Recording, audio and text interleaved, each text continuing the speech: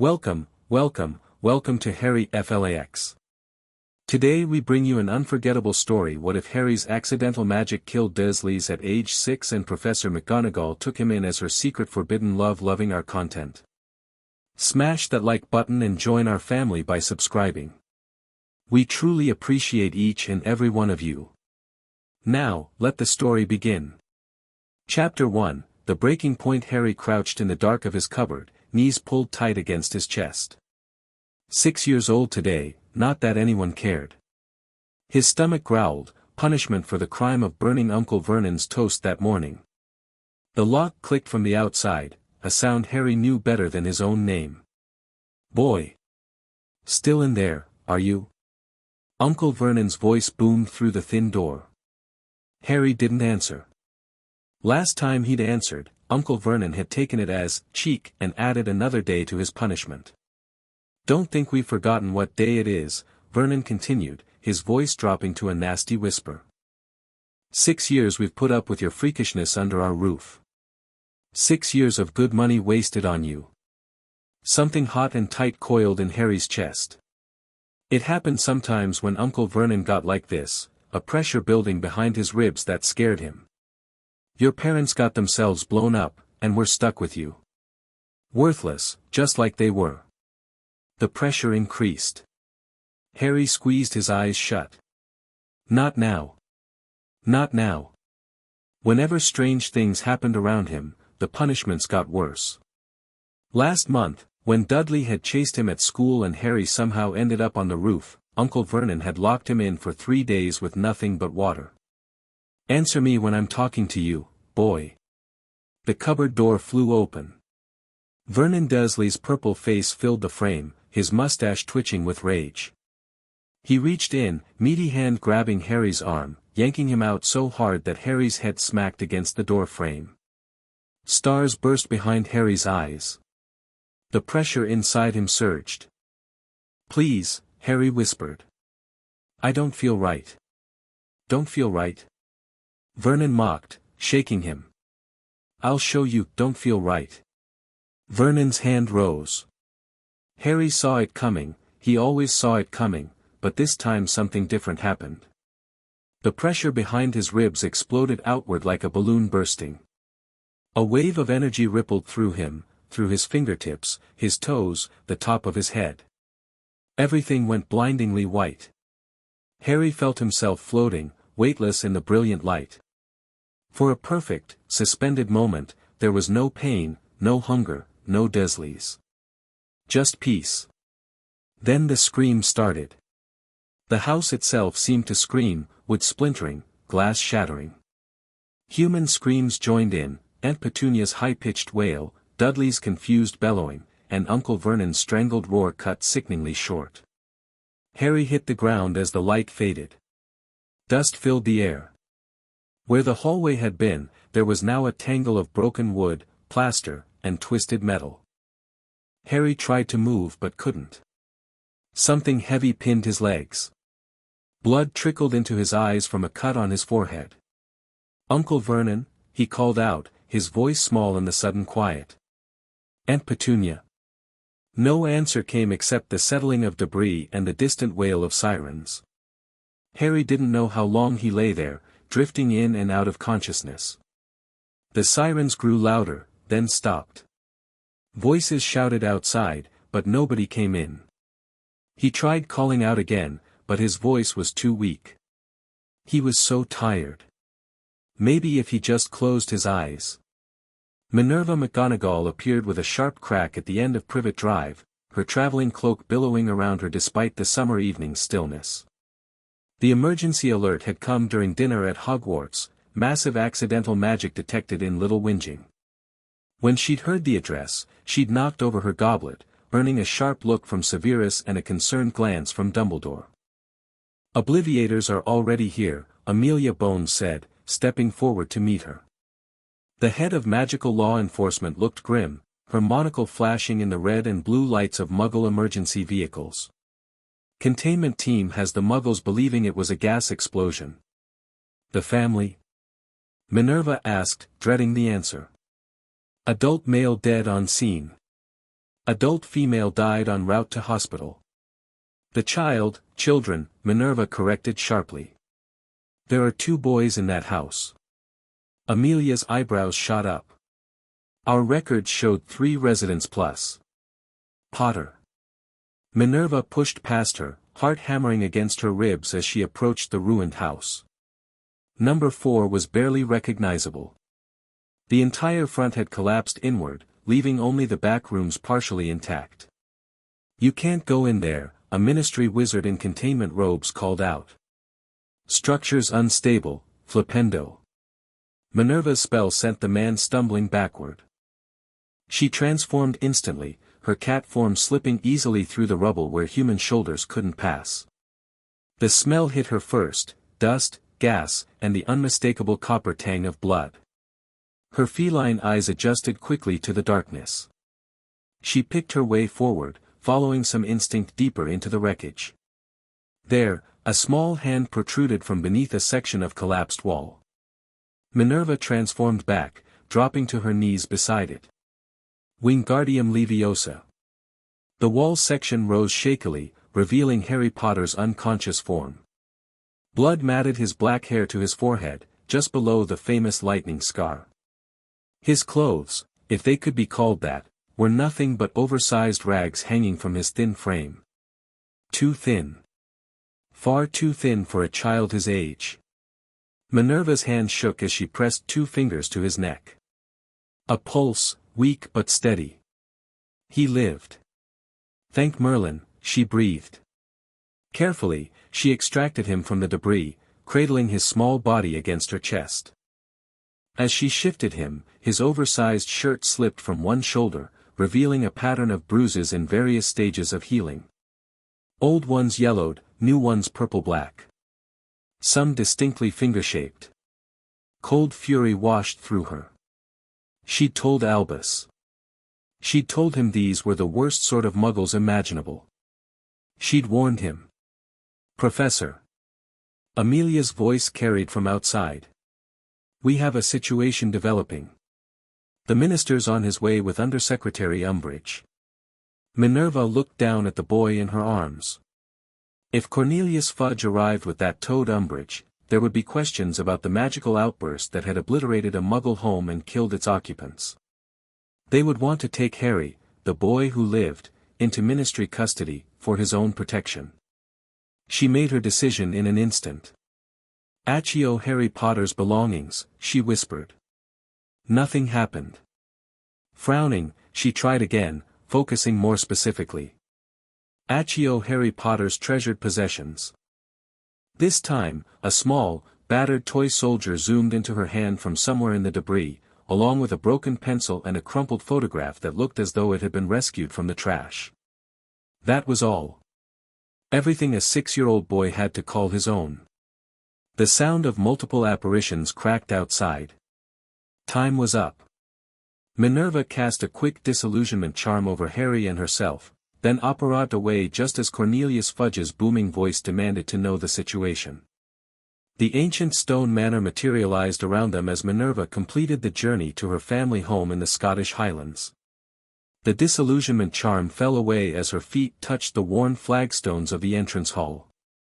Lumos, she murmured, illuminating a space that hadn't seen light in nearly 2 decades. Dust sheets covered the furniture. The air smelled stale and forgotten. She'd sworn never to return after Elphinstone's death. Too many memories, too much pain in these walls. But this was the one place the ministry wouldn't look for Harry Potter, the home of a woman known to live year-round at Hogwarts. Harry stirred in her arms, a soft moan escaping his lips. Pippi, Minerva called, her voice echoing in the empty hall. A crack announced the arrival of a house elf, her large eyes widening at the sight of her mistress. Mistress McGonagall has returned. Pippi squeaked, ears flapping in excitement before she noticed the bundle in Minerva's arms. Oh! The young master is injured. Prepare my old bedroom, quickly, Minerva instructed. And fetch my medical supplies from the study. Not a word of this to anyone, Pippi. Our presence here must remain absolutely secret. The house elf nodded solemnly before disappearing with another crack. Minerva carried Harry upstairs, each step stirring decades of dust. The portraits along the staircase murmured and gasped as she passed. "Hush," she told them sharply. "Not a word." By the time she reached her childhood bedroom, Pippi had already lit the lamps and turned down the bed. The sheets smelled of lavender and sunshine, freshly laundered despite 20 years of disuse. Minerva laid Harry gently on the bed. In the proper light, the boy's condition looked even worse. His face was gaunt, cheekbones too pronounced for a child. Beneath the oversized clothes, his ribs were clearly visible. "What has been done to you?" she whispered, anger and grief tangling in her chest. Harry's eyes fluttered open, Lily's eyes, that impossible green, cloudy with confusion and pain. "Where am I?" he asked, voice raspy. "You're safe," Minerva answered, smoothing his hair back from his forehead. "I'm Professor McGonagall. I knew your parents." Harry tried to sit up, then winced. "The house fell down," he said.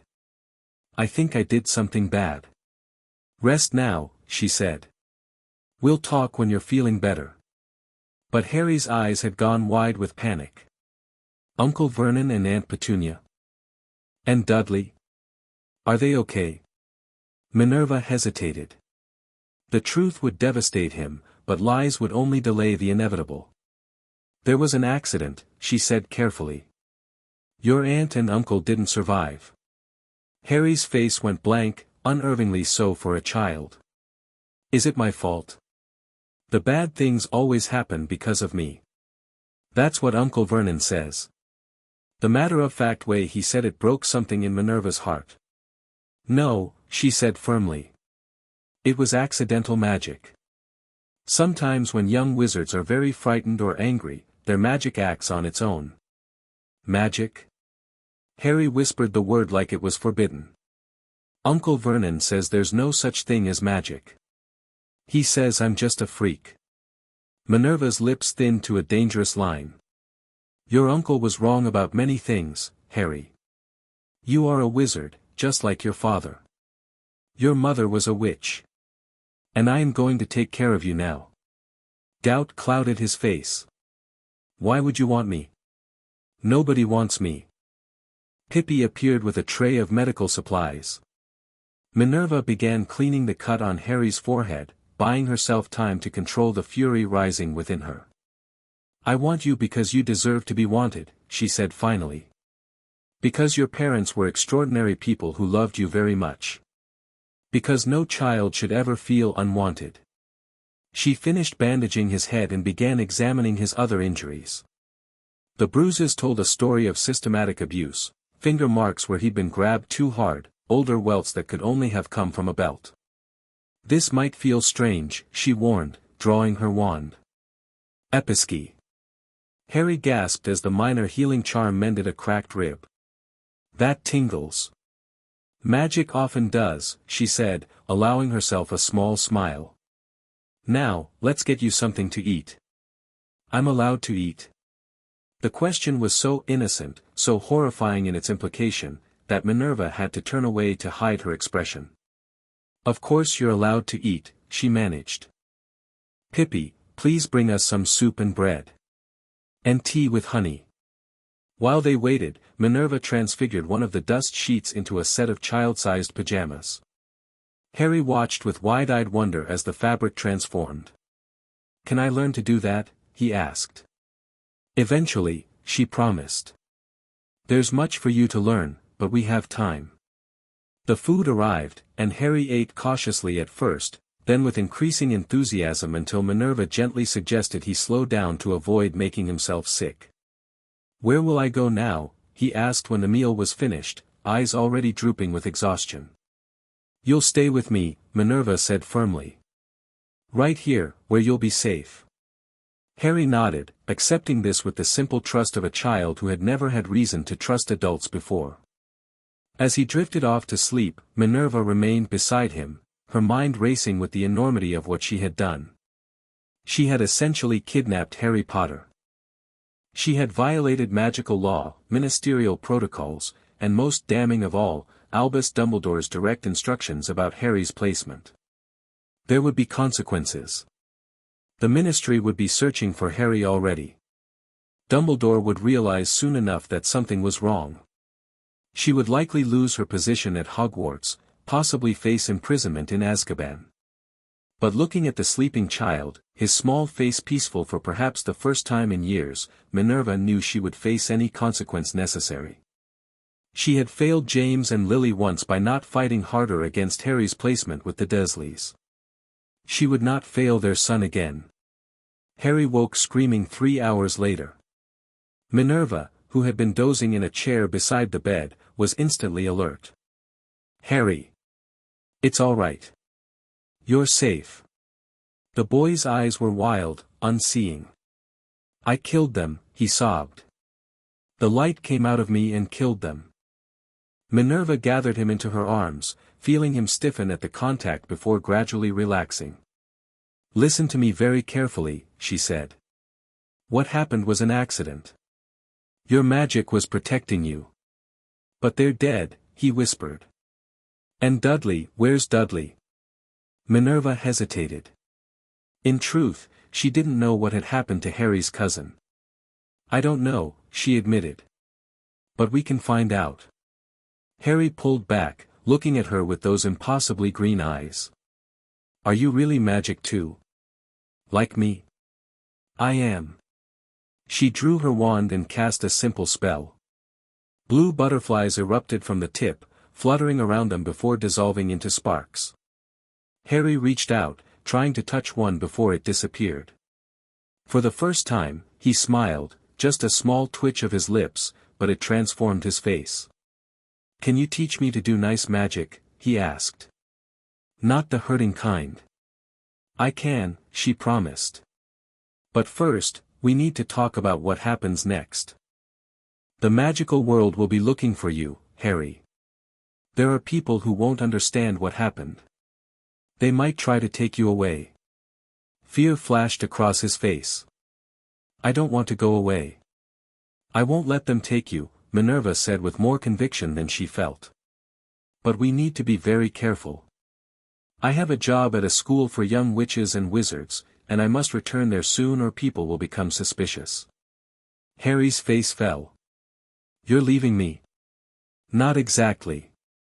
This house has special protections. I can connect it to my office at Hogwarts, that's the school, so I can visit you every day. And Pippi will stay with you. Like a babysitter?" "Yes, although house elves are quite different from human babysitters. Pippi has served my family for generations. She'll take excellent care of you." Harry considered this. "Will I get to go to the magic school someday?" "When you turn 11, yes. All magical children in Britain attend Hogwarts." 5 more years, Harry said, counting on his fingers. "That's a long time." "It will pass quickly," Minerva assured him.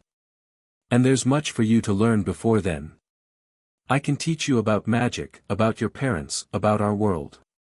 A loud crack from downstairs interrupted them. Minerva was on her feet instantly, wand drawn. "Stay here," she ordered Harry, casting a quick shield charm around the bed. "Pippi, watch over him." She moved silently to the landing, looking down into the entrance hall. A tall figure in midnight blue robes stood there, half-moon spectacles glinting in the dim light. "Hello, Minerva," said Albus Dumbledore. "I believe we need to talk." Minerva's heart sank.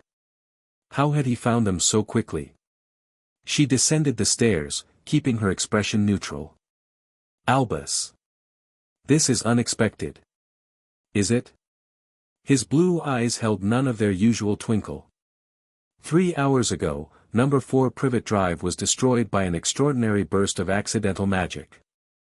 2 Muggles dead, 1 in critical condition, and Harry Potter nowhere to be found. The Ministry is in an uproar. "How unfortunate," Minerva said coldly. "Perhaps if the boy had been placed with a loving family as I suggested 5 years ago, this tragedy could have been avoided." Dumbledore sighed heavily. Where is he, Minerva? Safe, she answered. For the first time since his parents died, he is genuinely safe. The blood wards were clearly insufficient.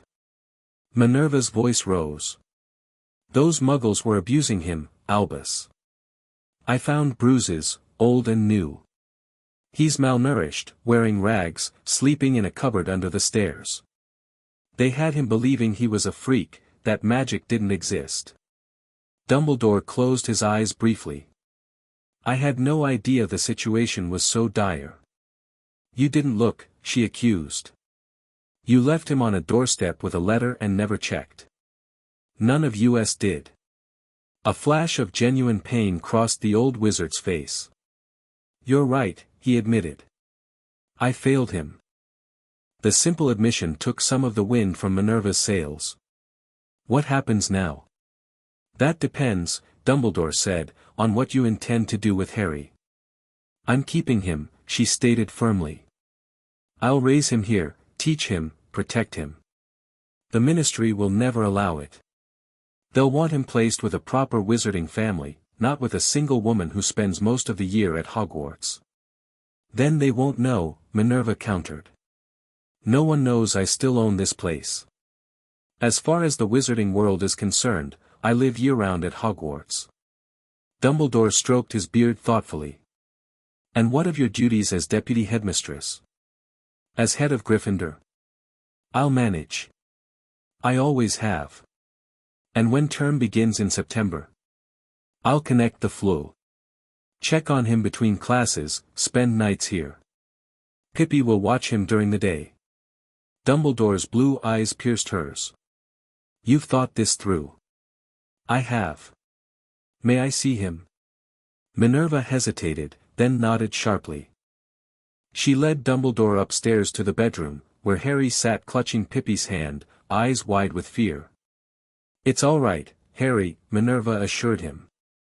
This is Professor Dumbledore, the headmaster of Hogwarts. Harry studied the old wizard warily. Are you going to take me away?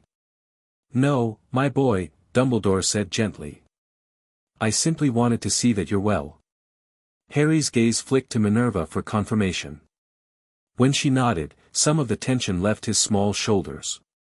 Professor McGonagall says I can stay with her, he said. She's going to teach me about magic. Is she indeed? Dumbledore's eyes twinkled now, something like amusement crossing his features. Well, you couldn't ask for a finer teacher. Professor McGonagall is exceptionally talented. Can you do the butterflies too? Harry asked. Dumbledore chuckled. I'm more partial to canaries myself. He waved his wand, conjuring a small yellow bird that flew around the room singing sweetly before landing on Harry's shoulder. Harry's face lit up with delight. For a moment, he looked like any normal 6-year-old, enchanted by simple magic. Then the smile faded. I did bad magic, he confessed. I made the house fall down. I hurt my aunt and uncle. Dumbledore sat on the edge of the bed, regarding Harry seriously. What happened was not your fault, Harry. Accidental magic occurs when young wizards feel threatened or afraid. Your magic was protecting you. That's what Professor McGonagall said. And she's quite right. In time, you'll learn to control your magic so accidents like this don't happen again. Dumbledore glanced at Minerva. With the proper guidance, of course. After Dumbledore left, extracting from Minerva a promise to keep Harry hidden and to continue her duties at Hogwarts without raising suspicion, she returned to Harry's bedside. Will I get in trouble for what happened? Harry asked, picking at the blanket. Will they put me in prison? No, Minerva assured him. No one will punish you for accidental magic. But we do need to start teaching you control, so your magic responds to your wishes rather than your emotions. How do we do that? We begin with something simple. Minerva placed a feather on the bed between them. Focus on this feather. Imagine it rising into the air. Harry scrunched up his face in concentration, staring at the feather. Nothing happened. Don't force it, Minerva advised. Magic isn't about straining. It's about intent. Close your eyes. Feel the magic inside you. Imagine it flowing from your center to your fingertips. Harry closed his eyes, his breathing slowing. Minerva watched him closely, noting the way his expression shifted from forced concentration to something calmer, more instinctive. Now open your eyes and see the feather floating, she instructed softly. Harry's eyes opened. The feather trembled, then rose a few inches above the bed. I'm doing it, he gasped, and promptly lost concentration. The feather dropped. Excellent first attempt, Minerva praised. Most children your age couldn't manage that even with a wand. Harry beamed at the praise, and something inside Minerva's chest tightened. This boy, so starved for affection that the slightest positive word made him glow. She vowed then to give him all the encouragement, all the support he'd been denied these past 5 years. They practiced for another hour before Harry's eyelids began to droop. Minerva tucked him in, an unfamiliar gesture that felt surprisingly natural. Will you be here when I wake up? He asked sleepily. I will, she promised. Sleep well, Harry. As his breathing deepened into sleep, Minerva summoned parchment and quill. She had preparations to make if she was to create a safe, secret life for the boy who lived. The days that followed established their pattern. Mornings were spent on basic education, reading, writing, arithmetic, as Minerva discovered that Harry's Muggle schooling had been neglected almost as badly as his physical well-being.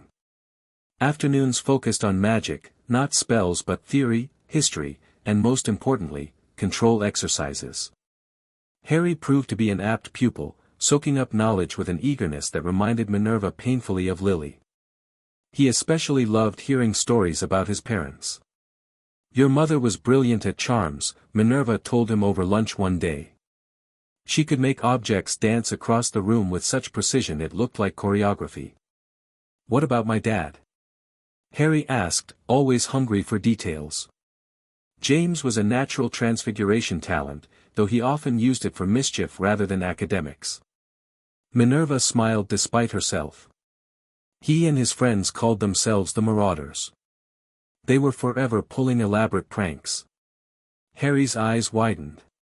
Was he bad? No, Minerva said firmly. Mischievous, yes. Sometimes arrogant. But never cruel, not really. And he grew into a fine man, a brave member of the Order of the Phoenix, fighting against dark wizards to protect people like your mother who came from non-magical families. Did they fight the wizard who killed them? Minerva hesitated. They hadn't yet discussed Voldemort or Harry's role in his downfall. Yes, she said finally. They opposed a very dark wizard called. She swallowed. Called Voldemort. Voldemort, Harry repeated slowly. Why did he kill them? That's a complicated story for another day, Minerva deflected. Right now, we need to work on your control exercises. Harry's nightmares continued, though they gradually became less frequent. He would wake screaming, convinced he could hear the house collapsing around him, feel the magic exploding outward. On those nights, Minerva would sit with him until he fell back asleep, sometimes reading from tales of Beedle the Bard, sometimes simply holding his hand. During the day, his magic sometimes flared with his emotions, making objects fly across the room when he was angry, causing lights to flicker when he was scared. Minerva taught him meditation techniques she'd learned during her Animagus training, helping him visualize his magic as water flowing through channels he controlled. Your magic is part of you, she explained.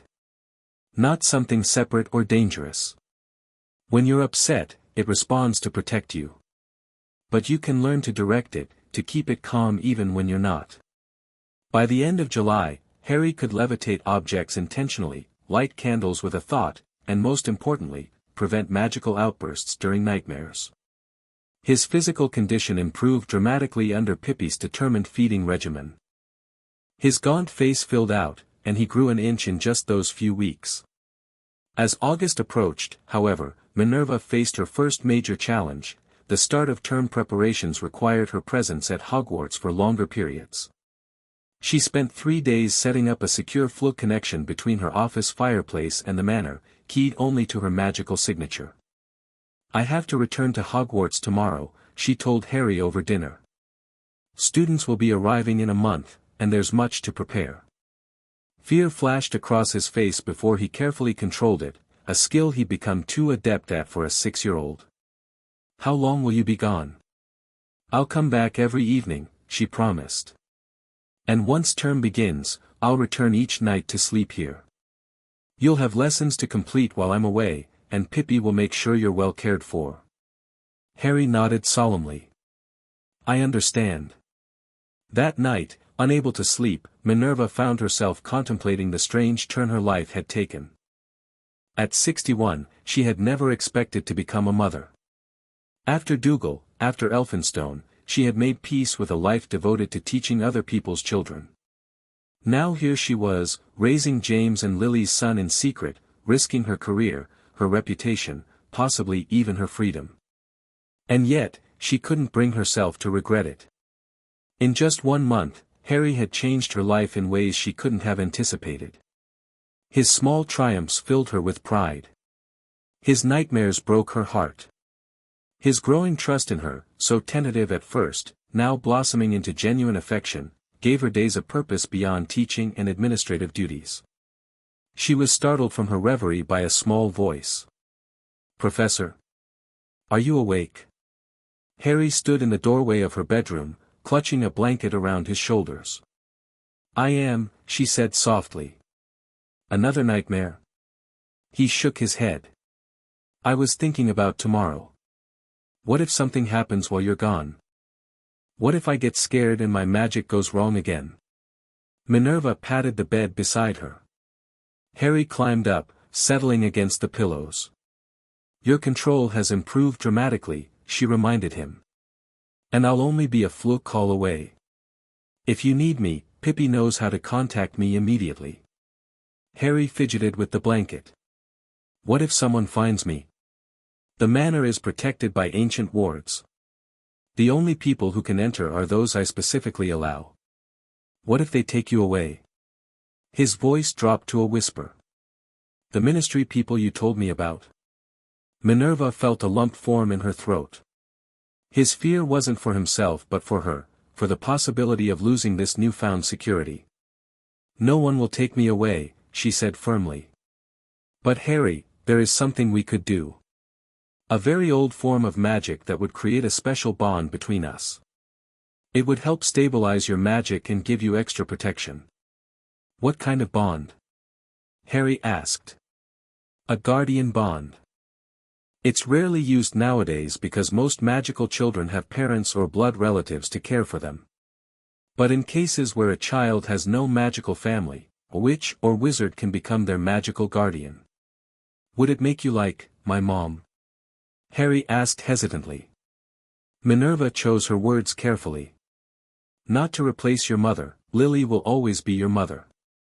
But it would make me responsible for you in the eyes of magic itself, not just legally." "Would it hurt?" "Not at all. It's a simple ritual that acknowledges a connection that's already forming between us." Harry considered this. "Can we do it now? Before you go tomorrow?" "If you're sure." "I'm sure." Minerva summoned her wand and a small silver knife from her dressing table. She saw Harry eye the knife nervously. "Just a small cut," she assured him. 3 drops of blood from each of us, mixed together. Blood is powerful in old magic, it represents life and connection." She pricked her finger first, allowing 3 drops of blood to fall into a small crystal bowl she'd conjured. Then, as gently as possible, she pricked Harry's finger. He didn't flinch, watching with fascination as his blood joined hers. Minerva waved her wand over the bowl, murmuring ancient words in Scottish Gaelic, a language far older than the Latin most modern spells used. The blood began to glow, first red, then gold, illuminating their faces in warm light. "Repeat after me," she instructed. "I, Harry James Potter. I, Harry James Potter. Accept Minerva McGonagall as my magical guardian." Harry repeated the words carefully. To guide me, protect me, and teach me in the ways of magic. To guide me, protect me, and teach me in the ways of magic. Until I come of age or death parts us. Until I come of age or death parts us. Minerva continued, I, Minerva McGonagall, accept the guardianship of Harry James Potter, to guide him, protect him, and teach him in the ways of magic, until he comes of age or death parts us. The glowing blood rose from the bowl, separating into two streams that wrapped around their joined hands like ribbons of light. Harry gasped as warmth spread up his arm and through his body. Minerva felt it too, a connection forming between them, delicate yet unbreakable. The light faded gradually, sinking beneath their skin. Where it disappeared, a faint mark remained on both their wrists, a small crescent moon, barely visible unless you knew to look for it. It's done, Minerva said softly. Harry studied the mark on his wrist. I feel different. Calmer. The bond helps stabilize your magic. You'll find it easier to control now. Harry surprised her then, throwing his arms around her in a fierce hug. Thank you, he whispered against her shoulder. Minerva held him close, her composure threatening to crack. You're welcome, Harry. He fell asleep there beside her, peaceful in a way she'd never seen him before. Minerva didn't move him, unwilling to disturb his rest. Instead, she kept vigil, watching the steady rise and fall of his chest, the occasional twitch of his fingers, the lightning scar barely visible beneath his messy fringe. I will protect you, she whispered to the sleeping child. Whatever it takes. Hogwarts felt different when Minerva returned the next day. The ancient castle had always been her home, her sanctuary. Now it felt like a workplace, a place she visited rather than lived in. Ah, Minerva, Albus greeted her as she entered the staff room. How was your summer retreat? The twinkle in his eye told her he knew exactly how her retreat had been. Productive, she answered crisply. The house was in better condition than I expected after all these years. Phileas Flitwick looked up from the charm he was practicing. House. I thought you lived here year-round, Minerva. My family home in the Highlands, she explained smoothly. I inherited it years ago but haven't had much use for it until recently. Planning to retire? Pomona Sprout asked with a grin. I can't imagine Hogwarts without you terrorizing the first years. I have no plans to retire, Minerva assured her. But it's pleasant to have a quiet place for research and reflection. The conversation moved on to the upcoming term, but Minerva caught Severus watching her with narrowed eyes. Of all the staff, he would be the most likely to connect her sudden interest in a private residence with Harry Potter's disappearance. She would need to be careful around him. The days fell into a new rhythm. Mornings and afternoons at Hogwarts, overseeing classroom preparations, finalizing schedules, attending staff meetings. Evenings at home with Harry, checking his progress on the lessons she'd left him, working on his magical control, simply enjoying his company. Harry blossomed under her care. The frightened, malnourished child she'd rescued began to disappear, replaced by a curious, increasingly confident boy. His nightmares grew less frequent, though they never entirely vanished. His magical control improved daily, especially after the Guardian Bond. Look what I can do, he exclaimed one evening in mid-August, concentrating on a row of quills on the table. One by one, they rose into the air, dancing in a circular pattern. Impressive control, Minerva praised. You're learning faster than many first years with wands. Harry beamed at the compliment. Could I try a real spell soon? Not until you're older, she said firmly. Wandless magic is extraordinary even for adult wizards, but it has limitations. Proper spellcasting requires both a wand and formal training. Harry's face fell slightly. But I can keep practicing control. Absolutely. In fact. Minerva hesitated, then decided he was ready. I think it's time you learn to create light. A very useful skill if you ever find yourself in the dark. Harry's eyes lit up. Like Lumos? Similar, but without a wand or incantation. Pure intent. Minerva held out her palm, concentrating until a small ball of bluish light appeared, hovering just above her skin. The trick is to imagine light gathering from within you, flowing outward. Harry held out his hand, mimicking her posture. His face scrunched in concentration, then relaxed as he remembered her earlier teachings. Not forcing, he murmured to himself. Directing. For several minutes, nothing happened. Then, just as Minerva was about to suggest they try again later, a tiny spark appeared above Harry's palm. It flickered uncertainly before steadying into a small golden glow, fainter than hers but unmistakably there. I did it. Harry gasped, and in his excitement, the light grew brighter, illuminating his face with warm gold. Extraordinary, Minerva breathed. She had expected progress, but not this, not wandless light creation from a 6-year-old. Harry, do you realize how exceptional this is? He looked up at her, the light reflecting in his green eyes. Is it really? I just did what you showed me. Most adult wizards can't create light without a wand, she explained. Your father was exceptionally talented, and your mother was brilliant, but this. She gestured to the light still hovering above his palm. This suggests you have remarkable potential. Harry studied the light, his expression turning somber. Is that why the bad wizard came after my parents? Because they were powerful?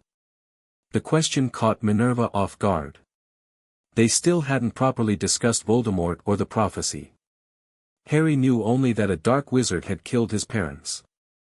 It's complicated, she said finally. And part of a longer story that we should discuss soon. But not tonight. Tonight we should celebrate your achievement. To her relief, Harry allowed the subject to change. The light in his palm flickered out as he lowered his hand. Can I try again? He asked eagerly. Of course. Practice makes perfect. By the time Harry went to bed that night, he could create and maintain the light for nearly 5 minutes before exhaustion set in. Minerva watched him sleep, wondering how much to tell him and when. At 6, he was too young to understand the full weight of the prophecy, the reason Voldemort had targeted him specifically. Yet he deserved some truth about his past. The guardian bond on her wrist pulsed gently, reminding her of their connection. Through it, she could sense Harry's emotions at a basic level, contentment now as he slept peacefully, occasional flashes of fear during nightmares, joy when he mastered a new skill. The bond worked both ways. Harry had admitted to knowing when she was worried or proud. It was this connection, perhaps, that woke her in the middle of the night a week before term began. A surge of terror not her own jolted Minerva from sleep. She was moving before she was fully conscious, hurrying down the hall to Harry's room. She found him thrashing in the bed, muttering desperately, "No, no, please, I'll be good, I promise." "Harry," she called softly, touching his shoulder. "Harry, wake up. It's just a dream."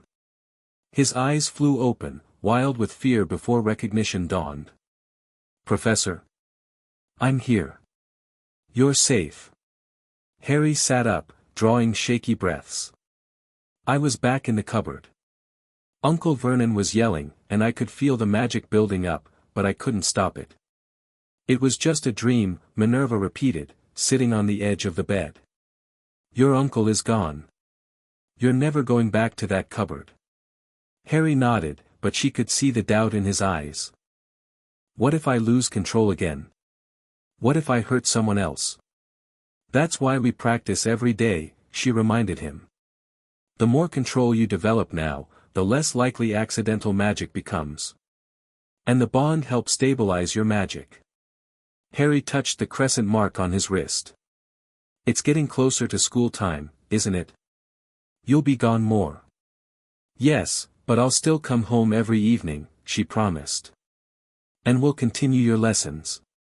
By the time you're old enough for Hogwarts, you'll be more than ready." Harry was quiet for a moment. "When I go to Hogwarts, will people know about what happened to the Dursleys?" Minerva considered the question carefully. The magical world knows there was an incident of accidental magic that resulted in the death of your Muggle guardians. But no one besides Dumbledore knows you're here with me. When you attend Hogwarts, we'll need to decide how much to reveal. Will I be in trouble for killing them? No, Minerva said firmly.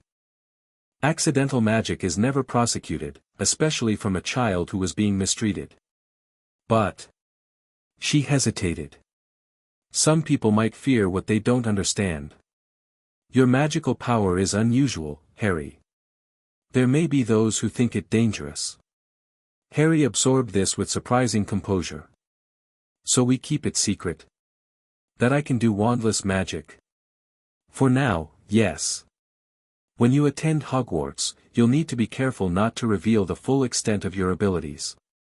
Like a secret identity, Harry said, a hint of excitement creeping into his voice. Like in the comics Dudley used to read. Minerva's lips twitched. Something like that, yes. Now, do you think you can sleep again? Harry nodded, settling back against the pillows. As Minerva turned to leave, his small voice stopped her. Professor. Thank you for coming when I was scared. Always, she promised, and meant it with every fiber of her being. September 1st arrived with its usual flurry of activity. Minerva spent the day at Hogwarts, overseeing the arrival of students, attending the sorting ceremony, and managing the chaos of the first night back. It was well past midnight when she finally slipped away to her office and through the flue. The manor was quiet, lit only by a single lamp in the entrance hall. She expected Harry to be asleep. Pippi was under strict instructions about bedtime, but found him curled in an armchair in the library instead, a book open on his lap. You should be in bed, she said, though there was no real rebuke in her tone. Harry looked up, his face breaking into a smile. I wanted to wait up. How was it? The sorting? Minerva sat in the chair opposite him, summoning a cup of tea from the kitchen with a wave of her hand. Predictable, for the most part. The Weasley twins were sorted into Gryffindor, as expected. That family has been in my house for generations. Will I be in Gryffindor too? Like my parents? The sorting hat decides based on your character, not your parentage, Minerva explained. Though I admit I would be pleased to have you in my house. Harry closed his book, Magical Theory for Beginners, she noted. What are the houses like? You've told me about Gryffindor, but what about the others? Minerva sipped her tea, considering how to describe the houses without bias, a difficult task for someone who had been head of Gryffindor for decades. Gryffindor values courage, determination, and daring. Ravenclaw prizes intelligence, creativity, and learning. Hufflepuff values hard work, patience, and loyalty. And Slytherin values ambition, cunning, and resourcefulness. They all sound good, Harry said thoughtfully. They are. Each house has produced remarkable witches and wizards. She paused.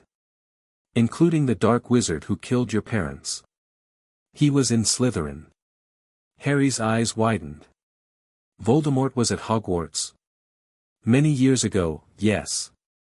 Minerva set down her cup. Harry, I think it's time we talked properly about what happened to your parents. You're old enough to know at least the basic truth. Harry sat up straighter, his full attention on her. Minerva gathered her thoughts, deciding how much to reveal. The wizard who called himself Lord Voldemort was once a student named Tom Riddle. He became the most powerful dark wizard of the century, gathering followers who called themselves Death Eaters. They believed in blood purity, the idea that magical people from old wizarding families were superior to those from Muggle backgrounds, like your mother. They hated her because her parents weren't magical. Some did, yes. But your mother was an extraordinary witch regardless of her heritage. She and your father joined a group called the Order of the Phoenix, led by Professor Dumbledore, to fight against Voldemort. And that's why he killed them. Because they fought against him. Minerva hesitated. The prophecy was too much to explain now, but Harry deserved some truth. Partially. But there was something more. For reasons we don't fully understand, Voldemort specifically targeted your family. He came to your home in Godric's Hollow on Halloween night in 1981. Your father died trying to protect you and your mother. Your mother. Her voice caught. Your mother died protecting you. Harry was very still, absorbing this. And then what happened? Voldemort tried to kill you too, but somehow, the curse rebounded. It destroyed his body and left you with only that scar. She gestured to the lightning mark on his forehead. No one had ever survived that curse before. You became famous in our world as the boy who lived. Harry's hand went to his scar, tracing it. That's why people would recognize me. Because of this? Yes. Your name, your scar, every child in the wizarding world knows the story of Harry Potter. But Voldemort is gone now. He died. Again, Minerva chose her words carefully. His body was destroyed, but some, including Professor Dumbledore, believe he may not be truly dead. That he might find a way to return someday. Fear flashed across Harry's face. And if he does? Will he come after me again?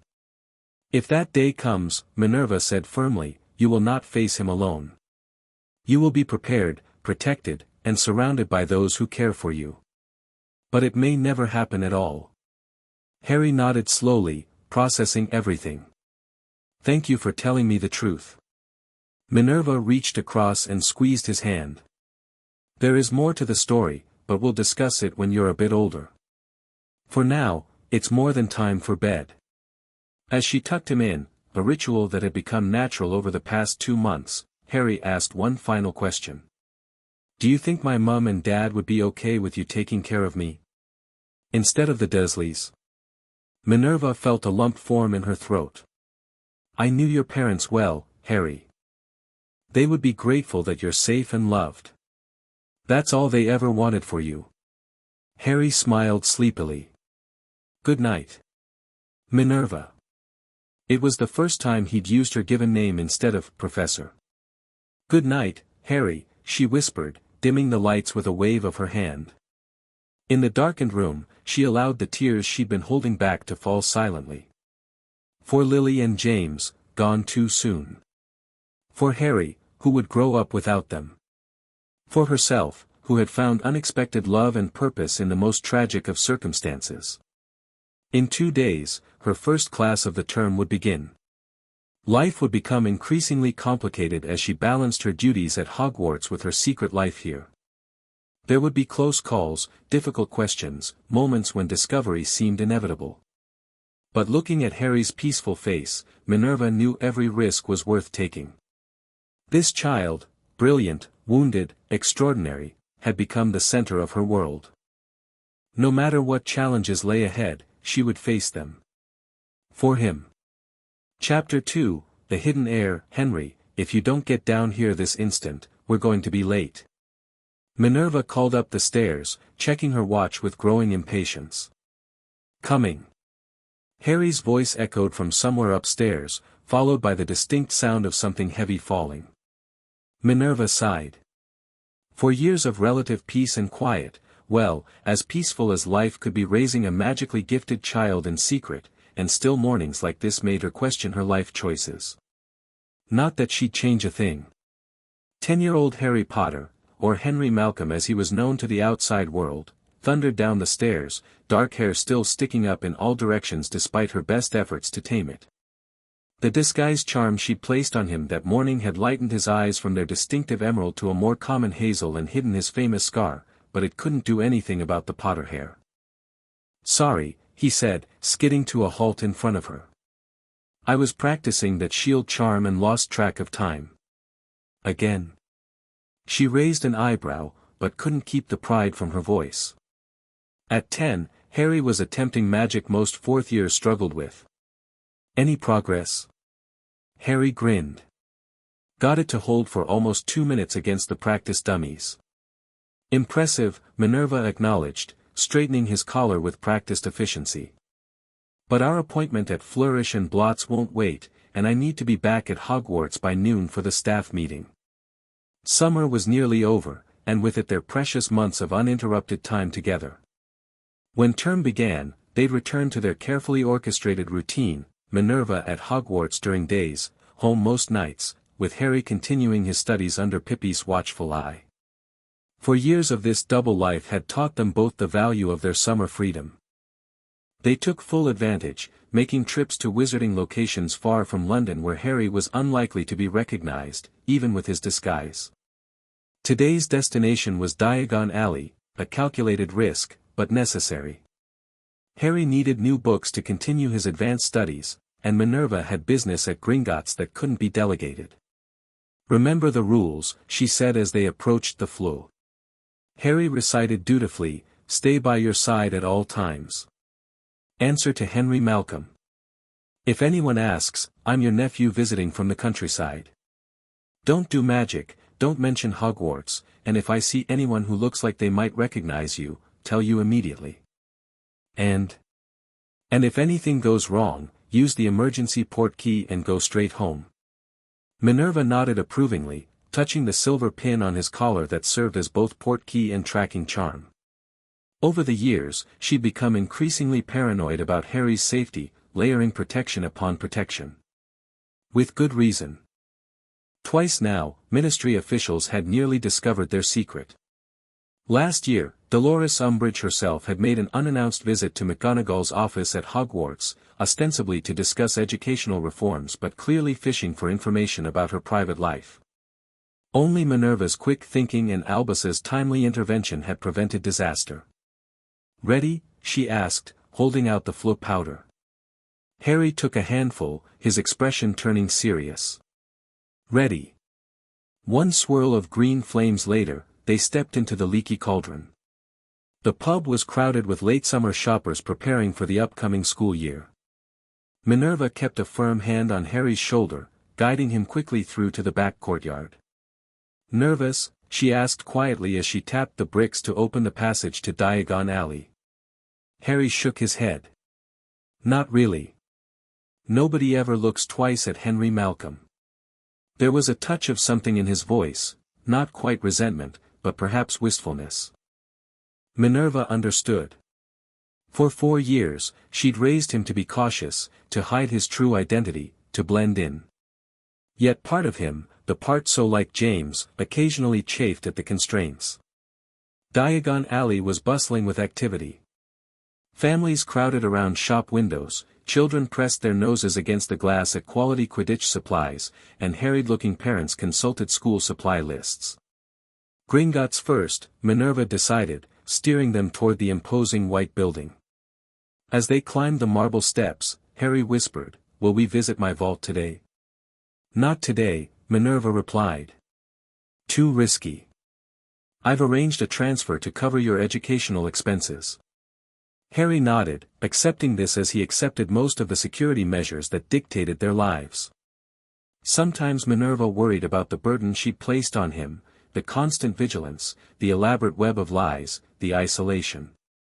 But then she would remember the bruises on his small body when she'd found him, the cupboard under the stairs, the casual cruelty of the Dursleys, and know she'd made the right choice. Their business at Gringotts concluded quickly. The goblins cared nothing for wizarding politics or famous children, only gold and proper documentation, both of which Minerva provided. Next came Flourish and Blots, where Harry was allowed to select several advanced texts on defense against the dark arts and charms, his favorite subjects. "Can we go to quality Quidditch supplies after?" Harry asked hopefully as they exited the bookshop. "The new Nimbus is out, and I just want to look." Minerva checked her watch. 15 minutes, then we need to leave." Harry's face lit up. "Thanks." They were halfway to the Quidditch shop when a familiar voice called out, "Professor McGonagall." What a delightful surprise. Minerva suppressed a groan as she turned to face Dolores Umbridge, bedecked in a revolting pink cardigan despite the summer heat.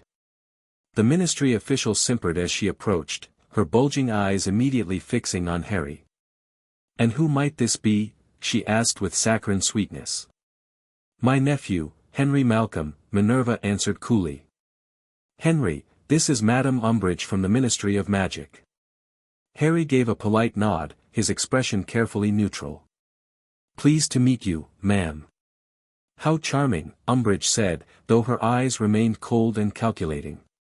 I wasn't aware you had family visiting, Professor. How fortunate that you can spend time with him during the summer holidays. Indeed, Minerva replied. If you'll excuse us, we're rather pressed for time. Of course, of course. Umbridge's gaze lingered on Harry. Though I must say, there's something familiar about young Henry. Have we met before, dear? No, ma'am, Harry answered promptly. I live up north with my parents. This is my first visit to London. Is that so? Umbridge's eyes narrowed slightly. Well, enjoy your stay. Perhaps we'll see more of each other in the future. As they walked away, Minerva felt Harry's tension through their guardian bond. She kept her hand firmly on his shoulder until they were safely inside quality Quidditch supplies. She's suspicious, Harry murmured as they pretended to examine the new Nimbus 2000. Dolores Umbridge is always suspicious, Minerva replied. It's her natural state of being. But yes, we should cut our trip short. The books can be shrunk in my pocket, and we've completed the essential business.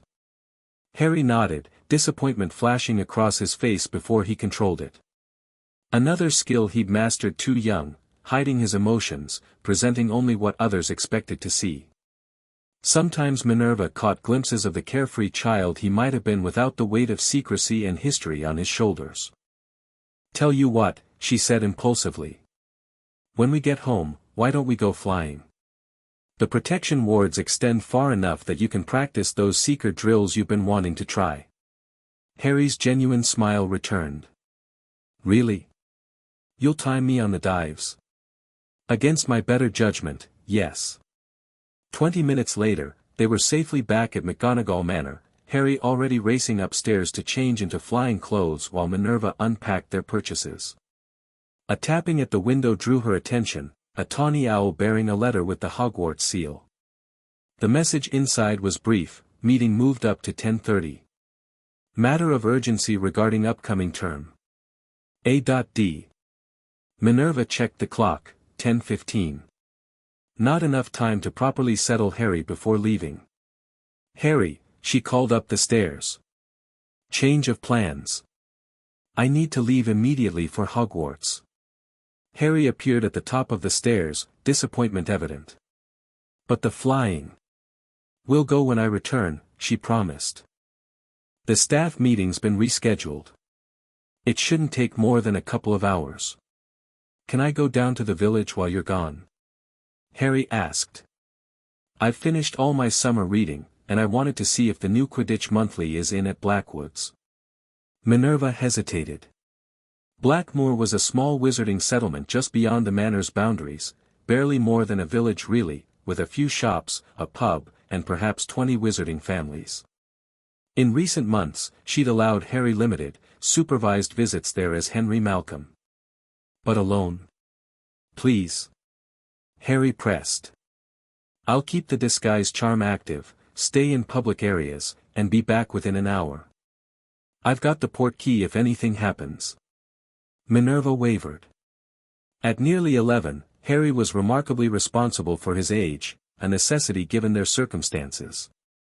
And Blackmoor was about as safe as any wizarding location could be, with ancient protective enchantments nearly as powerful as those at Hogwarts. 1 hour, she conceded finally. Directly to Blackwoods and back. No side trips, no conversations with strangers, and check in with Pippi every 20 minutes. Yes. Harry punched the air triumphantly. Thanks, Min. Her lips twitched at the nickname, a recent development she pretended to disapprove of but secretly found endearing. It had taken Harry 3 years to drop Professor entirely, another year to occasionally use Minerva instead of McGonagall, and only in the past few months had he settled on the affectionate shortening. Remember, Henry Malcolm at all times, she reminded him, gathering her papers for the meeting. Back in 1 hour, or I'll come looking for you myself. Harry's expression turned serious. I promise. 1 hour, no detours, disguise charm active. As Minerva stepped into the flue, she felt the familiar twist of worry that accompanied any separation. For years of vigilance hadn't lessened it one bit. But she also recognized that Harry needed some independence, some normal experiences despite their abnormal situation. Hogwarts, Deputy Headmistress's office, she called clearly, and disappeared in green flames. Harry waited exactly 3 minutes after Minerva left before grabbing his pocket money and heading for the door. Not that he was being sneaky, he just didn't want to waste any of his precious hour of freedom. Master Harry is leaving? Pippi appeared in the hallway, her large ears twitching anxiously. Just to Blackmoor for the new Quidditch magazine, Harry assured her. Minerva said it was okay. I'll check in every 20 minutes like we practiced. Pippi nodded, though she still looked worried. Master Harry will be careful. No magic outside the house. Promise, Harry said, already halfway out the door. The walk to Blackmoor took 10 minutes along a wooded path that wound down from the manor's hilltop position. Harry breathed deeply, enjoying the summer air and the sense of adventure that came with being on his own. It wasn't that he was unhappy with his life, far from it. The past 4 years with Minerva had been the happiest he could remember. She was strict but fair, challenging but supportive, and above all, she made him feel safe and valued in a way the Dursleys never had. Still, there was something thrilling about walking into the village alone, just another wizard boy running errands. For a brief time, he could pretend he was normal, not Harry Potter, the boy who lived, with his unprecedented magical abilities and the weight of a prophecy he still didn't fully understand. Blackmoor came into view as he rounded the final bend in the path. It was picture-perfect, with thatched cottages, a village green, and a handful of shops with colorfully painted signs. Magic was evident everywhere, self-sweeping brooms clearing the cobblestone streets, enchanted weather vanes that actually predicted the weather, window boxes full of plants that shouldn't bloom in Scotland. Harry made his way straight to Blackwood's, a small shop that sold newspapers, magazines, and basic stationery supplies. The bell jangled as he pushed open the door. "Morning, Henry." Old Mr. Blackwood called from behind the counter. "Your usual." "Yes, sir," Harry replied, still getting used to being recognized as a regular. "And a sugar quill, please." "Coming right up." The elderly wizard summoned the latest Quidditch monthly from a high shelf. "Your aunt letting you roam free today?" "Just for an hour while she's at a meeting," Harry explained, counting out the correct change. "Well, you might want to check out the green before heading back. Some kids your age playing a pickup Quidditch game. Makeshift hoops, nothing fancy, but looked like they could use another player." Harry's interest was instantly piqued. He hadn't played Quidditch with anyone except Minerva, and while she was technically skilled, she approached the game with the same brisk efficiency she applied to everything. "Thanks, Mr. Blackwood. I might do that." Outside, Harry hesitated only briefly before heading toward the village green. Minerva had said no detours, but surely this counted as being in public areas? And he still had 40 minutes before he needed to be home. Sure enough, a small group of children were zooming about on brooms, using what looked like enchanted hoops floating about 6 feet off the ground. There were only 6 of them, 3 per side, not enough for a proper game. "Hey," called a boy about Harry's age when he spotted him watching. "You play?" "We need another chaser." Harry grinned. "Yeah, I play." The boy flew down, dismounting smoothly. He was slightly taller than Harry, with sandy hair and a friendly face scattered with freckles. "I'm Marcus," he said, extending his hand. "Marcus Belby. My dad works at the Ministry's Experimental Charms Division, but we're up for the summer at my grand's cottage." "Henry Malcolm," Harry replied, shaking Marcus's hand. "I'm staying with my aunt at the old manor up the hill." Marcus's eyes widened. "McGonagall Manor? Blimey, your aunt is Professor McGonagall. Dad says she's brilliant but terrifying." Harry laughed. "She can be. Depends if you're on her good side. Well, can you play? Got a broom? No broom with me, Harry admitted. But I can use a spare if you've got one. Marcus whistled to the others. Oi! Henry here needs a broom. A girl with braided blonde hair flew down, towing an older-looking clean sweep. My brother's old one, she explained. It pulls a bit to the left, but it'll do for a pickup game. 10 minutes later, Harry was soaring through the air, the familiar exhilaration of flight making him laugh out loud. The game was chaotic by official standards, the makeshift pitch was barely a quarter regulation size, the hoops wobbled in the wind, and nobody was keeping proper score. None of that mattered. For the first time in his life, Harry was playing with kids his own age, just being normal. He scored 3 goals in quick succession, earning cheers from his temporary teammates and good-natured jeers from the opposition. Not bad for a new kid. Marcus called as they flew side by side. Where'd you learn to fly like that? My aunt taught me, Harry replied, executing a tight turn to avoid a bludger, actually a cushioned ball charmed to change direction unpredictably. Professor McGonagall. Didn't know she could fly. Harry grinned. She was a chaser for Gryffindor back in the day. Could have gone professional if she'd wanted. The game continued until Harry suddenly realized the time. Sorry, gotta go, he called, swooping down to return the borrowed broom. Thanks for letting me play. Same time tomorrow? Marcus asked hopefully. We're here most afternoons. Harry hesitated. Minerva would probably say no if he asked directly, but if he promised to keep checking in with Pippi. I'll try, he said. Can't promise, but I'll try. He jogged back up the path to the manor, mind racing with plans to convince Minerva to let him return to the village more regularly. Playing with other kids, making actual friends, it felt amazing. Maybe she'd agree if he doubled down on his studies, or if he promised to be extra careful with his disguise. Harry was so preoccupied that he almost missed the check-in with Pippi. Skidding to a halt, he pulled out the small mirror from his pocket.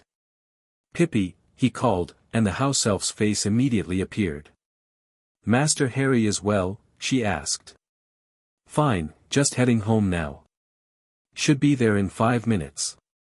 The house elf's expression relaxed. Good, good. Mistress Flood to check 10 minutes ago.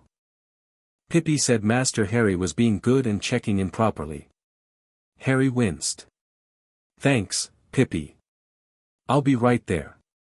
He quickened his pace, hoping Minerva wouldn't ask too many questions about his time in the village. Not that he planned to lie, he just wanted to present his case for more freedom in the best possible light.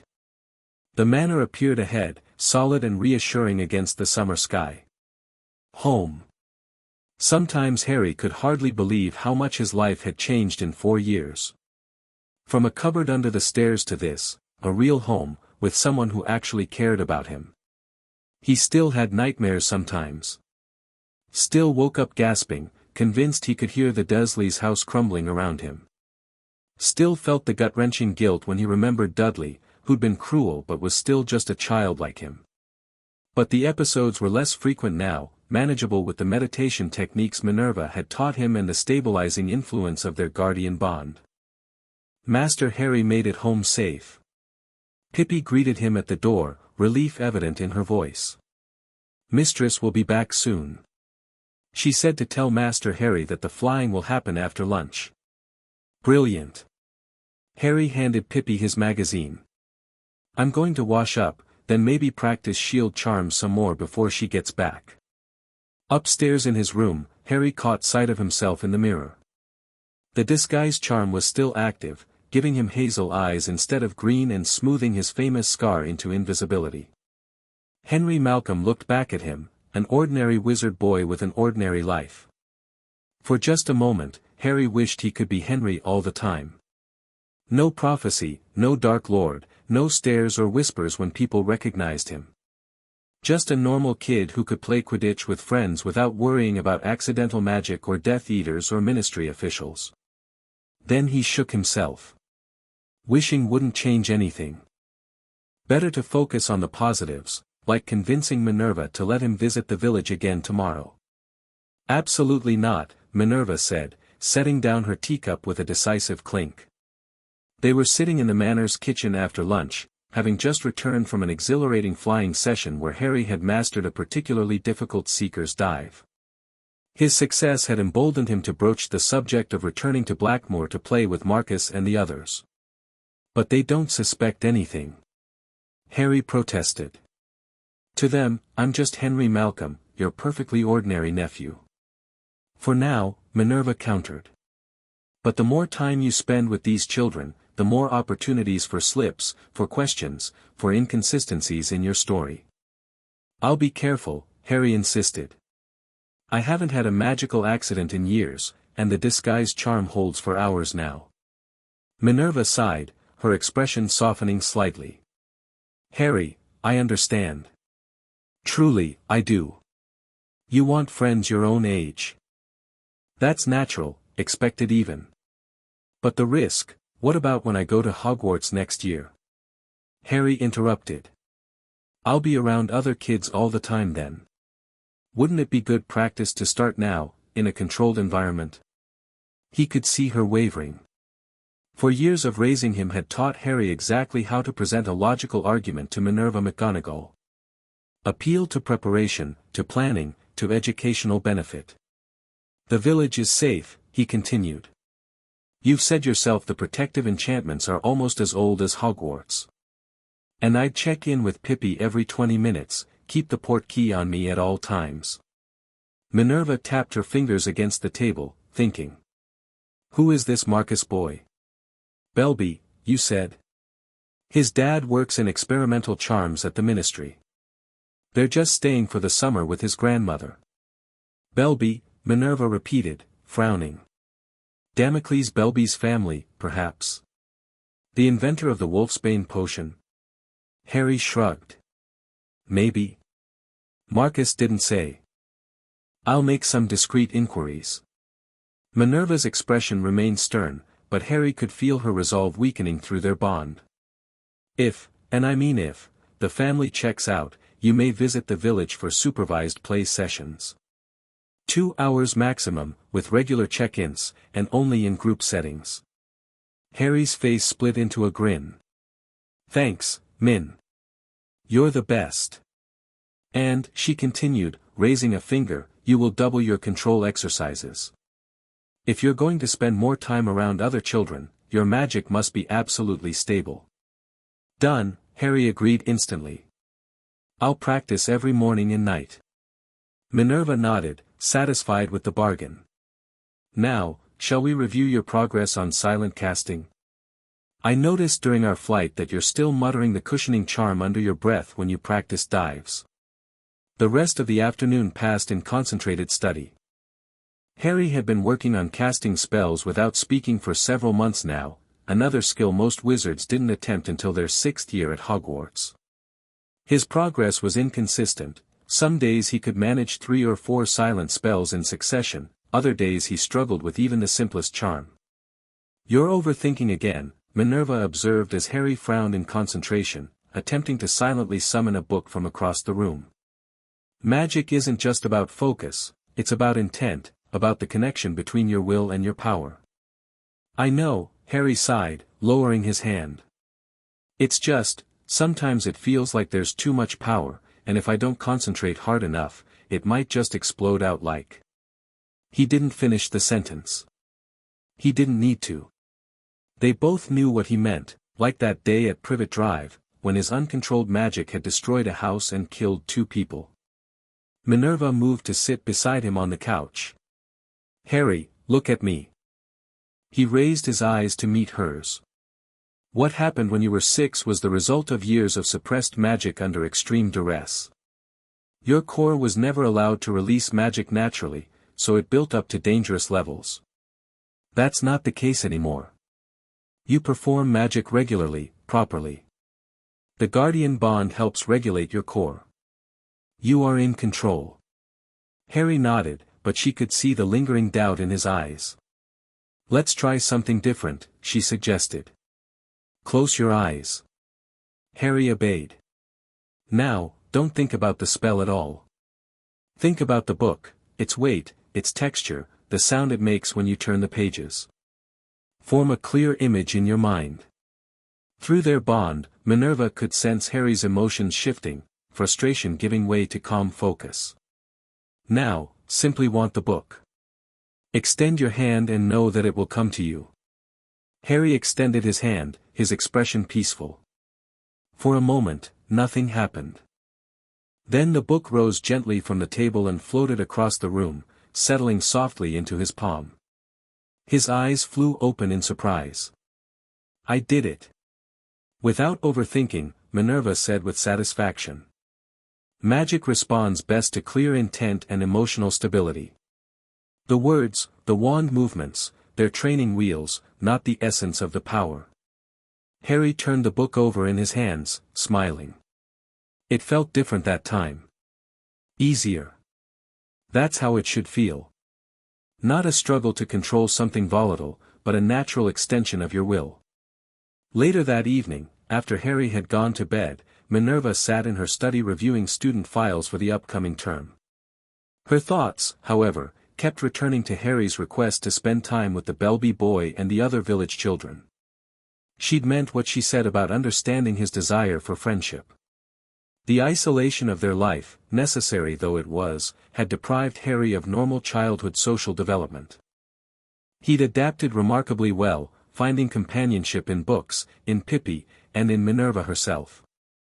But a growing boy needed peers. The flue flared green, interrupting her thoughts. Albus Dumbledore's face appeared in the flames. Good evening, Minerva. I hope I'm not disturbing you. Not at all, Albus. What can I do for you? I wonder if I might step through for a moment. There's a matter I'd prefer to discuss in person.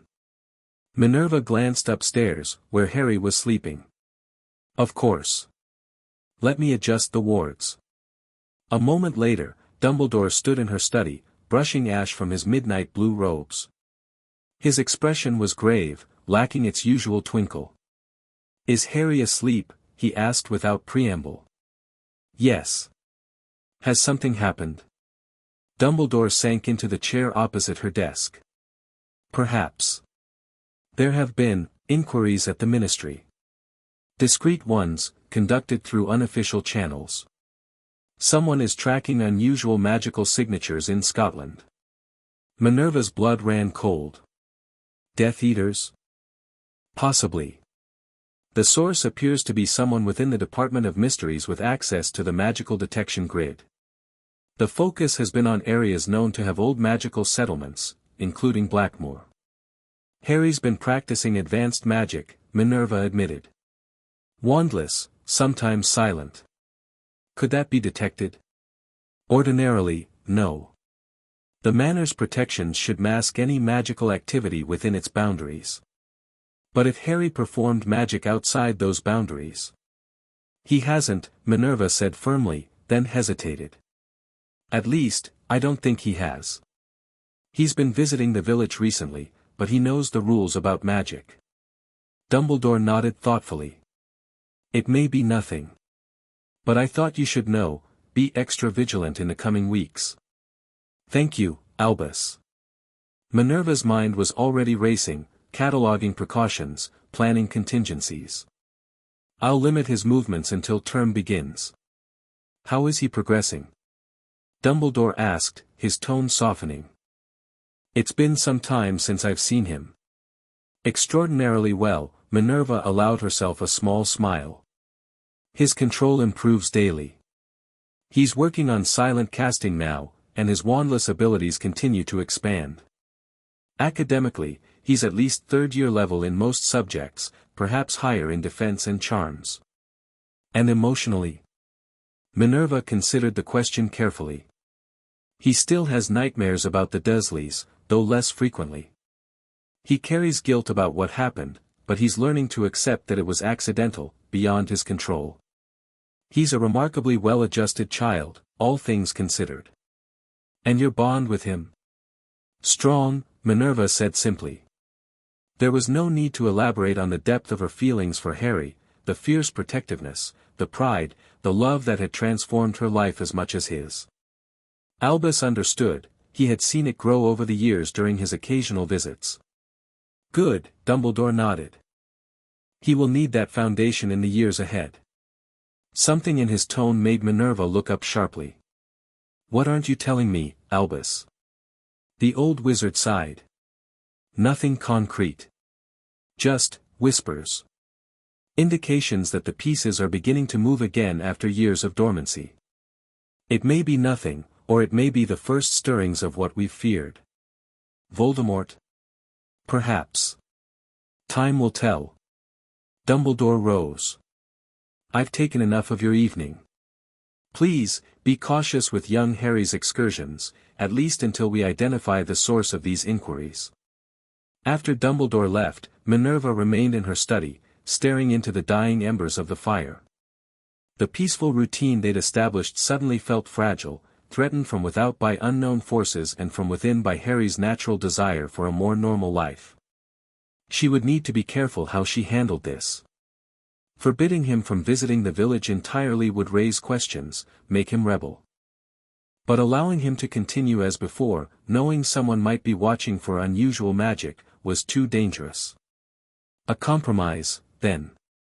Supervised visits, additional protective measures, and perhaps most importantly, a frank discussion with Harry about the potential dangers. He was old enough now to understand the real threats, not just the abstract concept of bad people looking for him. Tomorrow, she decided. Tomorrow she would tell him everything, about the Death Eaters still at large, about the prophecy that had marked him before birth, about the growing signs that the peace of recent years might be coming to an end. For tonight, she would let him sleep peacefully, enjoying what might be the last simple night of his childhood. Harry woke early the next morning, excitement about the possibility of playing with Marcus and the other village children making it impossible to sleep late. He was halfway through his morning stretches, part of the physical training regimen Minerva had designed to complement his magical education, when Pippi popped into his room. Mistress is asking for Master Harry in the study, the house elf announced. After breakfast. Mistress is saying it's important. Harry's heart sank. That tone in Pippi's voice, combined with a formal summons to the study, usually meant one thing, trouble. Had Minerva somehow found out he'd played Quidditch yesterday instead of just buying his magazine? Or was this about his request to visit the village again? Tell her I'll be down as soon as I finish my exercises, Harry replied, trying to sound casual. Breakfast was a quiet affair. Minerva was already at the table when Harry arrived, reading the Daily Prophet with a furrowed brow. She looked up when he entered, her expression serious but not angry. Good morning, she said. Sleep well? Yeah, fine, Harry answered, helping himself to porridge. Pippi said you wanted to see me in the study? After breakfast, yes. There are some matters we need to discuss. They ate in relative silence, Harry's mind racing with possibilities. When they finished, Minerva led the way to her study, a book-lined room that served as command central for both her Hogwarts work and Harry's education. Sit down, Harry, she said, gesturing to the comfortable chair across from her desk. Harry sat, trying not to fidget. Am I in trouble? The question brought a small smile to Minerva's lips. No, not at all. But what I'm about to tell you is serious, and I need your full attention. She proceeded to explain about Dumbledore's visit, the inquiries at the Ministry, the possibility that someone was tracking unusual magic in the area. Harry listened with growing concern. So I can't go to the village anymore? He asked when she finished. I didn't say that, Minerva replied carefully. But we need to be more cautious. I'm adjusting the parameters of your visits. For now, I'd prefer that I or another trusted adult accompany you. Harry frowned. But that defeats the whole point. The kids won't act the same if there's a professor hanging around. I understand your frustration, do you? Harry interrupted, a rare occurrence that showed his emotional state. Do you really understand what it's like to never have friends? To always be hiding, always be afraid. I'm tired of being Harry Potter in secret and Henry Malcolm in public. I just want to be normal for once. The outburst caused several books to fly off the shelves, a manifestation of accidental magic Harry hadn't experienced in years. Immediately, he closed his eyes, taking several deep breaths as he employed the meditation techniques Minerva had taught him. When he opened his eyes again, the books had settled, and Minerva was watching him with concern rather than anger. "I'm sorry," he said quietly. "That was childish." "It was honest," she corrected. "And you're entitled to your feelings, Harry. This situation, our life together, has never been ideal. I've asked more of you than any child should have to give. Your restraint, your understanding, your sacrifice of normalcy, they humble me daily." Her candor caught Harry off guard. Minerva was rarely so open about her emotions, generally preferring action to sentiment. "I don't regret it," Harry said after a moment. "Living with you, I mean. It's a million times better than the Dursleys. It's just, sometimes I wonder what it would be like to just be a regular kid." Minerva nodded. "I wonder that for you too. But Harry, there's something else you need to know, something I've put off telling you because I wanted to preserve what childhood I could. But you're old enough now, and with these new developments." She proceeded to explain about the prophecy, the real reason Voldemort had targeted his family, the prediction that marked Harry as the Dark Lord's equal, the implication that one day, he would have to face Voldemort again. "So that's why you've been training me," Harry said when she finished. "Not just to control my magic, but to prepare me to fight him." "Partially," Minerva acknowledged. "But also because you have extraordinary gifts that deserve nurturing regardless of prophecies or Dark Lords. Your power is your own, Harry, not just a weapon against Voldemort." Harry absorbed this in silence, processing the weight of this new information. Finally, he asked, "Do you think he's coming back? Is that what these inquiries mean?" "We don't know," Minerva said honestly. "But Albus believes it's possible, perhaps even likely. Voldemort had taken steps to prevent true death, dark magic of the worst kind. And when he does come back, he'll come after me." It wasn't a question, but Minerva answered anyway. "Eventually, yes. Which is why your safety has always been our primary concern. Why the secrecy, the isolation, the constant vigilance have been necessary, however difficult." Harry nodded slowly. "I understand. But, can I still see Marcus and the others? Maybe with extra precautions?" Minerva studied him for a long moment. "I won't forbid it entirely," she said finally. "But I am instituting new rules. First, I'll accompany you to the village under a disillusionment charm, present but not visible to interfere with your interactions. Second, no Quidditch or other activities that might cause excitement and accidental magic. Third, check-ins every 15 minutes instead of 20. And fourth, at the first sign of anything unusual, we leave immediately." It wasn't ideal, but it was better than nothing. "Deal," Harry agreed.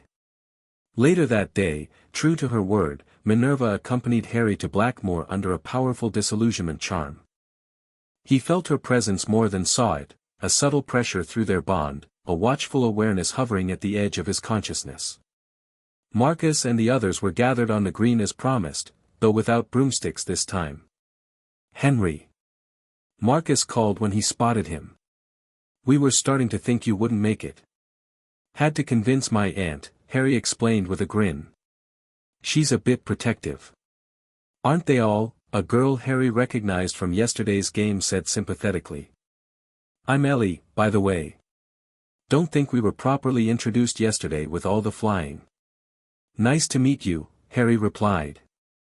"So what's the plan today if not Quidditch?" "Exploding Snap Tournament," Marcus announced, producing a deck of cards. "Or we could explore the old ruins at the edge of the forest. They say Merlin himself stayed there once." "Exploding Snap sounds great," Harry said quickly, conscious of Minerva's invisible presence. Exploring ruins definitely violated the "no unusual activities" rule. For the next hour, Harry immersed himself in normal kid activities, playing cards, trading chocolate frog cards, discussing Quidditch teams and which Hogwarts houses they hope to be sorted into next year. "I'll probably be Ravenclaw like my dad," Marcus said as they dealt another hand of exploding snap. "Though I wouldn't mind Gryffindor."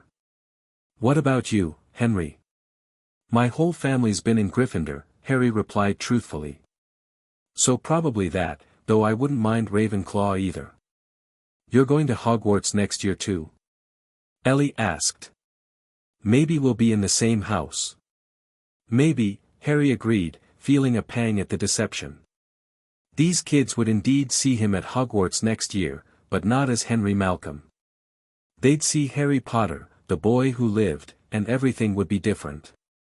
The afternoon passed pleasantly, with Harry dutifully stepping aside every 15 minutes to check in with an invisible Minerva.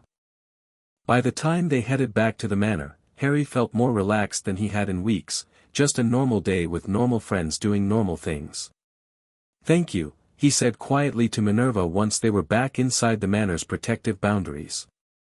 "For letting me go, even with everything going on." Minerva dropped the disillusionment charm, becoming visible again. "You handled yourself well," she observed. "No magical slips, careful with personal details, regular check-ins." Harry beamed at the praise. "So we can do it again?" "We'll see," Minerva replied, but her tone was encouraging. "For now, I believe we have time for a chess lesson before dinner." The next 2 weeks established a new routine. Mornings were dedicated to intensive magical training, control exercises, silent casting practice, and theoretical studies. Afternoons, Harry was allowed to visit the village for strictly limited periods, always under Minerva's invisible supervision. His friendship with Marcus deepened as they discovered shared interests beyond Quidditch. Both loved defense against the dark arts, both had a secret sweet tooth for fizzing whizbees, both preferred exploration and adventure to sitting still. Ellie and the others formed a loose social circle around them, dropping in and out of their activities as summer schedules permitted. One particularly hot afternoon in mid-August, the group decided to wade in the small stream that ran along the edge of the village. Minerva, invisible but vigilant, positioned herself on a nearby rock as the children splashed and laughed in the cool water. "Bet you can't catch a fish with your bare hands," Marcus challenged Harry after they'd been waiting for about 20 minutes. "Bet I can," Harry retorted with a grin. He'd always had quick reflexes, a natural talent enhanced by years of seeker training with Minerva. He waded to a deeper pool where several small fish darted among the rocks. Focusing intently, Harry stood perfectly still, hands hovering just above the surface. The other children gathered around, watching with interest. What happened next occurred so quickly that later, Harry couldn't quite piece together the sequence of events. He remembered seeing a flash of silver beneath the water, moving his hands with lightning speed, feeling the slippery body of a fish between his palms. Then Marcus shouting in excitement, a larger boy from the village, Niles Abbott, wasn't it, shouldering his way forward, knocking Harry off balance. "Let me see," Niles demanded, grabbing for the fish. Harry stumbled backward, concentration broken, the fish slipping from his grasp. Irritation flashed through him. He'd almost done it, would have done it if Niles hadn't interfered. The feeling was minor, fleeting, but in that split second of emotional reaction, his magic responded.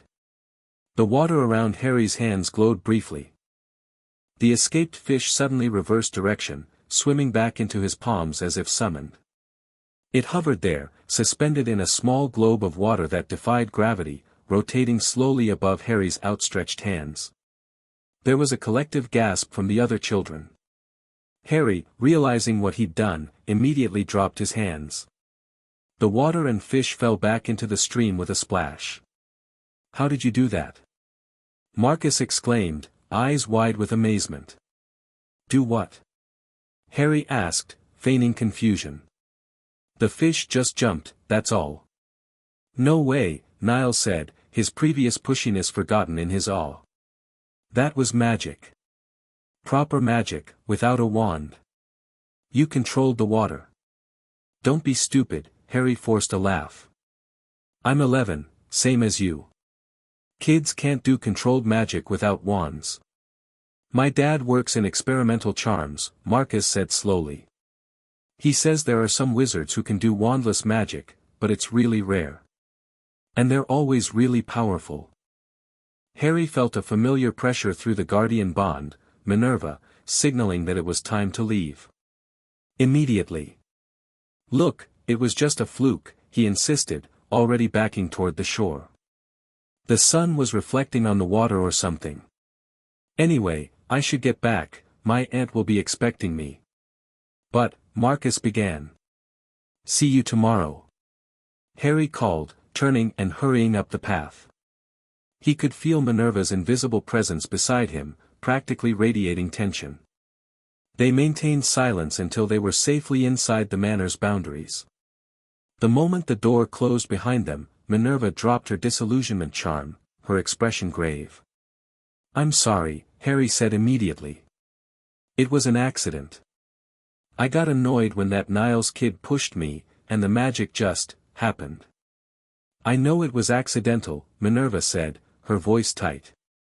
But the timing couldn't be worse. With someone potentially tracking magical signatures in the area. Do we have to stop the visits entirely? Harry asked, heart sinking. Minerva sighed. Not necessarily. But we need to let this incident cool down. Give it a few days before you return to the village. And when you do, you must be extra vigilant about emotional control. Harry nodded, relieved it wasn't a total ban. I will be. Promise. Later that evening, while practicing his silent casting, Harry couldn't help replaying the incident in his mind. The magic had felt different somehow, not the explosive burst of his childhood accident, not even the careful control of his training exercises. It had been almost instinctive, a perfect melding of intent and power without conscious direction. You're distracted, Minerva observed, noticing his unsuccessful attempts to silently summon a cushion. Sorry, Harry said. I was thinking about what happened at the stream. Understandable. Minerva set aside her lesson plan. It's bothering you. It wasn't a question, but Harry nodded anyway. It felt different. The magic, I mean. Usually I have to concentrate, to direct it carefully. But this time, it was like the magic knew what I wanted before I did. Minerva considered this thoughtfully. That's actually a sign of maturing magical ability.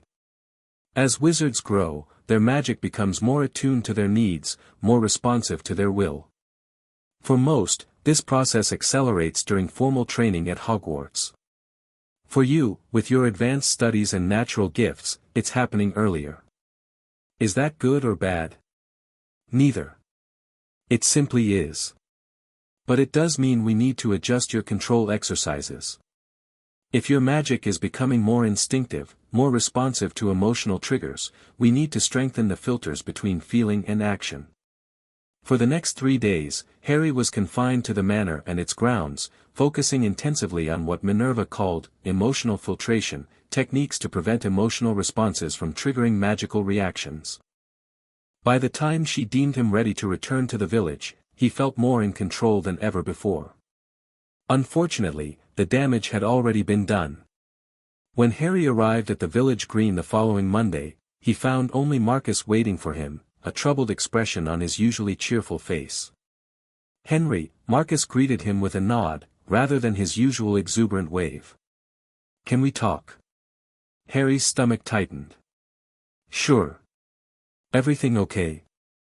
Not really. Marcus glanced around, ensuring they were alone. My dad's been asking about you. A lot. Your dad? Why? Niles told his mother about what happened at the stream. She works with my dad at the ministry. She asked him if it was normal for kids our age to do that kind of magic. Harry tried to keep his expression neutral, though internally he was panicking. It wasn't magic, he insisted. Just a weird reflection or something. Marcus shook his head. Don't, Henry. I know what I saw. We all did. That was wandless, controlled magic. And my dad says that's not just unusual, it's practically unheard of in someone our age. Harry could feel Minerva's invisible presence tensing beside him. Through their bond, he sensed her preparing to intervene if necessary. "Look," Harry said, lowering his voice, "can we drop this? It's really not a big deal." "It is, though," Marcus persisted. "Dad's been researching magical prodigies, and he says there's only been one case in the last century of a child showing that kind of control before formal training." "Oh." Harry tried to sound casual. "Who was that?" "Harry Potter." The name hung between them, heavy with implication. Harry felt his heart rate accelerate. This was exactly what Minerva had feared: too much attention, too many questions, someone making the connection. "The boy who lived." Harry forced a laugh. "What's he got to do with anything?" "Dad says after the incident with his relatives, magical researchers documented unusual control abilities. And now he's really interested in meeting you, asking about your family history, your early magical experiences." "I should go," Harry said abruptly. "My aunt's expecting me." "Wait." Marcus caught his arm. "Henry, I didn't tell him anything specific. I know when adults get that look, the one that says they're after something. I thought you should know people are asking questions." Harry hesitated, sensing sincerity in Marcus's concern. "Thanks," he said finally. "I appreciate the warning. Are you in some kind of trouble? Is that why you live with your aunt instead of your parents?" For a moment, just a moment, Harry considered telling Marcus the truth. The boy had been a good friend these past weeks, his first real friend ever. But the risk was too great. "It's complicated," he said instead. "Family stuff. Nothing exciting." Marcus didn't look convinced, but he nodded. "Okay. But if you need help, or if there's something going on. I'm pretty good at keeping secrets." "I know. Thanks." Harry managed a smile. "See you tomorrow?" "Yeah," Marcus agreed. "Same time." As Harry walked back up the path to the manor, he could feel Minerva's tension through their bond. The moment they crossed the property line, she appeared beside him, her expression grave. "You heard?" Harry asked unnecessarily. "Every word," Minerva confirmed. "This is exactly what we've been trying to avoid. If Marcus's father continues investigating, he may make the connection between Henry Malcolm and Harry Potter. Should I stop seeing them entirely?" Minerva considered the question. "Not immediately. A sudden disappearance might raise even more questions. But we should begin limiting your visits, perhaps claiming illness or family obligations." Harry nodded, trying to hide his disappointment. He'd known from the beginning that his friendships in Blackmoor were temporary, that next year everything would change when he attended Hogwarts as himself. But he'd hoped to enjoy these last few weeks of normalcy before that happened. "Marcus is trustworthy," he said quietly. "He didn't tell his dad everything he saw." "Perhaps," Minerva acknowledged. "But he's still a child, and children talk. We cannot risk your safety on the discretion of an 11-year-old boy, no matter how well-intentioned." That evening, an unexpected owl arrived during dinner, a ministry owl, bearing an official-looking letter addressed to Professor Minerva McGonagall. Minerva opened it with careful composure, but Harry could feel her alarm through their bond as she read its contents. "What is it?" he asked when she finally set the parchment down. "An invitation," Minerva replied, her voice carefully neutral. "From Cornelius Fudge himself, requesting my presence at the ministry tomorrow to discuss matters pertaining to the upcoming school year and certain administrative concerns." "Is that normal?" "Not entirely." Minerva folded the letter precisely. "Particularly as Albus is the headmaster, and such matters would typically be directed to him first." "Do you think it's about me? About what happened in the village?" "I don't know," Minerva admitted. "It could be entirely unrelated. But the timing is suspicious, especially given what Marcus told you today." "What will you do?" Attend, of course. Declining would only increase suspicion. Minerva's expression softened slightly. Don't worry, Harry. Even if they are asking questions about unusual magic in Blackmoor, there's no direct connection to you. The Ministry has no record of Harry Potter living anywhere but with his Muggle relatives. Harry nodded, but couldn't shake the feeling that their carefully constructed life was beginning to unravel. Should I stay inside tomorrow while you're gone? Yes, I think that would be wise. No village visits until I return and assess the situation. Pippi will stay with you, and the emergency port key is keyed to Hogwarts Hospital wing if there's any trouble. Harry picked at his food, appetite gone. I'm sorry, he said suddenly. About the fish, about causing all this trouble. Minerva reached across the table, covering his hand with hers. This isn't your fault, Harry. Accidental magic happens, especially during emotional moments. We've always known there would be challenges, complications. This is just one more obstacle to navigate. Still, Harry insisted, if I hadn't gone to the village, hadn't tried to show off, you were being a child, Minerva interrupted firmly. Doing what children do, playing, making friends, having fun. I would never begrudge you that, not after everything you've endured. Her words comforted him somewhat, but Harry still went to bed that night with a heavy heart, wondering if his brief taste of normal childhood was already coming to an end. The next morning, Minerva left for the Ministry immediately after breakfast, dressed in her most formal teaching robes and wearing what Harry privately called her deputy headmistress face, stern, composed, slightly intimidating. Remember, she told Harry before stepping into the flue, stay within the manor boundaries. Complete the essay on basic transfiguration principles we discussed yesterday, and practice your shield charm for at least an hour. I should return by late afternoon. I will, Harry promised. Good luck at the Ministry. Left to his own devices, Harry tried to focus on his studies, but concentration proved elusive. Every worst-case scenario played through his mind, Minerva being questioned under Veritaserum, Ministry officials appearing at the manor, being forcibly separated from the only parent figure he'd ever known. Master Harry is not eating lunch, Pippi observed around noon, her ears drooping with concern. Is Master Harry feeling unwell? Just worried, Pippi, Harry admitted. About Professor McGonagall at the Ministry. Mistress is being very clever, Pippi assured him, setting down a sandwich that Harry had no intention of eating. Mistress will not let bad Ministry people find Master Harry. I hope you're right. By mid-afternoon, Harry had given up any pretense of studying. He paced the length of the library, pausing occasionally to glance out the windows toward the village. From this vantage point, he could just make out the village green where he'd spent so many pleasant hours with Marcus and the others. Would he ever go back there? Or was that chapter of his life already closed? A flash of movement near the edge of the forest caught his eye. Harry moved closer to the window, squinting against the sunlight.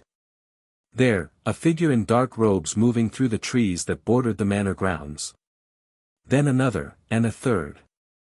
Harry's pulse quickened. Visitors never came to McGonagall Manor. The property didn't appear on standard magical maps, and the protective enchantments discouraged casual exploration. 3 people approaching simultaneously couldn't be coincidence. Pippi, he called softly, not taking his eyes off the figures. The house elf appeared with a pop. Yes, Master Harry. There are people in the woods, Harry said, pointing. Near the east boundary.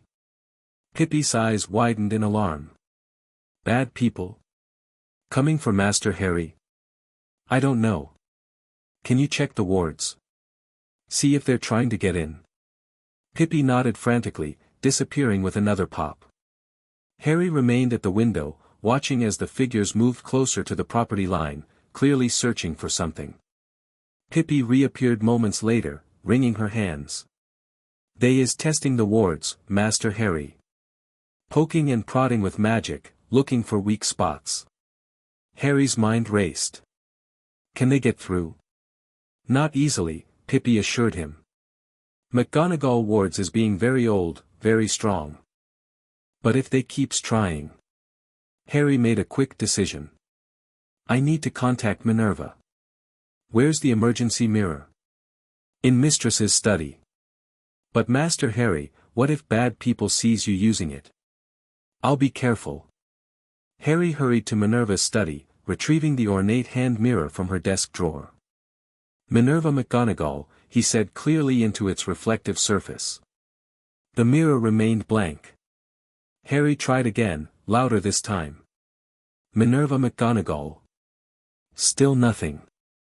Either she was in a location where she couldn't respond, or something was blocking the connection. Pippi, the flu. Can we call Professor Dumbledore? The house elf twisted her tea towel anxiously.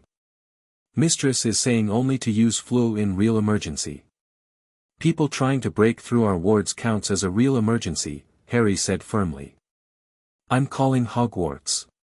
He hurried to the fireplace in the main sitting room, grabbing a pinch of flu powder from the ornate box on the mantel. Hogwarts, headmaster's office, he called, throwing the powder into the flames. The fire flared green, but instead of opening a connection, it sputtered and died completely, leaving not even embers behind. Something's wrong, Harry said, fear creeping into his voice. The flu's blocked. He ran back to the window. The figures had moved closer, now clearly visible at the edge of the property. One appeared to be casting spells at the invisible barrier of the wards, wand movements deliberate and precise. Pippi, we need to leave. Right now. Where's the emergency port key? Master Harry's room, in the special box Mistress is giving you. Go get it, Harry instructed. And pack a small bag, just essentials. We need to be ready to go the moment Minerva returns. As Pippi disappeared to carry out his instructions, Harry continued watching the intruders. There was something methodical about their movements, something that suggested training and purpose rather than random malice. These weren't curious villagers or lost travelers.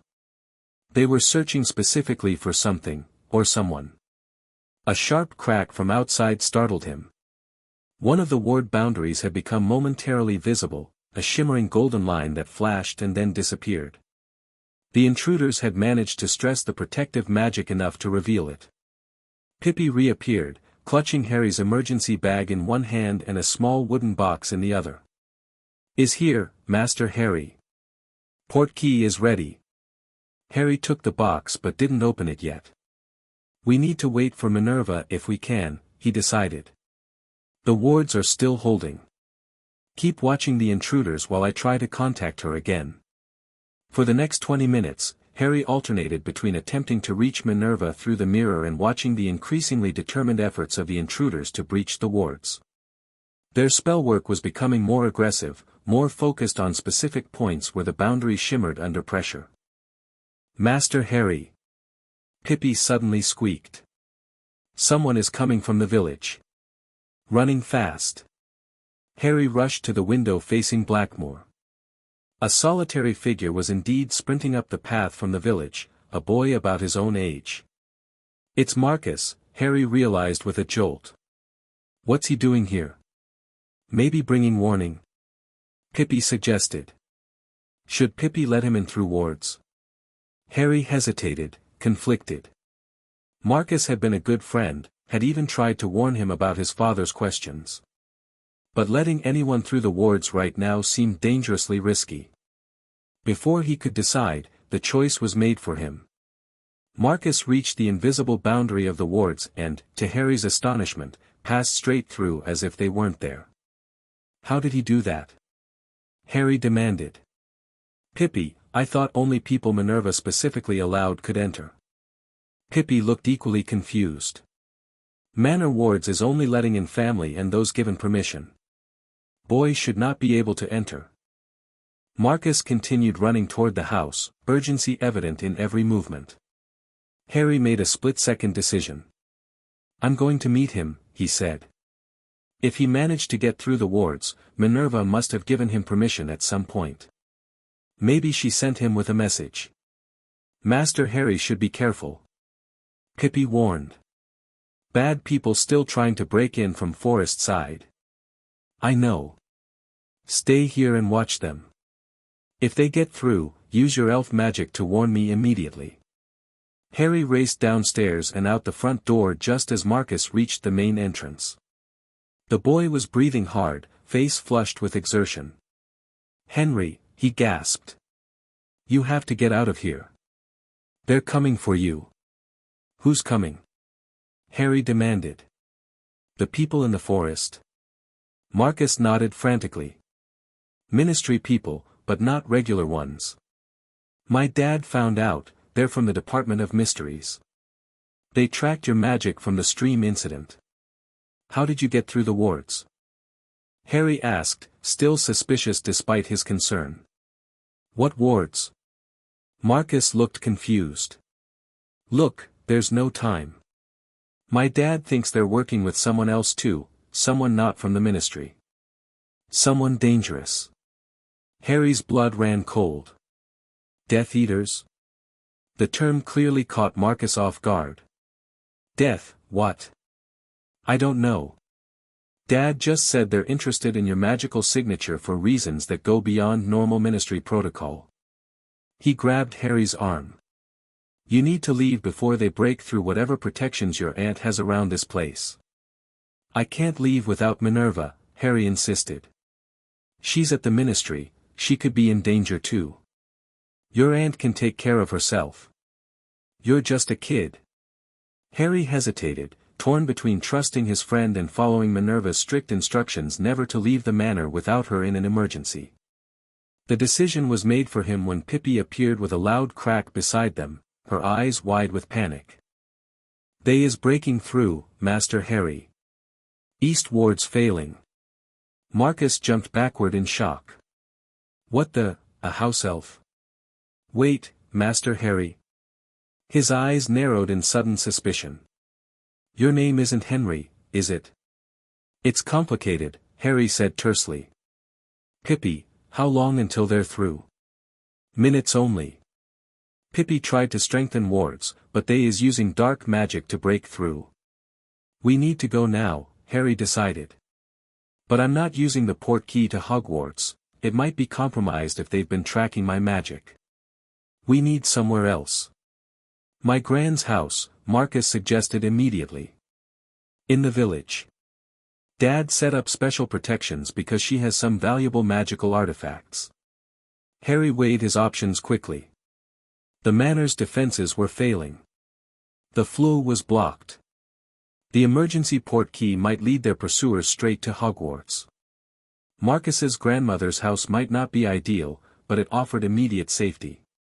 "Okay," he agreed. "Pippi, can you apparate us both to the village?" "To Marcus's grandmother's house?" The house elf looked uncertain. "Pippi can try, but carrying two young wizards is being difficult." "Just get us as close as you can," Harry instructed, grabbing his emergency bag from Pippi's hand. "Then come back here and wait for Minerva. Tell her exactly what happened and where we've gone." Pippi nodded solemnly. "Pippi will do this." Master Harry must be holding tight to Pippi's hand. "Friend boy too." Harry and Marcus each grasped one of Pippi's small hands. With a loud crack and the unpleasant sensation of being squeezed through a narrow tube, they disappeared from McGonagall Manor just as the eastern wards collapsed in a shower of golden sparks. They reappeared at the edge of Blackmoor Village, Pippi swaying dangerously from the effort of transporting two humans.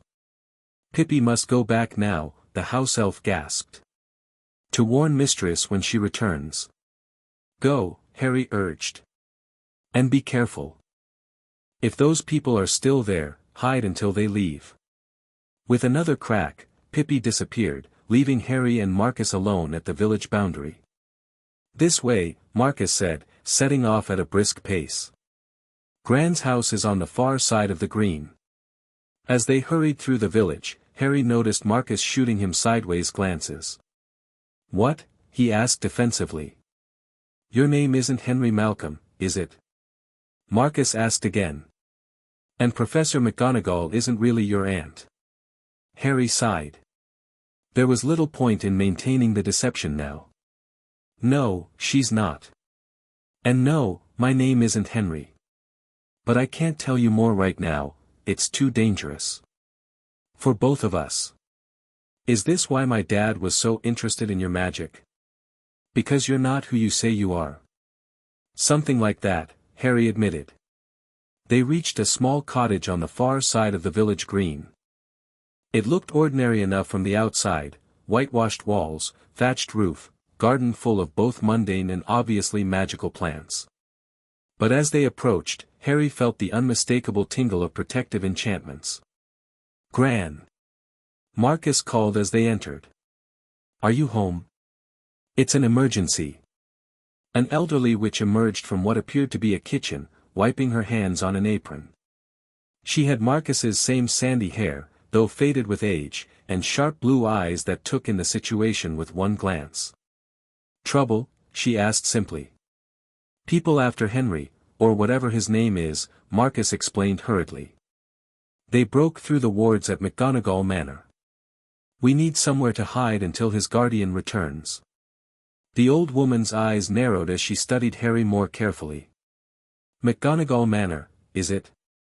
And what would Minerva McGonagall be doing harboring a boy who needs hiding? Harry met her gaze steadily. I can't explain everything, ma'am. But I promise we're not bringing danger to your house intentionally. We just need a safe place for a couple of hours. She considered him for a long moment, then nodded sharply. The cellar. It's warded separately from the rest of the house, an old precaution from the First War. If someone's tracking your magical signature, those wards should mask it. Thank you, Harry said fervently. Don't thank me yet, boy. If those are dark wizards after you, my little cottage won't hold them for long. She turned to Marcus. Fetch the blue potion from my workroom. The one in the crystal vial. As Marcus hurried off, the old woman fixed Harry with a penetrating stare. I taught at Hogwarts long before Minerva McGonagall was even a student there, she said quietly. Ancient runes, before I retired. I know old magic when I see it, and you, child, are practically glowing with it. Harry shifted uncomfortably under her scrutiny. The disguise charm is good, she continued, but it doesn't mask the scar completely. Not to eyes that know what to look for. Harry's hand automatically went to his forehead where his lightning scar lay hidden beneath the charm. Harry Potter, she said, not a question but a statement. The boy who living secretly with Minerva McGonagall all these years. The prophet would pay a fortune for that story. Please, Harry began, but she waved him to silence. I have no interest in newspapers or their gold, she said dismissively. But I am interested in why dark wizards are hunting a child supposedly safely hidden away with Muggle relatives. Before Harry could respond, Marcus returned with a small crystal vial filled with shimmering blue liquid. Here, Gran, he said, then stopped short, looking between Harry and his grandmother. What's going on? Take your friend to the cellar, the old woman instructed, taking the vial. I need to strengthen the outer wards. Marcus led Harry through the kitchen to a heavy wooden door. Beyond it, steep stairs descended into darkness. Lumos, Marcus murmured, lighting his wand. Come on, it's not as bad as it looks. The cellar was surprisingly comfortable, more of a secure room than a true cellar, with bookshelves, a couple of armchairs, and various magical instruments Harry didn't recognize. Gran used to be an unspeakable before she taught at Hogwarts, Marcus explained, noticing Harry's interest in the strange devices. She still consults for the Department of Mysteries sometimes. Harry froze. The Department of Mysteries? The same people who are after me? I don't think it's the same division, Marcus said quickly. Gran works with time magic and prophecies, not, whatever those people are from. Prophecies? Harry repeated, a cold feeling settling in his stomach. There was a prophecy about him, the one Minerva had finally told him about, the reason Voldemort had targeted his family. Could this be connected? Before he could ask more questions, the old woman descended the stairs, the blue potion now glowing faintly in its vial. I've strengthened the outer wards, she announced. But we have another problem. 3 wizards just entered the village from the direction of McGonagall Manor. They're moving house to house, searching. Harry's heart sank. They tracked us. I'm sorry, we should leave before they find us here. Nonsense, the woman said briskly. The cellar wards will hold. But as an extra precaution.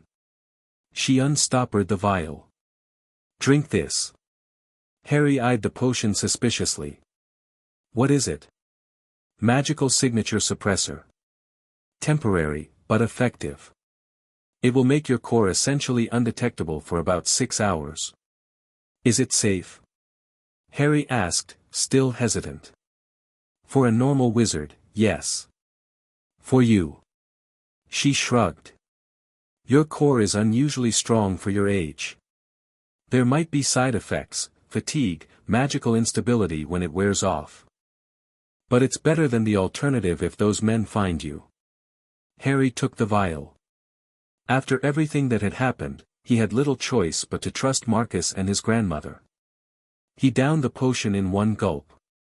It tasted of blueberries and something metallic, spreading cold tendrils through his body as it took effect. Good, the old woman nodded. Now we wait. Marcus, stay with him. I'll monitor the situation upstairs. After she left, an awkward silence fell between the boys. Finally, Marcus spoke. So, you're Harry Potter? Harry sighed. The disguise charm was still active, but there was little point denying it now. Yes. And you've been living with Professor McGonagall? All this time? Since I was 6, Harry confirmed. After my Muggle relatives died. The accident, Marcus said, understanding dawning. That's what they meant about your magical signature being recognized. You've done powerful accidental magic before. Harry nodded reluctantly. It's why Minerva's been teaching me control. So it doesn't happen again. That's why you can do wandless magic. You've been training for years. Marcus looked impressed rather than frightened. That's brilliant, actually. It's dangerous, Harry corrected. And now it's put you and your grandmother at risk too. Gran can handle herself, Marcus said confidently. She's scary powerful when she wants to be. Dad says she was quite the duelist in her day. They fell silent again, listening to the faint sounds of movement upstairs. Harry's mind was racing, trying to understand what was happening. Who were these people? Ministry officials from the Department of Mysteries, according to Marcus, but possibly working with others, Death Eaters? And where was Minerva?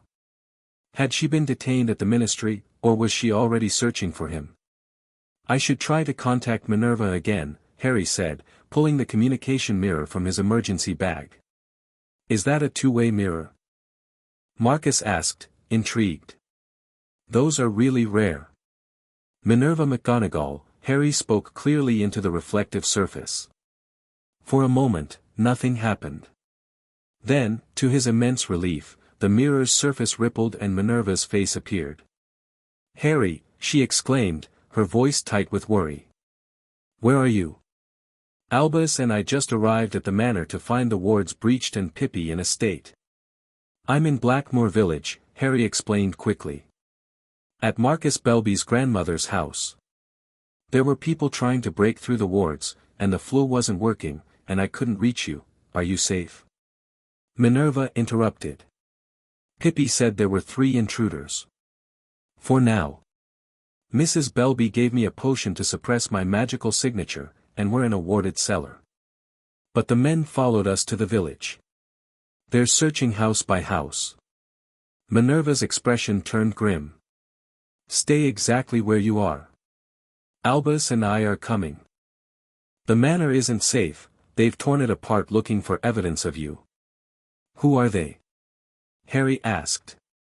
Marcus said they're from the Department of Mysteries, but, not just, Minerva cut in.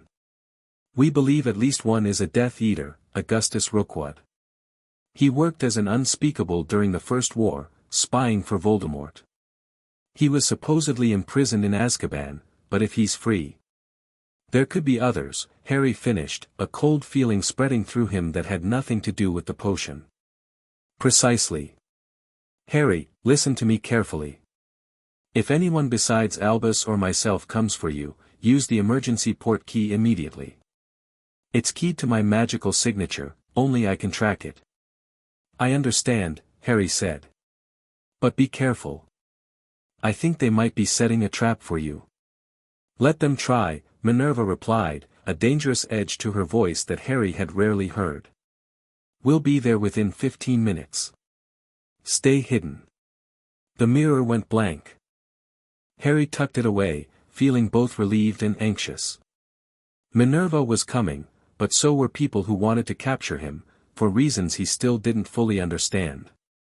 Your professor sounds scary when she's angry, Marcus observed. You have no idea, Harry agreed. They waited in tense silence, straining to hear any sounds from above. Occasionally, footsteps would cross the ceiling, and Marcus's grandmother would call down reassurances that all was well. Then, abruptly, the quality of the silence changed. The footsteps stopped. The house itself seemed to hold its breath. Something's wrong, Harry whispered. A tremendous crash shook the ceiling, followed by a woman's shout and the distinctive sounds of spellfire. Marcus leapt to his feet, face pale. Gran, he cried, starting for the stairs. Wait. Harry grabbed his arm. We can't help her. If those are Death Eaters up there, another crash, louder than the first. A man's voice shouted something unintelligible, followed by more spellfire.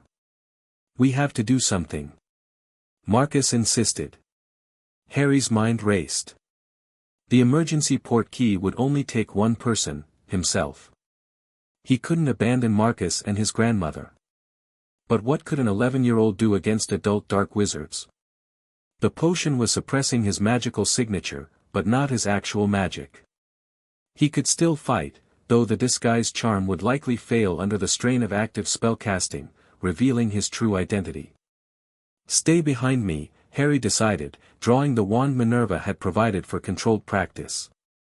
I'm going to try something, but I need you to be ready to run if it doesn't work. Before Marcus could respond, the cellar door burst open. A tall wizard in dark robes stood silhouetted in the doorway, wand extended. There you are, he said softly. The elusive Harry Potter. You've led us on quite a chase. Harry raised his wand, pushing Marcus behind him with his other hand. Where's Mrs. Belby? If you've hurt her, the old woman will recover, the wizard said dismissively. She's quite resilient for her age. Your friend's father, however, may take longer to heal. He was most uncooperative when we questioned him earlier. Marcus made a strangled sound behind Harry. My dad. What did you do to him? Nothing permanent, the wizard assured him coldly. Though that may change depending on how this encounter proceeds. He focused on Harry again. Now, Mr. Potter, you have a choice. Come with me willingly, and no one else needs to be hurt. Resist, and, well, accidents do happen in magical confrontations.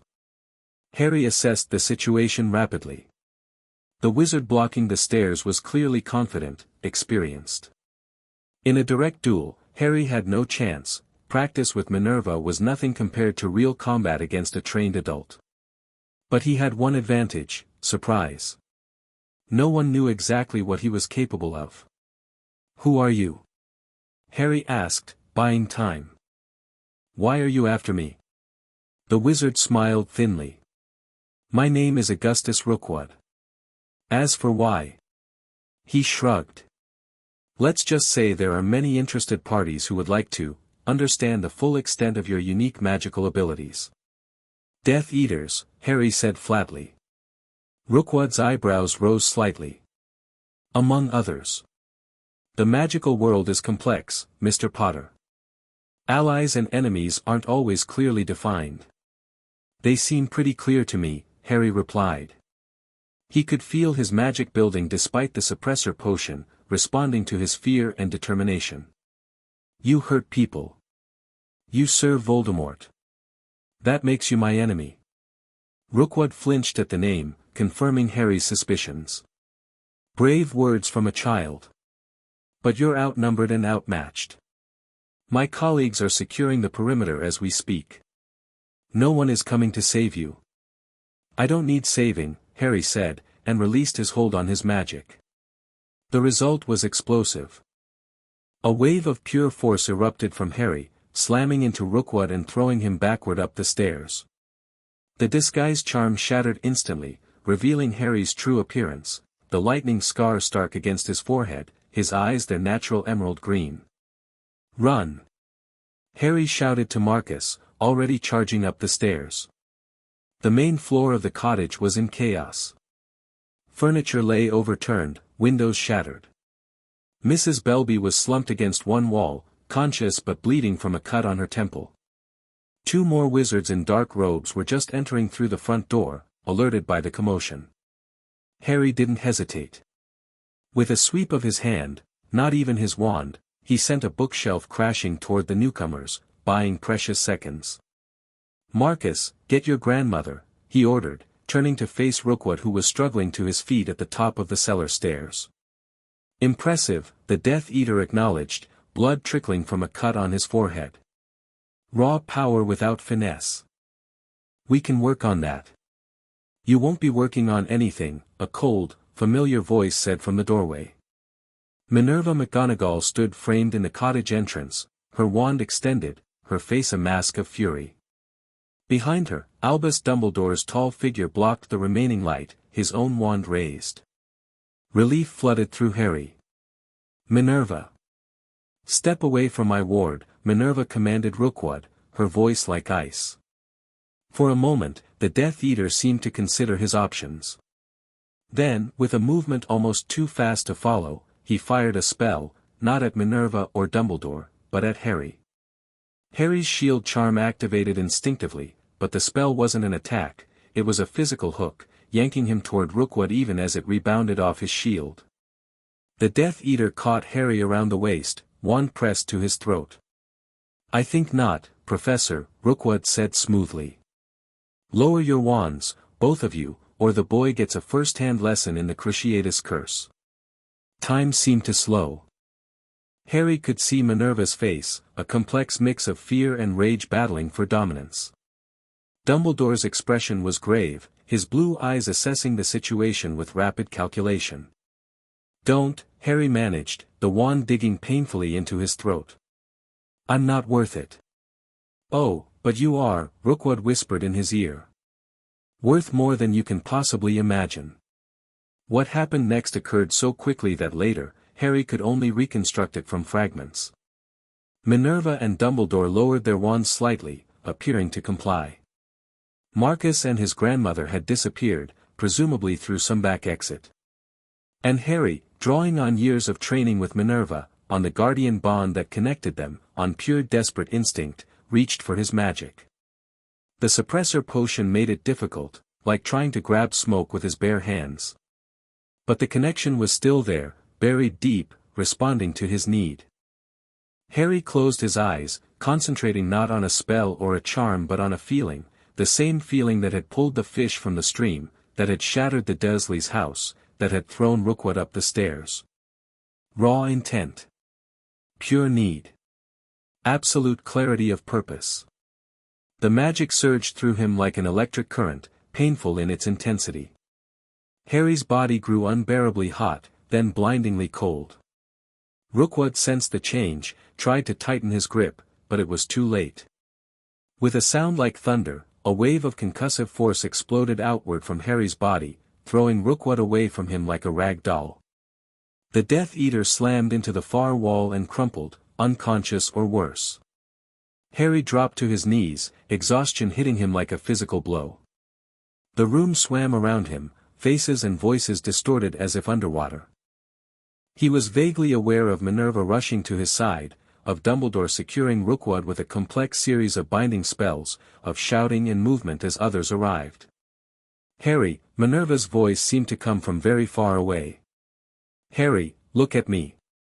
He tried to focus on her face, but his vision was darkening at the edges.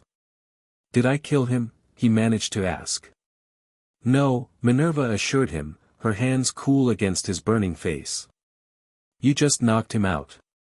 Rather impressively, I might add." "Good," Harry murmured. "Don't want to kill anyone else." Then the darkness swallowed him completely. Harry woke gradually, awareness returning in slow waves. He was in a bed, not his own at the manor, but somewhere else. The air smelled of antiseptic and healing potions. Hospital wing at Hogwarts, his mind supplied hazily.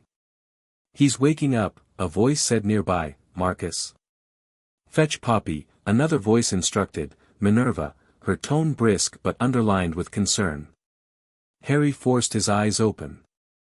The world was blurry without his glasses, but he could make out Minerva's figure seated beside his bed and another person, yes, Marcus, hurrying away. "My glasses?" Harry croaked.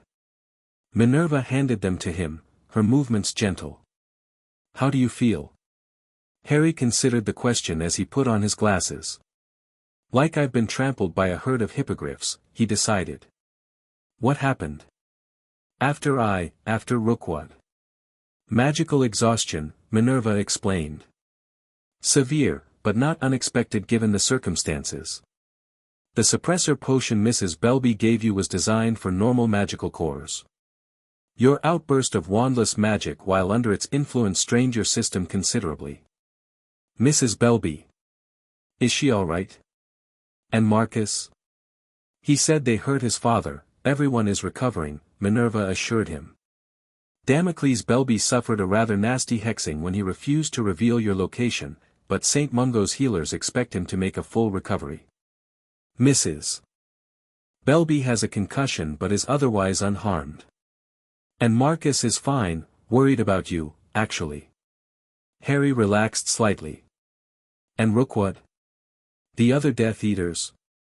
"Rookwood is in Ministry custody, though there will likely be questions about how he escaped Azkaban in the first place.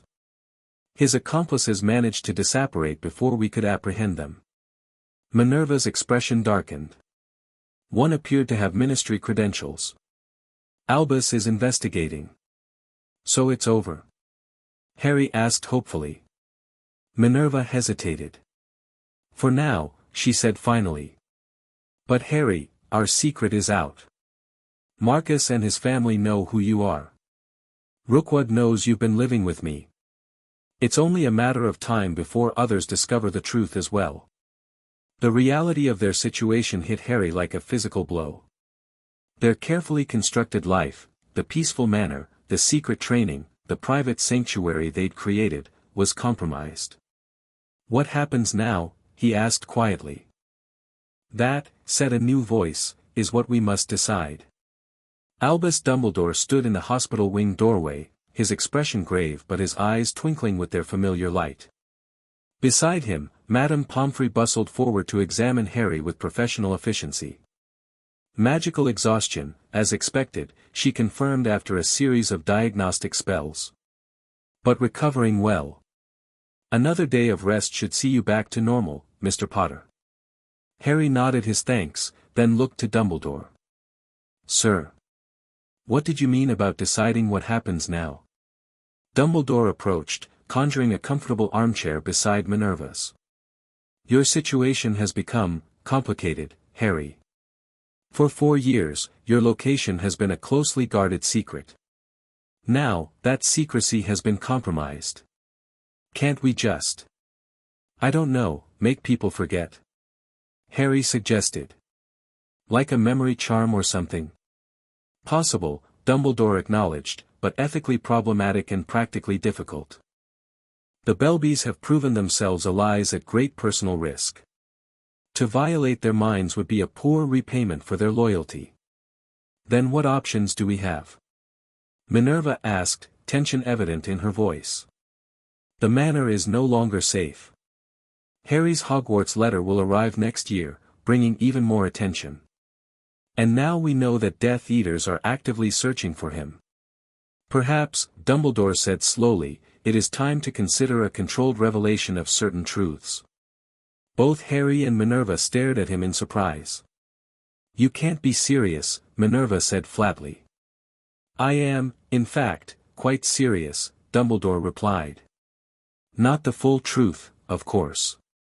But a carefully crafted narrative that explains Harry's absence from his Muggle relatives without revealing the exact circumstances of their deaths or the extent of his unusual magical abilities." "And what would this narrative be?" Minerva asked skeptically. "That after an unfortunate magical accident that resulted in his relatives' deaths, Harry was placed with a magical guardian for his protection and education. The identity of that guardian remains secret for security reasons, but as he approaches Hogwarts age, certain facts can now be acknowledged." "And who would this guardian be in the official story?" Harry asked. "Minerva." Dumbledore's eyes twinkled. "I see no reason to fabricate that particular detail. Professor McGonagall has been, in every meaningful way, your guardian these past 4 years. The guardian bond you share is real and legally binding in magical law. But the Ministry never approved it," Minerva pointed out. "When they discover I've been raising Harry in secret, against their explicit placement of him with his Muggle relatives, the placement was never formalized through magical channels," Dumbledore interrupted. "It was my decision, not the Ministry's, to leave Harry with the Dursleys. A decision I have come to regret," he added, with a sad glance at Harry. "The guardian bond you performed supersedes any informal arrangement I made. So, I could stay with Minerva?" Harry asked, hope creeping into his voice. "Officially? There would be challenges," Dumbledore cautioned. "Questions about the past 4 years, about your education, about the accident with your relatives. The press would be relentless, at least initially. And Death Eaters would know exactly where to find him," Minerva added grimly. "Which is why you would not return to McGonagall Manor," Dumbledore explained. "You would reside at Hogwarts, in new quarters arranged for both of you.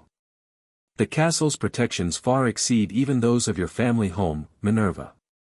Harry and Minerva exchanged glances, years of shared life allowing them to communicate without words. Living at Hogwarts would be different, more public, more constrained in some ways. But also safer, with Dumbledore and the full staff nearby. "What about the Belbys?" Harry asked. "Will they be safe if this all comes out?" "I've already arranged additional protections for their home," Dumbledore assured him. "And Damocles has been offered a research position at Hogwarts for the coming year, ostensibly to work on improving the Wolfsbane potion, but primarily for his family's safety." "So Marcus will be at Hogwarts too?" Harry asked, brightening slightly at the prospect of not losing his first real friend. "Indeed," Dumbledore smiled. "I believe he's quite looking forward to continuing your friendship, despite the unusual circumstances of its development." "There would be conditions," Minerva interjected, addressing Harry directly. "Strict limitations on your movements outside the castle, continued secrecy about the full extent of your wandless abilities, absolute adherence to safety protocols." "I understand," Harry said seriously. "After what happened with Rookwood. I get why we need to be careful." Minerva studied him for a long moment, then nodded. "Very well. If Harry agrees, then I believe this may be our best option moving forward." "Excellent," Dumbledore beamed. "I'll begin making the necessary arrangements. The Ministry will need to be informed carefully, of course, and the press managed as effectively as possible." After Dumbledore left, promising to return the next day with more concrete plans, Minerva remained at Harry's bedside. The hospital wing had emptied, leaving them alone for the first time since the confrontation at the Belby cottage. "Are you really okay with this?" Harry asked quietly. "Living at Hogwarts, everyone knowing about us?" Minerva sighed. "I've spent most of my adult life at Hogwarts, Harry. It's as much home to me as the manor. And as for people knowing..." She reached out, squeezing his hand gently. "I'm not ashamed of our relationship. I've been honored to be your guardian these past 4 years. Even with all the trouble I cause." Harry smiled weakly. "Perhaps because of it," Minerva replied, her lips twitching with amusement. "You've brought challenges to my life, certainly. But also joy, purpose, a family I never expected to have." The words warmed Harry deeply. For all her stern exterior, Minerva McGonagall had become the center of his world, teacher, protector, the closest thing to a mother he could remember. "Do you think it will work?" he asked. "Living at Hogwarts, I mean. Won't it be weird when term starts and I'm just there? Not a student yet, but the deputy headmistress's ward." "Unconventional, certainly," Minerva acknowledged. "But Hogwarts has seen stranger arrangements in its 1,000-year history. And with your Hogwarts letter arriving next summer, it would be only for 1 year before you officially join as a student." Harry nodded, considering this. "I'll miss the manor," he said softly. "Our quiet life there." "As will I," Minerva agreed, surprising him with the admission. "But perhaps this change, difficult though it is, comes at the right time. You're growing up, Harry. Your magic is maturing, your social needs evolving. You need more than what our isolated existence could provide." She was right, Harry knew. As much as he'd loved their life together at the manor, recent events had shown him how much he craved broader connections, friends like Marcus, experiences beyond their protective bubble. "What about the Dursleys?" he asked suddenly. "When people find out I've been living with you, they'll ask about what happened to them. About the accident." Minerva's expression grew serious. "We tell a version of the truth. That your accidental magic, after years of suppression and emotional distress, manifested in a tragically destructive way. That you were neither at fault nor in control. That I took you in to help you learn control and healing. Will people believe that? Accept it?" "Some will," Minerva said honestly.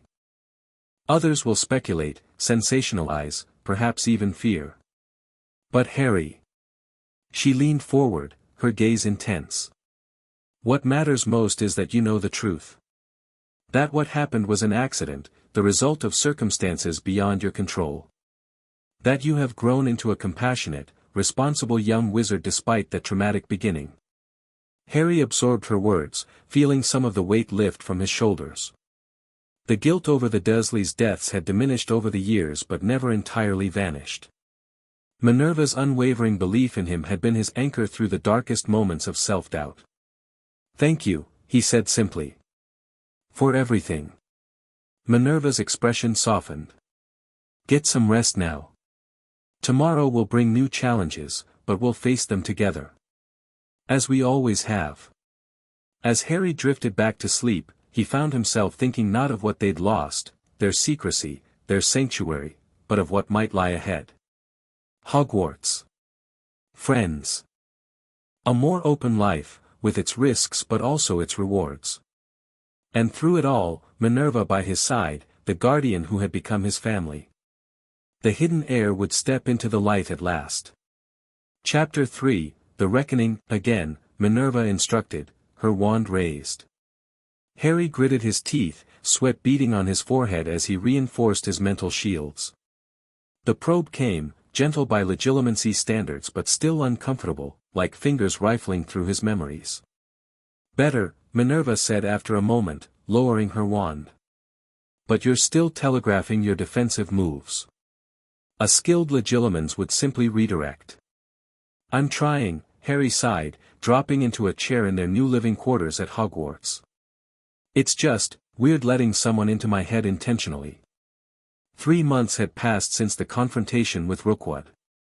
3 months of enormous change as their carefully hidden life transformed into something more public, more scrutinized. The transition from McGonagall Manor to Hogwarts had been both easier and harder than Harry expected, easier logistically thanks to Dumbledore's efficiency, harder emotionally as they left behind the only real home Harry had known. Their new quarters occupied a previously unused wing of the castle's 3rd floor, a spacious apartment with separate bedrooms, a shared living area, and a small private study. Windows overlooked the Quidditch pitch on one side and the lake on the other. It was comfortable, secure, and utterly different from the manor's isolated peace. "I know it's difficult," Minerva acknowledged, setting aside the training materials. But a clemency will be essential when term begins.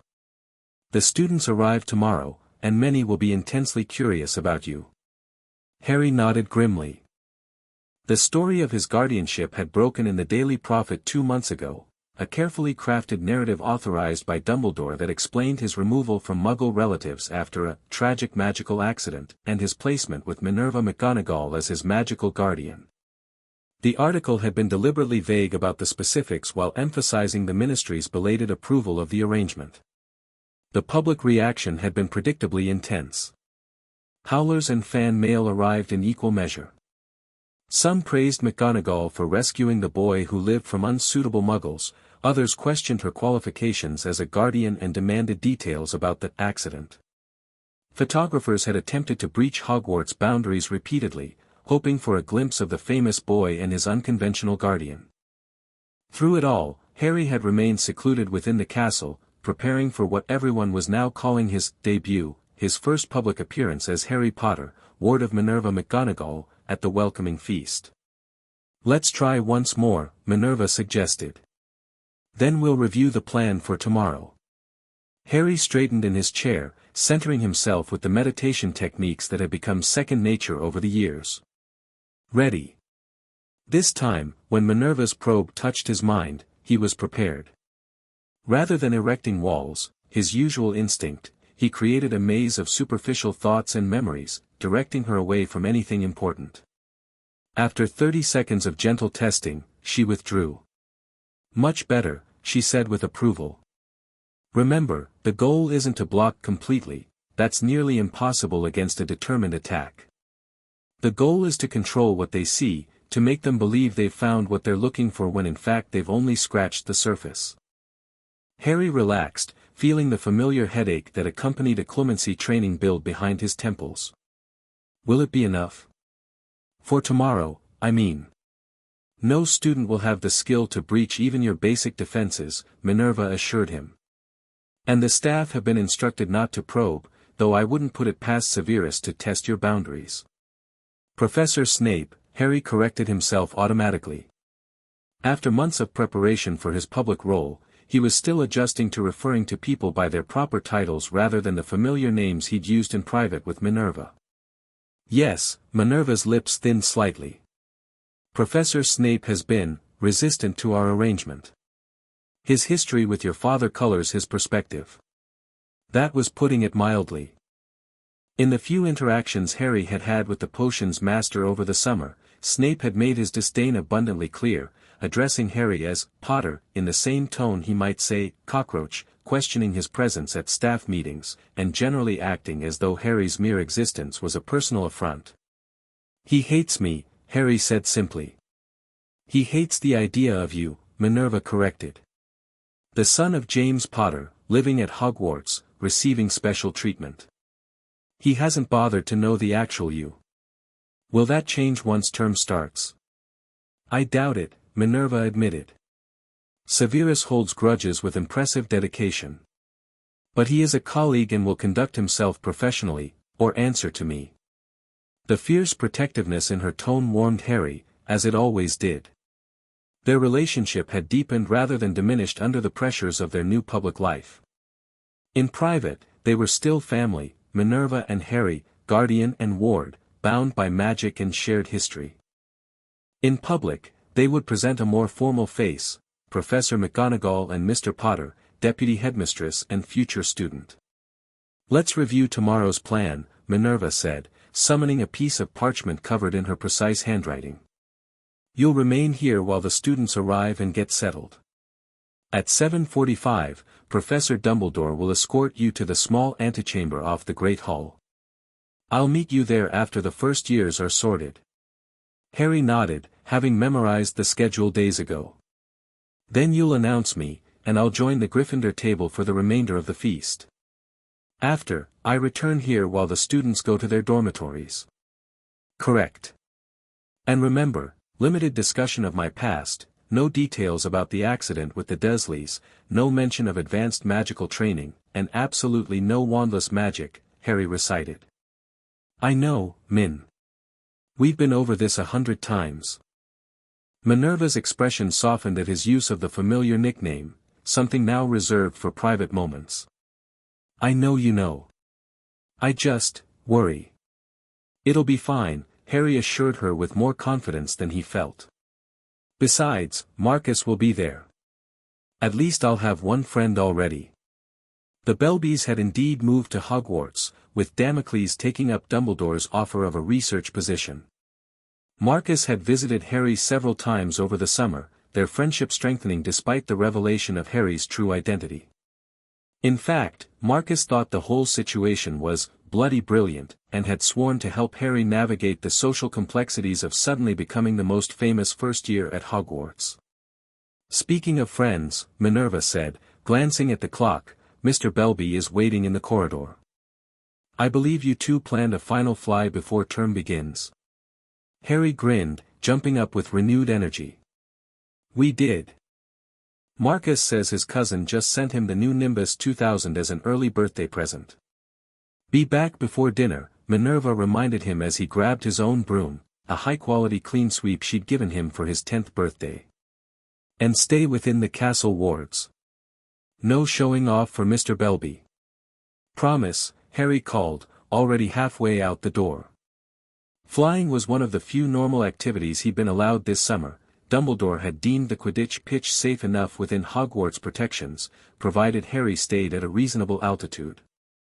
Marcus was waiting as promised, practically bouncing with excitement as he held a gleaming new broom. Look at this beauty, he exclaimed as Harry approached. Uncle Bertram came through. Nimbus 2000, top of the line. Wicked, Harry agreed, admiring the sleek design. Race you to the pitch. The boys took off running, their footsteps echoing in the empty corridors. For a few precious hours, Harry could forget about tomorrow's pressures and just be a normal kid enjoying the last day of summer with a friend. Morning came too quickly. Harry woke at dawn, stomach knotted with anxiety about the day ahead. Today, the carefully constructed bubble of privacy that had protected him for years would burst completely. Today, he would become fully public, Harry Potter, the boy who lived, stepping into the wizarding world spotlight. Minerva had already left for an early staff meeting, leaving a note reminding him to eat breakfast and practice his occlumency exercises. Harry went through the motions mechanically, trying to quiet the nervous energy humming through his veins. By late afternoon, the castle had transformed from summer quiet to preterm bustle. House elves scurried about making final preparations. Professors hurried through corridors, adjusting their teaching robes and reviewing notes. Even the portraits seemed more animated, gossiping excitedly about the incoming students. Harry watched it all from the relative safety of their quarters, occasionally glimpsing activity through the windows. Around 6 o'clock, he spotted the first Thestral-drawn carriages approaching from Hogsmeade Station, bringing returning students to the castle. An hour later, the traditional boats crossed the lake, carrying nervous first-years toward their first view of Hogwarts.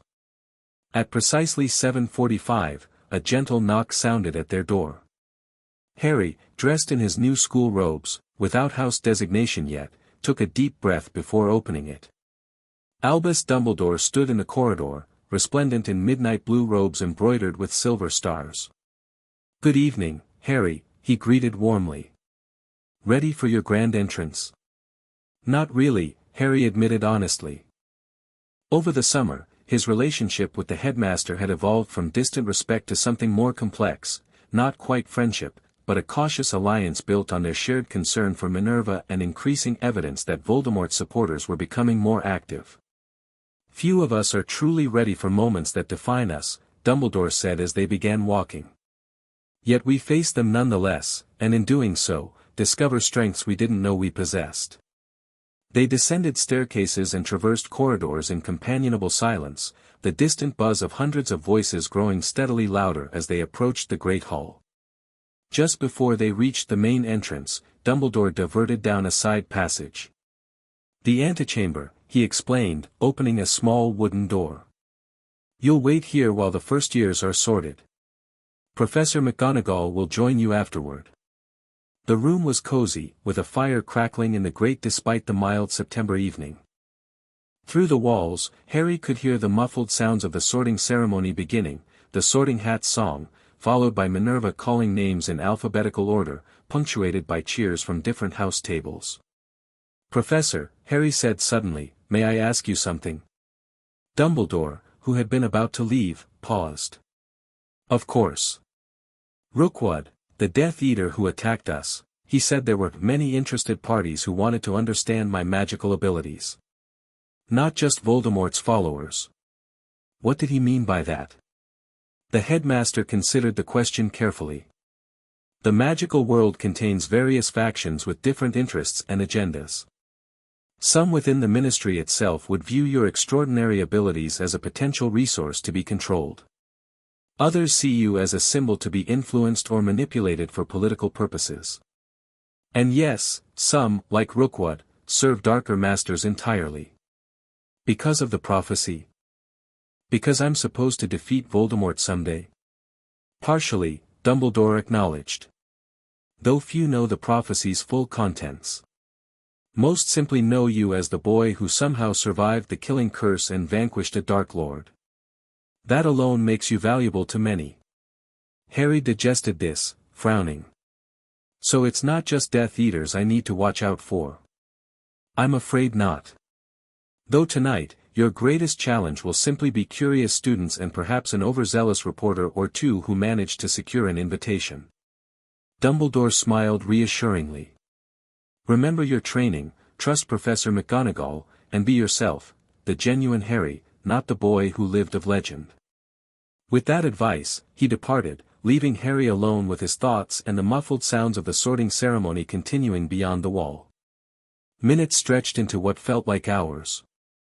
Harry paced the small room, reciting potions' ingredients in his head to practice focusing his thoughts, a technique Minerva had taught him for maintaining occlumency shields under stress. Finally, the door opened. Minerva entered, her teaching robes immaculate, her expression warm but composed. "All sorted," she reported. "The headmaster is about to make his announcements, including introducing you. Are you ready?" Harry straightened his robes one final time. "As I'll ever be." Minerva's professional demeanor softened momentarily. She reached out, straightening his collar with familiar efficiency. "You'll do wonderfully. Remember, be myself, not the legend," Harry finished. Professor Dumbledore said the same thing. Wise advice, Minerva nodded, then hesitated. "Harry, there's something else you should know. Rita Skeeter is here." Harry's stomach dropped. The notorious Daily Prophet reporter had been attempting to secure an exclusive interview with him all summer, sending increasingly presumptuous requests and once even trying to disguise herself as a school governor to gain access to Hogwarts. How did she get in? She's attending as the guest of Lucius Malfoy, who remains on the board of governors despite his questionable associations during the war. Minerva's disapproval was evident. The headmaster couldn't refuse without causing a diplomatic incident. "Great," Harry muttered. "So she'll be watching my every move, making up stories if I don't give her real ones." "Precisely. Be especially careful what you say around anyone you don't know. And stay close to Mr. Belby, he knows to alert me if Skeeter approaches you directly." Before Harry could respond, a hush fell over the great hall beyond the wall. Dumbledore's magically amplified voice carried clearly into the antechamber. "Before we begin our excellent feast, I have one final, rather special announcement. As many of you may have read over the summer, Hogwarts welcomes a unique addition to our community this year. Though not yet officially a student, he will be living at the castle under the guardianship of our own Professor McGonagall, preparing to join our first-year class next September." The buzz of whispers that followed was so loud it easily penetrated the thick stone walls. "I ask that you show him the same courtesy and respect you would any fellow student. His presence here is not cause for excessive curiosity or intrusion." Dumbledore's voice took on a subtly steelier edge. "Now, please join me in welcoming Mr. Harry Potter." Minerva opened the door, gesturing for Harry to precede her. Taking a deep breath, he stepped through the doorway and into the great hall. The noise hit him first, hundreds of voices gasping and exclaiming at once, creating a wave of sound that swept from the staff table to the entrance. Then came the stares, hundreds of eyes fixed on him with expressions ranging from awe to skepticism to outright hunger for gossip. Harry forced himself to walk steadily between the Hufflepuff and Ravenclaw tables, heading toward the Gryffindor side where he spotted Marcus waving enthusiastically. He kept his gaze mostly forward, occasionally making brief eye contact with students who seemed less rabidly curious. There he is. Look at the scar. Smaller than I expected, living with McGonagall all this time, killed his Muggle relatives with accidental magic, probably stuck up, special treatment already. The fragments of conversation washed over Harry as he walked.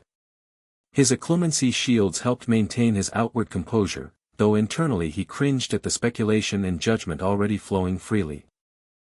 Marcus had saved him a seat at the Gryffindor table, strategically positioned between himself and a tall, lanky red-headed boy who looked about their age.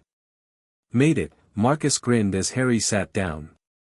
Only fainted twice from nerves, right? Pratt, Harry replied with a grateful smile, the familiar banter helping settle his jangling nerves. Blimey, it really is you, the red-headed boy said, eyes wide with undisguised fascination. Ron Weasley. Heard all about you, of course.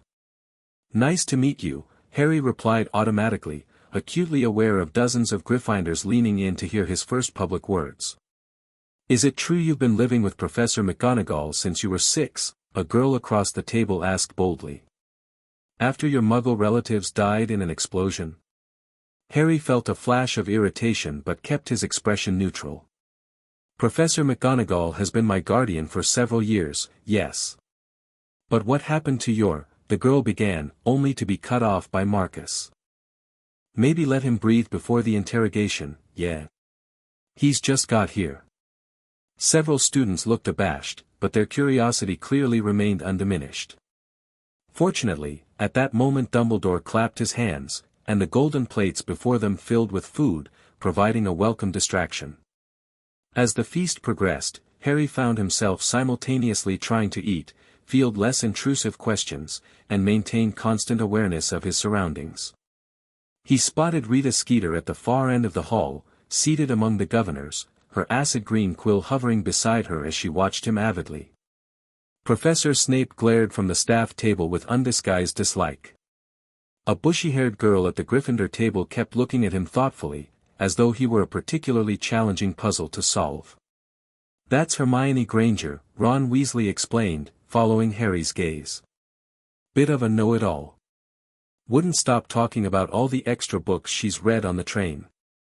Oh, Harry said noncommittally, not wanting to form judgments based on second-hand opinions. Minerva had warned him about the house rivalries and social politics that dominated Hogwarts, complexities he'd need to navigate carefully given his unique position. Are you excited about starting classes next year? Asked a round-faced boy who'd introduced himself as Neville Longbottom. Unlike most, he seemed more shy than aggressively curious. Definitely, Harry answered honestly. I've been reading ahead, but it'll be different actually doing the practical work in classes. This was their agreed-upon story, that Harry had received basic magical theory education but would begin formal training with a wand like other students his age. Must be brilliant living with a professor, Ron said through a mouthful of potatoes. Get all the inside information, special treatment and all that. It's not really like that, Harry replied, uncomfortable with the assumption. She's stricter with me than anyone, actually. But you get to live here at Hogwarts, another boy exclaimed. Instead of going home for holidays. That's definitely special treatment. Harry felt his patience wearing thin. It's where she lives during term. It's not special treatment, it's just, our life. Leave off, guys, Marcus interjected, sensing Harry's growing frustration. He's just a normal kid. Well, normal-ish, he added with a grin. The conversation shifted to safer topics, Quidditch teams, which professors were rumored to be the strictest, speculations about the forbidden third-floor corridor Dumbledore had mentioned in his opening remarks. Harry contributed occasionally but mostly observed, storing away names and dynamics for future reference. As dessert appeared on the tables, he glanced up at the staff table. Minerva caught his eye, her slight nod conveying approval of how he was handling himself. Beside her, Professor Dumbledore was engaged in conversation with a nervous-looking man in a purple turban. Professor Quirrell, Harry recalled from the introductions, the new defense against the dark arts teacher. A sharp, burning pain suddenly lanced across Harry's forehead, directly through his scar. He winced, hand automatically rising to the lightning-shaped mark. "You okay?" Marcus asked quietly. "Fine," Harry murmured, though the pain lingered strangely. "Just a headache from all the noise."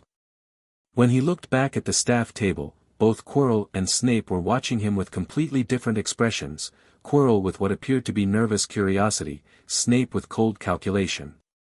The pain faded as quickly as it had come, leaving Harry unsettled. After the feast concluded, Harry remained seated while the other students filed out, following their prefects to their respective common rooms. Minerva had been clear about this part of the plan: he would return to their quarters separately to avoid the crush and additional questions. "See you tomorrow," Marcus said as he stood to leave. "Library after breakfast. I can introduce you to some of the other first years properly, without the whole Great Hall watching." "Sounds good," Harry agreed gratefully. As the hall emptied, Minerva approached from the staff table. "Well done," she said quietly. "You handled that with remarkable composure." "Thanks," Harry replied, rolling his stiff shoulders. Maintaining his occlumency shields and careful self-control for hours had left him mentally exhausted. "Did you see Rita Skeeter watching me the whole time?" "Indeed. And I believe she's currently attempting to corner the headmaster for a statement about your integration into the wizarding world. We should depart before she remembers you're still here." They exited through a side door, taking a less traveled route back to their quarters. As they walked, Harry described the strange pain in his scar. "When exactly did this occur?" Minerva asked, her brow furrowed with concern. "During dessert. When Professor Quirrell was talking to Professor Dumbledore and turned toward me." "Interesting," she murmured. "Any residual effects?" "No, it stopped almost immediately." "Probably nothing, just stress or something." Minerva didn't look convinced. "We should mention it to the headmaster nonetheless. Any unusual sensations connected to that scar could be significant." Back in their quarters, Harry sank gratefully into an armchair by the fire. "One down, hundreds to go," he sighed, referring to meals in the Great Hall. "It will get easier," Minerva assured him, summoning a pot of tea. "The initial curiosity will fade as the students become accustomed to your presence. By Samhain, you'll likely be old news." "I hope so." Harry accepted the cup she offered. "What did you think of how the Gryffindors treated me?" "I couldn't tell if they were accepting or just fascinated." "A bit of both, I suspect. Give them time to know you as a person rather than a name from history books." They discussed the evening's events for a while longer before Harry, exhausted from the emotional strain, headed to bed. Despite his fatigue, sleep proved elusive as his mind replayed fragments of conversations, calculating potential allies and challenges among the students he'd met. One thing was certain: his life had irrevocably changed. The days of quiet study at McGonagall Manor, of complete privacy and controlled interaction, were over. Whether he was ready or not, Harry Potter had officially joined the wizarding world. The next few weeks established a new routine. While the students attended classes, Harry continued his pre-Hogwarts education with various professors during their free periods: charms with Professor Flitwick, herbology with Professor Sprout, even potions with a deeply reluctant Snape who made no effort to hide his disdain. "Stir 7 times anti-clockwise, Potter," Snape would instruct coldly. "Or is that beyond your limited capabilities?" "No, sir," Harry would reply evenly, following the directions with the precision Minerva had drilled into him over years of careful magical training. His calm competence seemed to irritate Snape almost as much as mistakes would have, but Harry maintained his composure. Minerva had explained enough about Snape's history with his father for Harry to understand the source of the animosity, if not excuse it. During mealtimes, Harry sat at the Gryffindor table with Marcus and a gradually expanding circle of acquaintances. As Minerva had predicted, the initial fascination with his presence slowly diminished, though he remained the subject of frequent stares and whispers. To his surprise, he found himself forming tentative friendships beyond just Marcus. Neville Longbottom, initially shy, proved to be genuinely kind and increasingly comfortable around Harry. Hermione Granger, while somewhat overwhelming with her academic intensity, shared Harry's interest in magical theory and asked thoughtful questions rather than prying into his personal history. Even Ron Weasley, who had started off treating Harry like a minor celebrity, began to relax into a more natural friendship based largely on their shared interest in Quidditch and wizard chess. Life settled into an unexpected normalcy. Harry's mornings consisted of private lessons, afternoons were spent in the library or exploring the castle with his new friends, and evenings were divided between homework in the Great Hall and quiet time with Minerva in their quarters. The Daily Prophet ran several stories about Harry's debut, including a particularly speculative piece by Rita Skeeter theorizing about the mysterious circumstances surrounding his Muggle relatives' deaths. But without access to Harry for an interview, even Skeeter's interest eventually waned in favor of fresher scandals. By mid-October, Harry had almost begun to believe that the transition was complete, that he had successfully integrated into Hogwarts life without major incident. Then came the letter that shattered his growing complacency. It arrived during breakfast on a Tuesday, carried by an official ministry owl that swooped directly to the staff table, depositing a thick envelope with the ministry seal before Minerva. Harry, sitting at the Gryffindor table with Marcus and Ron, watched as she opened it, her expression growing increasingly grim as she read. Through their guardian bond, he felt a spike of alarm that she quickly suppressed. She glanced up, meeting his eyes across the hall with a subtle head shake warning him not to react visibly. Then she rose, taking the letter with her as she approached Dumbledore for a brief, hushed conversation before both departed from the hall. "What's that about?" Marcus wondered, noticing the exchange. "No idea," Harry lied, already feeling uneasiness coil in his stomach. He found out that evening when he returned to their quarters after dinner. Minerva was waiting, her face set in the tight expression that Harry had learned meant serious trouble. The ministry, he guessed as soon as the door closed behind him. Dolores Umbridge, Minerva confirmed grimly. "She's petitioned the Department of Magical Children's Welfare for a formal review of our guardianship arrangement, citing grave concerns about the suitability of a teaching environment for a traumatized child, and questions regarding the circumstances of your removal from ministry-approved Muggle guardians." "She can't do that," Harry protested. "The guardian bond is magically binding. And Dumbledore already dealt with the ministry when everything went public this summer." "He dealt with Minister Fudge and the Department of Magical Law Enforcement," Minerva corrected. "Umbridge has found another angle of attack through a different department. And while the guardian bond is indeed magical, the ministry can still intervene if they believe a child is at risk." "At risk? From you?" The idea was so absurd Harry would have laughed if the situation weren't so serious.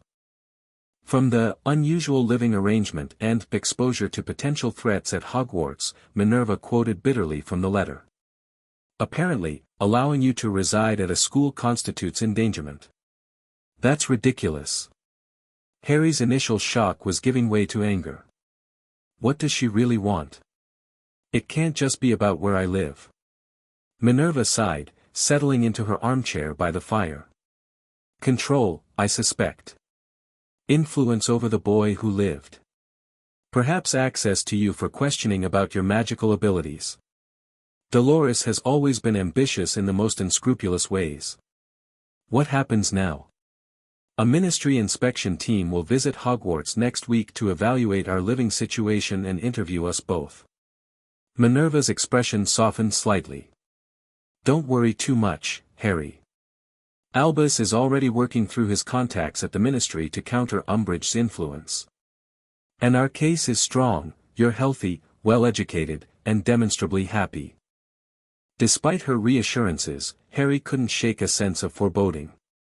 Every time he'd begun to feel secure in his new life, something threatened to upend it, first Rookwood and the Death Eaters at the Manor, now Umbridge and the Ministry at Hogwarts itself. She won't stop, will she? He asked quietly. No matter what the inspection team says. Minerva met his gaze directly. Probably not. Dolores Umbridge has been trying to discover your whereabouts for years. Now that she knows, she'll use any means available to assert ministry authority over your situation. Because of what happened to the Dursleys? Or because of? Harry hesitated, lowering his voice despite the privacy wards on their quarters. Because of the prophecy? Both, I suspect, though she likely knows nothing of the prophecy specifically. She simply recognizes that you represent power and influence. Minerva leaned forward. Harry, I want you to be prepared for some difficult questions about the accident. The ministry may press for details we've avoided discussing publicly. The familiar knot of guilt tightened in Harry's chest. Though years of therapy sessions with Minerva had helped him process the trauma of that day, he still struggled with the knowledge that his uncontrolled magic had killed 3 people, however accidentally. I'll manage, he said with more confidence than he felt. We've practiced this. The next week passed in a haze of preparation. Dumbledore arranged for Madame Bones from the Department of Magical Law Enforcement to advise them. She was known to be fair-minded and had no love for Umbridge's political maneuvering. Harry and Minerva rehearsed their responses to likely questions, emphasizing the stability of their arrangement and the professional boundaries they maintained during school hours. The day before the inspection, Harry was studying in the library with Hermione, Neville, and Marcus when the strange pain in his scar returned, sharper than before, causing him to gasp aloud and press his hand against his forehead. Harry! Hermione exclaimed, immediately concerned. What's wrong? Nothing, he managed through gritted teeth as the pain began to subside. Just a headache. That's the 3rd time this month, Marcus noted worriedly. Always your scar, too. Maybe you should see Madame Pomfrey. I'm fine, Harry insisted, though privately he shared their concern. The episodes had been increasing in both frequency and intensity, always seeming to coincide with Professor Quirrell's proximity, though Harry couldn't understand why the nervous defense teacher would trigger such a reaction. He'd mentioned it to both Minerva and Dumbledore, but neither had a definitive explanation. Dumbledore had examined the scar carefully, his usually twinkling eyes grave as he performed complex diagnostic charms. Fascinating, he'd murmured. There appears to be a residual connection of some kind. I must consult certain references in my private library. Despite repeated inquiries, neither adult had shared any conclusions with Harry, which he found increasingly frustrating.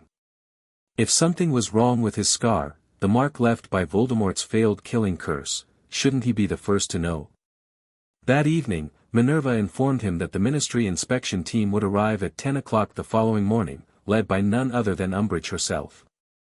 Remember, she instructed as they reviewed their preparations one final time, maintain your occlumency shields at all times. Answer truthfully but not expansively. If a question makes you uncomfortable, look to me or the headmaster before responding. I know, Harry nodded, trying to project confidence. We've got this. Minerva's smile didn't reach her eyes. Of course we do. Now get some rest, tomorrow will be challenging enough without exhaustion complicating matters. Harry tried to follow her advice, but sleep eluded him. He lay awake for hours, staring at the enchanted ceiling of his bedroom, currently showing a peaceful night sky with slowly moving clouds, and contemplating all the ways tomorrow could go wrong. If Umbridge somehow succeeded in separating him from Minerva, if the Ministry decided to place him with another wizarding family, if his nightmares about the Dursleys' deaths led officials to view him as dangerously unstable. The possibilities haunted him until he finally drifted into uneasy sleep just before dawn. The Ministry delegation arrived with characteristic pomposity, 5 officials in formal robes, led by Dolores Umbridge in a revolting pink cardigan that clashed horribly with her official Ministry insignia. They were met in the entrance hall by Dumbledore, whose genial smile didn't quite reach his eyes. Welcome to Hogwarts, he greeted them. Though I must say, this level of scrutiny seems rather excessive for a routine welfare check. The welfare of Harry Potter can hardly be considered routine, Headmaster, Umbridge replied in her girlish, falsely sweet voice. The Ministry takes its responsibility toward magical children most seriously, especially in unusual circumstances. Her bulging eyes scanned the hall, clearly disappointed not to find Harry waiting. Where is the boy? And Professor McGonagall? In my office, Dumbledore replied pleasantly. I thought a private setting would be more appropriate for sensitive discussions than the entrance hall where students might interrupt. Umbridge's smile tightened. How thoughtful. Though we will, of course, need to inspect their living quarters as well. Of course, Dumbledore agreed, leading the way toward his office. After the initial interview, I've arranged a complete tour of their accommodations and Harry's educational facilities.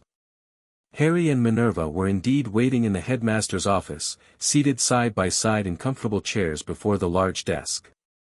Harry had dressed in his best robes, not school uniform, but proper wizarding attire that Minerva had insisted he needed for formal occasions. His hair, never fully tameable, had at least been neatened as much as possible. Ah, here we are, Umbridge simpered as she entered. Young Mr. Potter, how lovely to see you at last.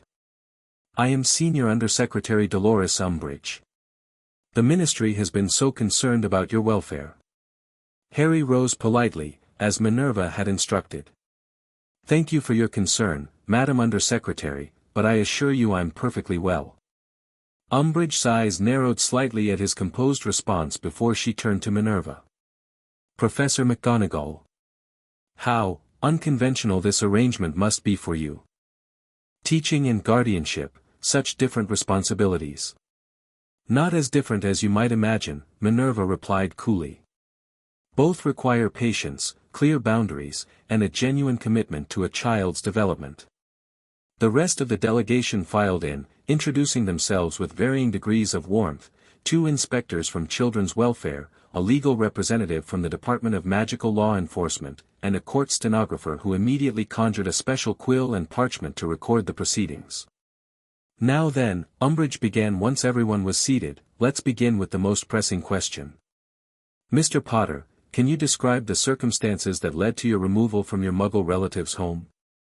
Despite the preparation, Harry felt his throat tighten. Minerva's presence beside him was reassuring, but the direct question about the Dursleys brought unwelcome memories flooding back. I was 6, he began carefully. My uncle was upset with me. He often was.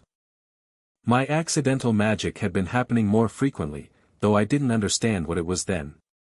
That day, when he grabbed me, something happened.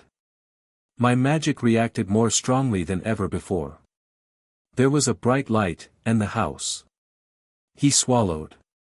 The house collapsed. Just like that. Umbridge pressed, her voice honey-sweet but her eyes cold. A simple case of accidental magic destroyed an entire house and killed 3 Muggles. Undersecretary, Minerva interjected sharply, I remind you that you're questioning a child about a traumatic event in which he was also a victim. A victim who survived while his guardians perished, Umbridge countered. The Ministry has never received a complete magical forensic analysis of the incident. Given the unusual power displayed, certain questions naturally arise. Questions that were thoroughly addressed during the original investigation, Dumbledore intervened smoothly. The Accidental Magic Reversal Squad determined conclusively that the event, while extraordinarily powerful, was consistent with documented cases of suppressed magical cores rupturing under emotional distress. One of the welfare inspectors, a middle-aged witch with a kind face, leaned forward. Harry, did your relatives often make you afraid? Before the accident? Harry met her gaze, appreciating her more gentle approach. Yes, ma'am.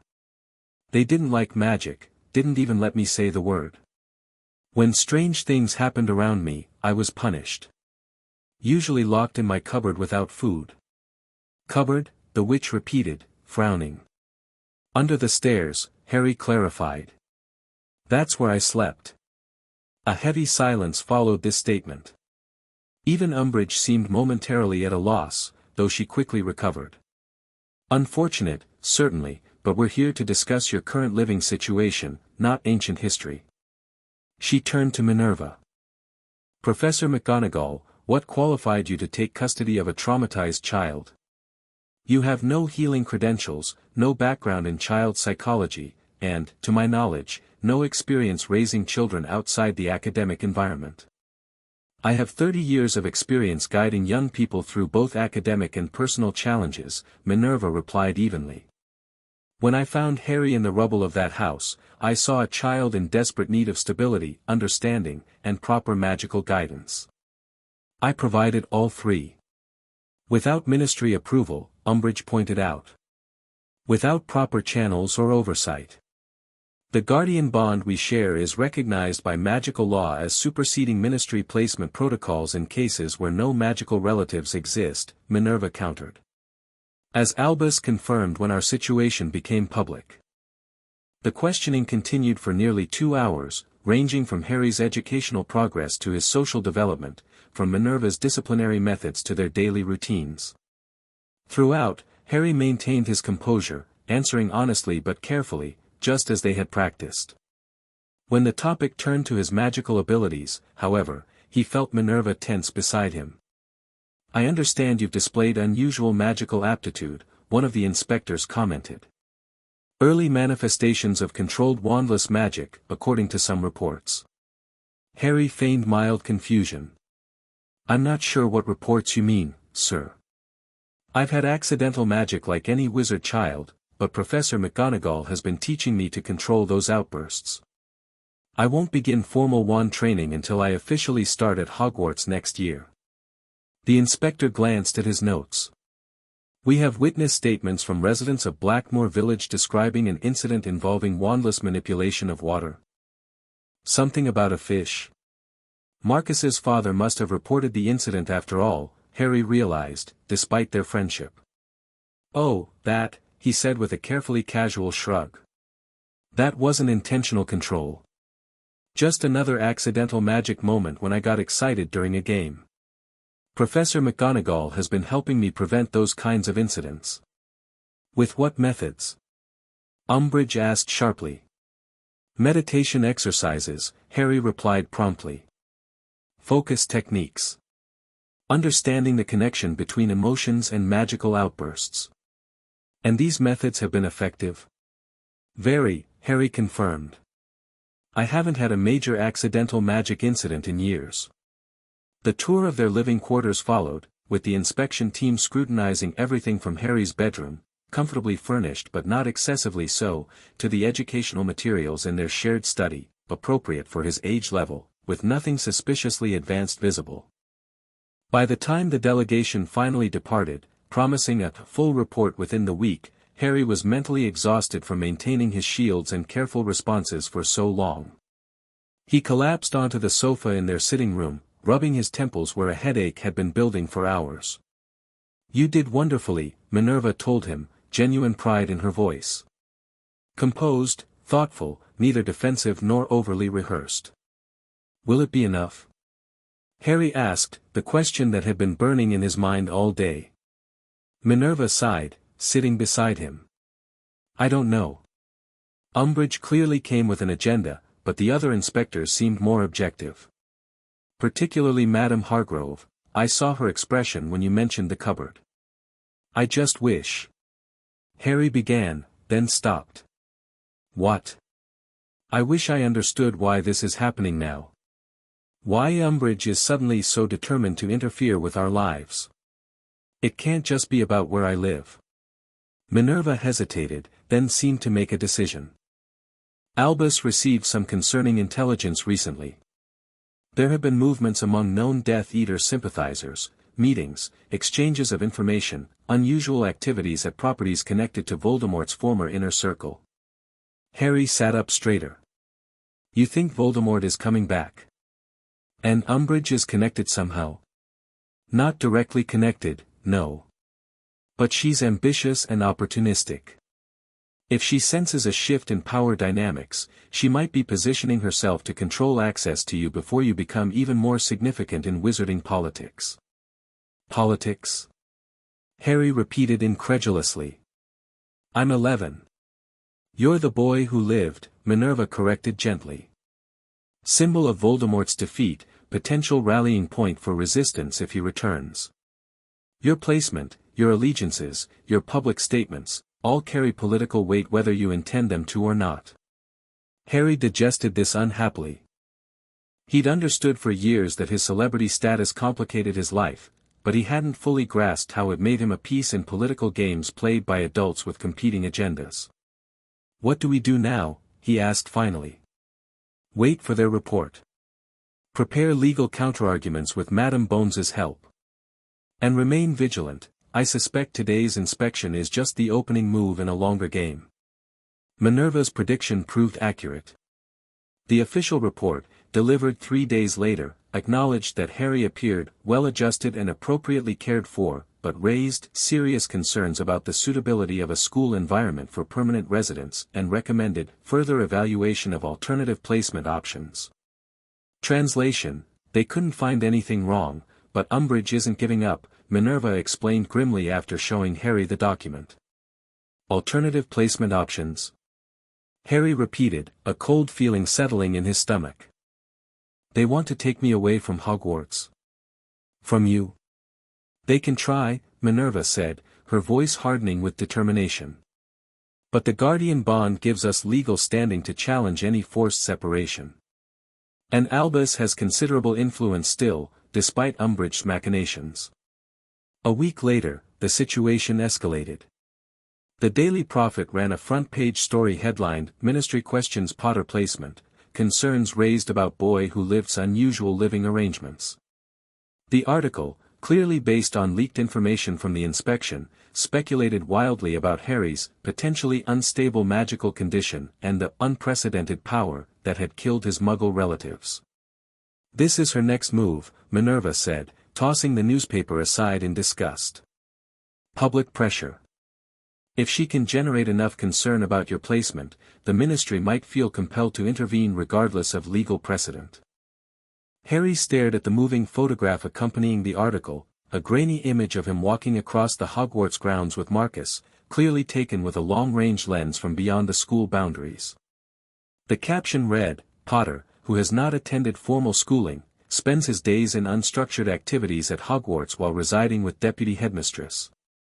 They're making it sound like I'm some kind of feral child, he said indignantly. I've had more structured education than most wizarding children. The truth matters less than the narrative to people like Rita Skeeter and Dolores Umbridge, Minerva replied bitterly. We need to counter this, and quickly. Dumbledore's solution came the following day, an invitation for a select group of educational experts and ministry officials to observe a day in the life of Harry Potter at Hogwarts. The carefully orchestrated event would showcase Harry's educational routine, his social integration with students, and the appropriate boundaries maintained between Minerva's roles as guardian and deputy headmistress. A preemptive strike, Dumbledore explained when he proposed the idea.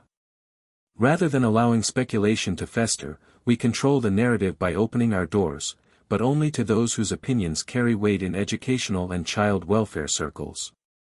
The preparations were intense. Harry's normal schedule was enhanced with additional structure. Professors were briefed on appropriate interactions. Even the students were asked to behave naturally but respectfully during the observation. The day of the visit dawned clear and cold in early November. Harry woke with a knot of anxiety in his stomach, knowing that his performance today could significantly impact the ministry's decisions about his future. Remember, Minerva told him over breakfast in their quarters, be yourself, your best self, but authentically you. These evaluators are experienced with children, they'll recognize artifice immediately. The observation began with Harry's morning lessons, charms with Professor Flitwick, who had him demonstrating theoretical wand work and answering questions about basic principles. Next came herbology in the greenhouses, where Professor Sprout had him working alongside first-year Hufflepuffs and Ravenclaws in a practical session replanting bouncing bulbs. The visitors, 3 educational consultants from the Wizarding Examinations Authority, 2 representatives from Children's Welfare, and Madame Bones herself representing the DMLE, followed at a respectful distance, taking notes and occasionally asking clarifying questions of the professors. Umbridge, much to Harry's relief, had not been invited. The Undersecretary has already conducted her evaluation, Dumbledore had explained smoothly when one visitor inquired about her absence. Today is an opportunity for independent assessment. Lunch provided the observers a chance to watch Harry's social interactions as he sat with Marcus, Ron, Hermione, and Neville at the Gryffindor table, engaged in animated discussion about an upcoming Quidditch match. "They're staring at us," Ron muttered uncomfortably. "Like we're some kind of experiment." "Just ignore them," Harry advised, following his own counsel with the practiced ease of someone who'd been stared at for months. "Talk normally." The afternoon featured Harry's private study session in the library, supervised by Madame Pants, where he worked on an essay about basic transfiguration principles.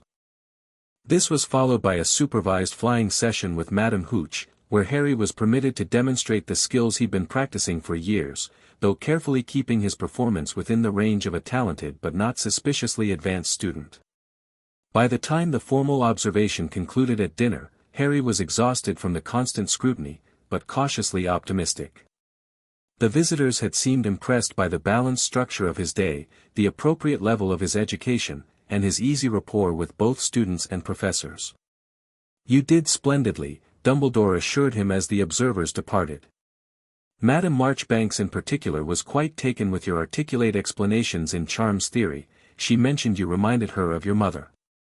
Harry brightened at this rare comparison to Lily. Most people immediately connected him to James through his appearance, but references to his mother's intelligence or character were less common and therefore more precious. "What happens now?" he asked, watching the visitors' carriage roll down the path toward Hogsmeade. "They will submit their findings to the Department of Magical Children's Welfare, which will weigh them against Madame Umbridge's concerns." Dumbledore's expression grew serious. "I believe today strengthened our position considerably, but we must remain vigilant. Dolores Umbridge is not one to concede defeat easily." How right he was became apparent the very next morning, when Minerva received an official ministry notice announcing that Umbridge herself would be conducting a follow-up inspection the following week, this time focusing specifically on security measures and potential exposure to harmful influences within the castle environment. "She's changing tactics," Minerva observed grimly. "If she can't prove I'm an unsuitable guardian, she'll try to prove Hogwarts is an unsuitable residence. But Hogwarts is the safest place in Wizarding Britain." Harry protested. "Everyone knows that." "Generally, yes. But there have been incidents over the years. The Chamber of Secrets opening in the 1940s. Various dangerous creatures in the Forbidden Forest. Peeves dropping chandeliers on unsuspecting students. So basically, normal wizarding school stuff," Harry said skeptically. Minerva's lips twitched despite her concern. "Indeed. But Umbridge will seek to characterize such incidents as unacceptable risks for a child living here year-round." The days leading up to the second inspection passed in tense preparation. Hagrid was instructed to keep his more interesting creatures well hidden. Peeves was threatened with exorcism if he caused any disturbances during the visit. The elves cleaned the castle until it gleamed. "It won't matter," Harry said glumly the night before the inspection. "She's determined to find something wrong." "Then we must ensure there is nothing to find," Minerva replied firmly. "Constant vigilance, as Alastor would say." The morning of Umbridge's return, Harry woke with his scar burning more painfully than ever before. The sensation was so intense it brought tears to his eyes, accompanied by a strange feeling of anticipation. Excitement. Emotions that didn't feel like his own. "Something's wrong," he told Minerva over breakfast, pressing his palm against the throbbing mark. "It's different this time." Minerva's concern was evident. "I'll inform Albus immediately." "Perhaps we should postpone the inspection." "No," Harry said quickly. "That would just give Umbridge more ammunition. I can manage. It's probably just stress about today." Minerva looked unconvinced but didn't argue further. Very well. But if it worsens, tell me immediately. No martyrdom, understood? Harry nodded, though privately he had no intention of giving Umbridge any reason to question his health or stability. The pain would have to become unbearable before he'd admit to it during her inspection. Umbridge arrived precisely at 10 o'clock, accompanied by 2 Ministry security experts and, unexpectedly, Cornelius Fudge himself, the Minister for Magic. Minister, Dumbledore greeted, managing to hide his surprise. This is an unexpected honor. I wasn't aware today's inspection warranted your personal attention. Yes, well, Fudge blustered, adjusting his lime green bowler hat nervously, the safety of Harry Potter is a matter of national importance, Dumbledore. Can't be too careful, what with recent developments. Recent developments? Dumbledore inquired politely. Certain individuals being spotted where they shouldn't be, Fudge said vaguely. Former Death Eaters becoming active again. Nothing concrete, you understand, but concerning nonetheless. Umbridge coughed delicately. Shall we proceed, Minister? I've prepared a comprehensive inspection schedule focusing on the castle's defensive capabilities and potential vulnerabilities. The inspection that followed was even more exhausting than the first. Every aspect of Hogwarts security was scrutinized, from the ancient wards, which Umbridge repeatedly suggested might be outdated by modern standards, to the patrol schedules of prefects and staff. Harry and Minerva were required to accompany the delegation throughout, answering questions about daily security measures and emergency protocols. By mid-afternoon, even Fudge was looking weary, but Umbridge pressed on relentlessly. And what about this forbidden corridor on the 3rd floor? She inquired sweetly as they approached the very area Dumbledore had warned students against at the start of term. Why is it restricted? What dangers lurk behind these doors that students, and Mr. Potter, might encounter? Dumbledore smiled placidly.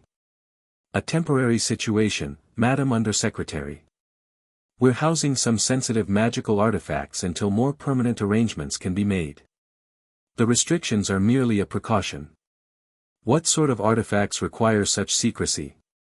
Umbridge pressed. The confidential sort, Dumbledore replied, his tone still pleasant but with a definite edge. Secured by multiple protective enchantments and regularly monitored by staff.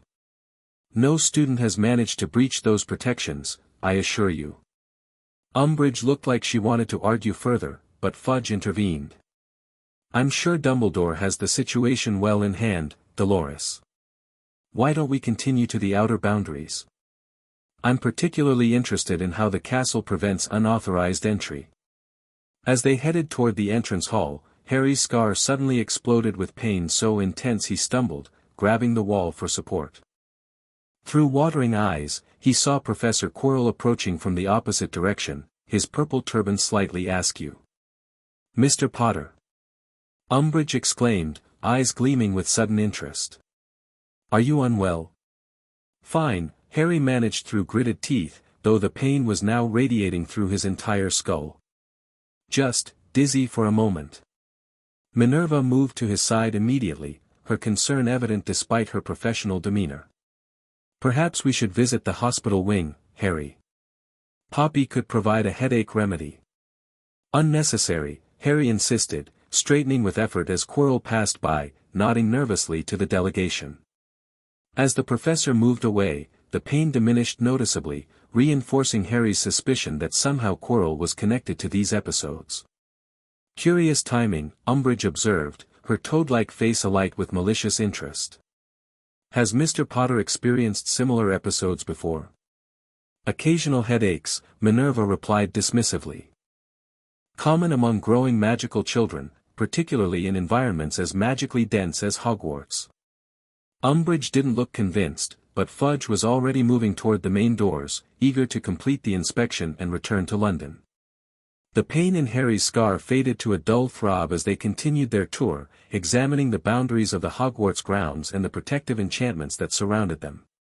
By the time the inspection concluded in the early evening, Harry was physically and mentally drained. The pain in his scar had subsided to a persistent ache, but the strain of maintaining his composure through hours of scrutiny had taken its toll. "Well," Fudge declared as they gathered in the entrance hall, "most impressive security overall, Dumbledore. A few areas that might benefit from modernization, perhaps, but generally sound." "I disagree, Minister," Umbridge interjected smoothly. "I observed numerous concerning vulnerabilities, the unrestricted flow network in the headmaster's office, the multiple secret passages identified on our tour, the proximity of the Forbidden Forest with its documented dangerous creatures." She continued listing perceived flaws in Hogwarts' defenses, each more exaggerated than the last. Harry watched Minerva's expression grow increasingly grim as Umbridge built her case for the castle being fundamentally unsuitable as a permanent residence for a vulnerable child, particularly one of Mr. Potter's significance. "I'm not vulnerable," Harry said suddenly, interrupting Umbridge mid-sentence. All eyes turned to him in surprise. "And I'm not just a symbol or an asset to be protected. I'm a person who's finally found a home where I'm safe and loved and learning properly. Why can't that be enough?" A heavy silence followed his outburst. Fudge looked uncomfortable, tugging at his collar. Even Umbridge seemed momentarily at a loss for words. "Well said, Harry," Dumbledore spoke into the silence, his blue eyes twinkling with approval. "The essence of child welfare is indeed the well-being of the whole child, not just physical safety, but emotional security, intellectual growth, and yes, love." Fudge cleared his throat. "Yes, well, quite right. The boy's happiness is certainly a factor to consider." He glanced at Umbridge. "Dolores, perhaps we've been a bit overzealous in our concerns. Professor McGonagall clearly cares for the boy, and Hogwarts has protected generations of students adequately." Umbridge's expression tightened with barely suppressed frustration. "Minister, I must insist," whatever she intended to say was cut off by a tremendous crash from somewhere above them, followed by screams and the distinctive sounds of spellfire. "What in Merlin's name?" Fudge exclaimed, jumping nervously. Dumbledore's demeanor changed instantly, his genial mask dropping away to reveal the powerful wizard beneath. "Minerva, secure Harry in your quarters. Minister, I suggest you and your delegation remain here while we investigate."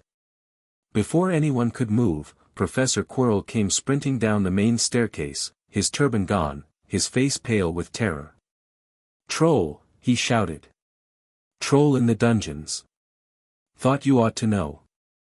He swayed on his feet, then collapsed in a dead faint. More crashes followed, along with increased shouting from the upper floors. Students began pouring out of the great hall where dinner had just started, adding to the confusion. "Prefects," Minerva called authoritatively. "Lead your houses back to dormitories immediately. Staff to the dungeons." "Wait," Harry said urgently, grabbing Minerva's arm as pain lanced through his scar again. "Something's not right. Why are there noises from upstairs if the troll is in the dungeons?" Even as he spoke, a massive figure appeared at the top of the marble staircase, not a troll, but a mountain of a man in black robes with a silver mask covering his face. Behind him, two more masked figures emerged, wands raised. "Death Eaters," Minerva breathed, immediately pushing Harry behind her. "Students, back to the Great Hall," she shouted. "Seal the doors." Chaos erupted.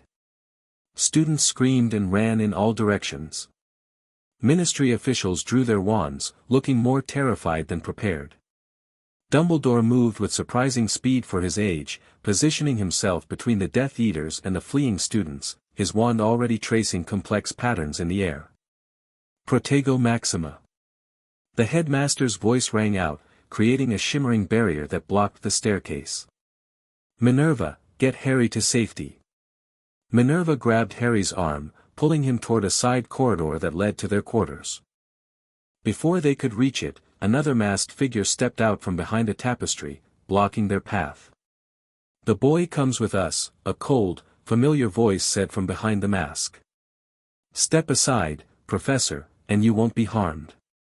"Rookwood," Minerva identified, her wand already moving. "I should have known Azkaban couldn't hold you for long." Harry's mind raced. For Death Eaters that they'd seen, possibly more elsewhere in the castle. The troll, a distraction. And Quirrell, who'd raised the alarm then conveniently fainted, his missing turban, the pain in Harry's scar whenever he was near. It's Quirrell, Harry realized aloud. He let them in somehow.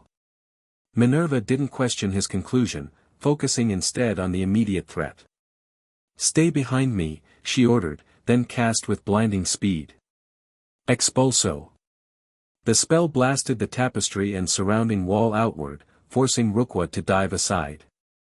In that moment of distraction, Minerva pulled Harry through the gap, running not toward their quarters but in the opposite direction. "This way," she hissed. "We can't lead them directly to our rooms, the wards aren't strong enough against a concentrated attack." They sprinted down corridors, taking turns seemingly at random. Behind them, shouts and crashes indicated that the Death Eaters were engaged with Hogwarts staff and perhaps the Ministry officials. Rookwood, however, was clearly following them specifically, his footsteps echoing behind. "Where are we going?" Harry gasped as they rounded another corner. "Room of requirement," Minerva replied tersely. "7th floor. It can create impenetrable defenses if properly asked." They were halfway up a moving staircase when it suddenly jerked to a halt, then began swinging wildly in the opposite direction. Harry grabbed the railing to keep from falling, but Minerva lost her footing, sliding several steps before catching herself. "They're controlling the castle's magic somehow," she muttered, regaining her balance. "We need another route." Before they could choose one, a jet of red light shot past Harry's ear. He whirled to see Rookwood on a parallel staircase, wand aimed directly at them. "Protego!" Minerva shouted, deflecting his next spell. "Harry, run!" But there was nowhere to run on the suspended staircase. They were trapped between Rookwood and whatever waited at the bottom of the stairs. "I mean it, Professor," Rookwood called. "We only want the boy. You can walk away unharmed. We have no quarrel with you." "My ward, my quarrel," Minerva replied coldly, her Scottish brogue becoming more pronounced as it always did when she was angry. "You'll take him over my dead body." "If necessary," Rookwood agreed, his tone almost regretful before he unleashed a barrage of spells. What followed was the most impressive display of magical combat Harry had ever witnessed. Minerva McGonagall might be known primarily as a teacher, but in that moment she fought with the skill and ferocity of a true warrior.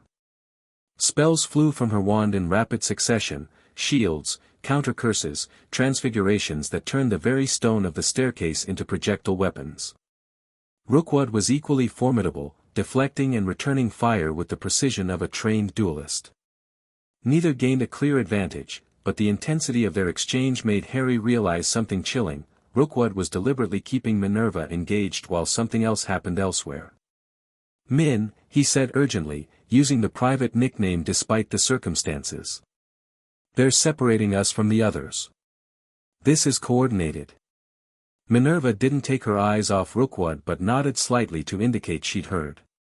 Without breaking her casting rhythm, she inched backward up the stairs, positioning herself to block both Harry and any approach from behind. "We need to rejoin the main defense," she said between spells.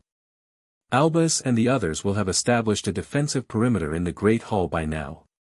"Too late for that," Rookwood called, apparently having overheard.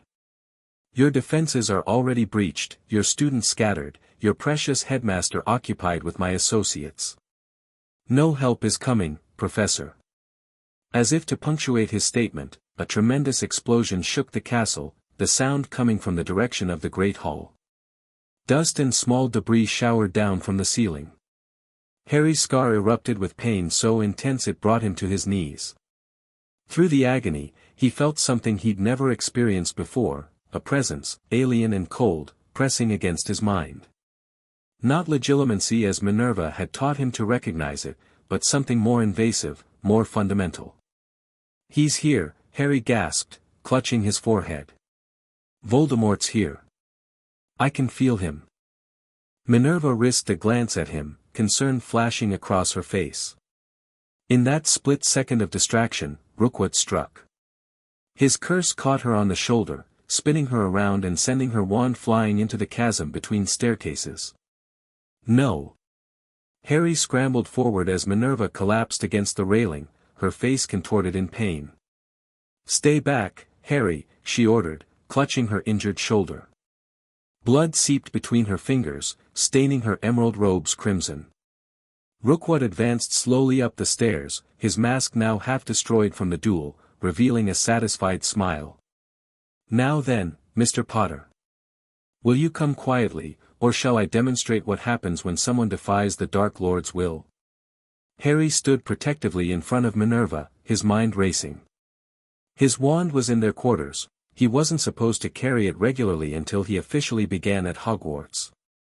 His wandless abilities were his only weapon, but using them would reveal capabilities he'd been instructed to keep secret for years. No choice. Not with Minerva injured. Harry reached deep within himself, calling upon the power he'd spent years learning to control. Unlike the explosive outbursts of his childhood, this summoning was deliberate, focused. He felt the magic respond, flowing through his core and into his outstretched hands. "Impressive stance," Rookwood mocked, raising his wand. "But without a wand, you're just a child playing at." Harry didn't wait for him to finish. With a sharp, controlled gesture, he sent a blast of pure magical force toward Rookwood. The Death Eater's eyes widened in shock as his hastily cast shield shattered under the impact. The force threw him backward down the stairs, where he tumbled to a landing and lay still. "Min!" Harry turned immediately to Minerva. "How badly are you hurt?" "I'll manage," she grimaced, trying to stand. That was quite a display. "Had no choice," Harry muttered, supporting her weight as she struggled to her feet. "We need to find your wand." "No time," Minerva shook her head. "Rookwood won't stay down long. We need to reach the Great Hall or at least find other staff members." They made their way slowly down the now stationary staircase, stepping carefully around Rookwood's unconscious form. The Death Eater was breathing but showed no signs of waking immediately. Harry briefly considered taking his wand but decided against it. Using an enemy's wand was risky at the best of times, and he had no idea what dark magic might be embedded in a Death Eater's primary tool. The corridors were eerily silent as they made their way toward the Great Hall. The absence of students, either evacuated or secured somewhere, made the castle feel unnaturally empty. Occasionally, distant crashes or flashes of light indicated ongoing fighting elsewhere. "Something's wrong," Harry said as they approached the entrance hall. "Where is everyone?" "There should be Aurors by now, with the minister here." "I fear the minister's presence may have been part of the plan," Minerva replied grimly. His security detail was minimal, unusual for an official visit. They reached the entrance hall to find it completely deserted. The massive doors to the Great Hall stood closed, but flashes of light visible around the edges suggested intense magical activity within. "We need a wand," Minerva muttered, clearly frustrated by her own helplessness. "Without it, I can't properly protect you or help defend the castle." Harry hesitated, then made a decision.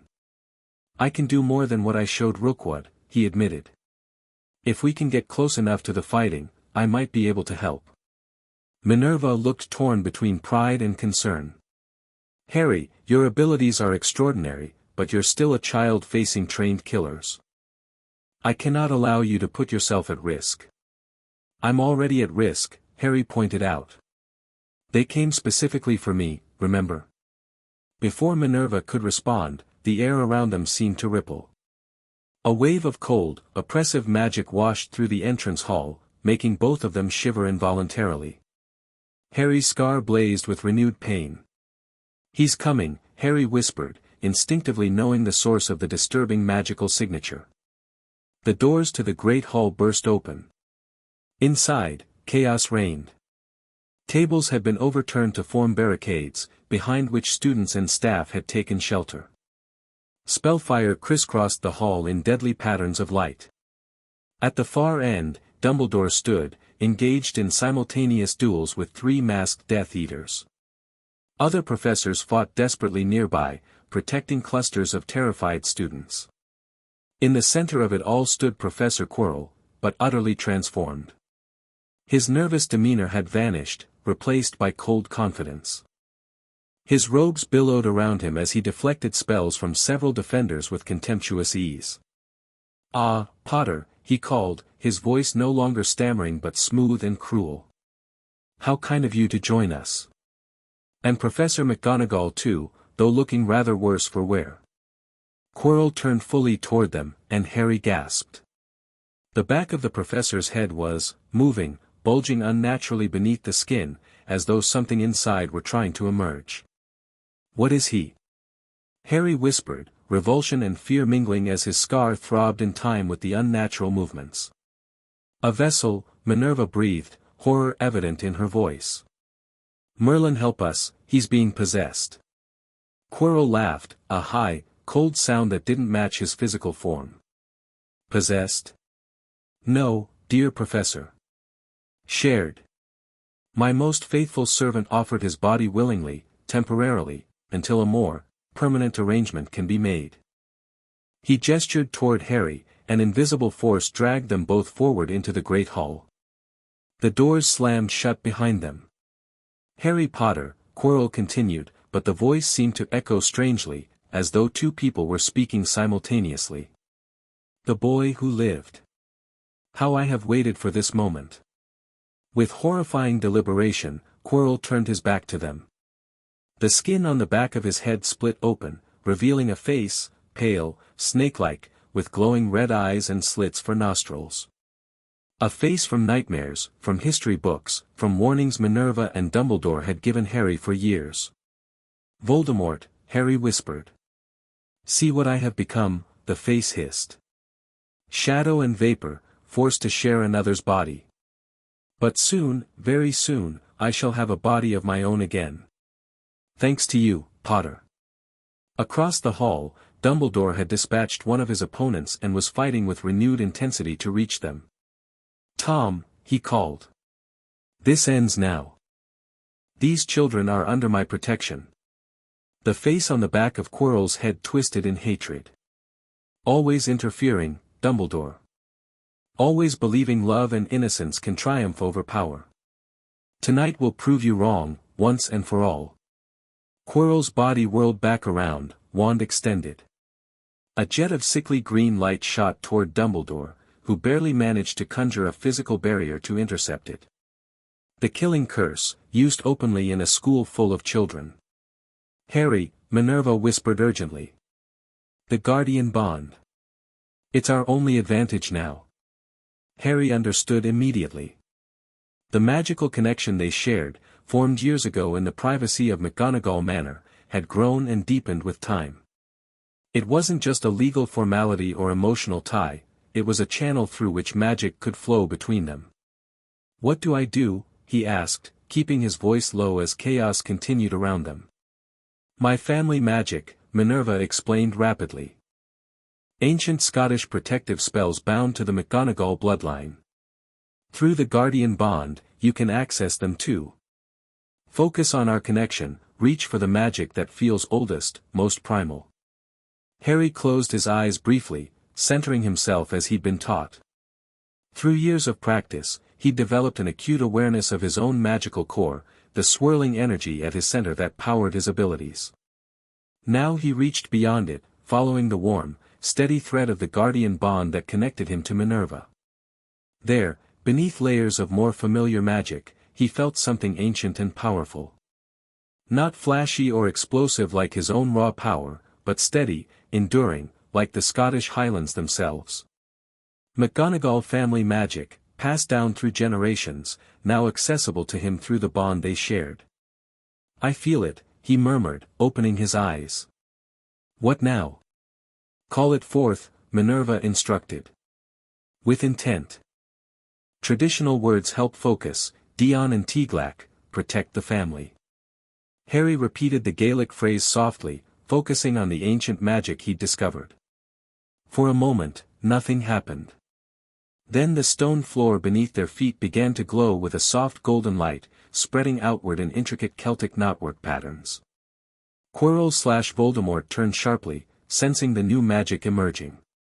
"What is this?" the face hissed. "What are you doing, boy?" The golden light continued to spread, racing along the floor, up the walls, across the enchanted ceiling. Everywhere it touched, the castle itself seemed to respond, stone blocks shifting subtly, reinforcing, becoming more solid and resistant to damage. Hogwarts was built with founding stones from each founder's homeland, Minerva explained quickly. Including granite from McGonagall land in the Highlands. The castle recognizes the family magic. It's responding, strengthening its own defenses. The pattern completed, forming a massive interconnected Celtic shield knot that encompassed the entire Great Hall. As the final lines connected, a wave of protective energy surged upward, forming a dome of translucent gold over the defenders. Quirrell struck at the barrier with a powerful curse, only to have it absorbed completely. His face, his normal, human face, contorted with rage. "Impressive parlor trick," he snarled, the dual voice more pronounced now. "But ancient blood magic, while powerful, has limitations. It cannot hold forever against concentrated assault." As if on cue, the remaining Death Eaters redirected their attacks, focusing on different points of the Golden Dome. Each impact made the barrier flicker momentarily, though it quickly stabilized. "He's right," Minerva said grimly. "The protection is strong but not infinite. We've bought time, nothing more." Across the hall, Dumbledore had taken advantage of the momentary reprieve to organize the defenders. Staff members were gathering frightened students into more defensible positions. Several older students, including some Harry recognized from the Gryffindor table, had formed a protective line around younger children. "We need to get you out of here," Minerva insisted, her face pale from blood loss and magical exertion. "You're what they want.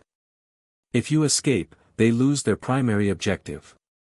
"I'm not leaving," Harry said firmly. "Not without you, not without making sure everyone else is safe." A tremendous crash drew their attention. One section of the Golden Barrier had collapsed under the combined assault of 3 Death Eaters. Quirrell/Voldemort immediately directed a lethal curse through the gap, forcing several students to dive for cover. "Harry! Over here!" The voice came from near the staff table, where several familiar faces had gathered, Marcus, Ron, Hermione, and Neville, along with a few other first-years Harry recognized but didn't know well. "What are they doing?" Harry exclaimed. "They should be under the strongest protection, not exposed like that." "Gryffindors," Minerva said, with a complex mixture of exasperation and pride. "Always rushing toward danger rather than away from it." Harry hurried toward his friends, supporting Minerva as best he could. They ducked behind an overturned table just as another section of the protective barrier failed. "What's happening?" Marcus demanded. "One minute we're eating dinner, the next there are Death Eaters everywhere and you know who is on the back of Quirrell's head." "It's a long story," Harry said grimly.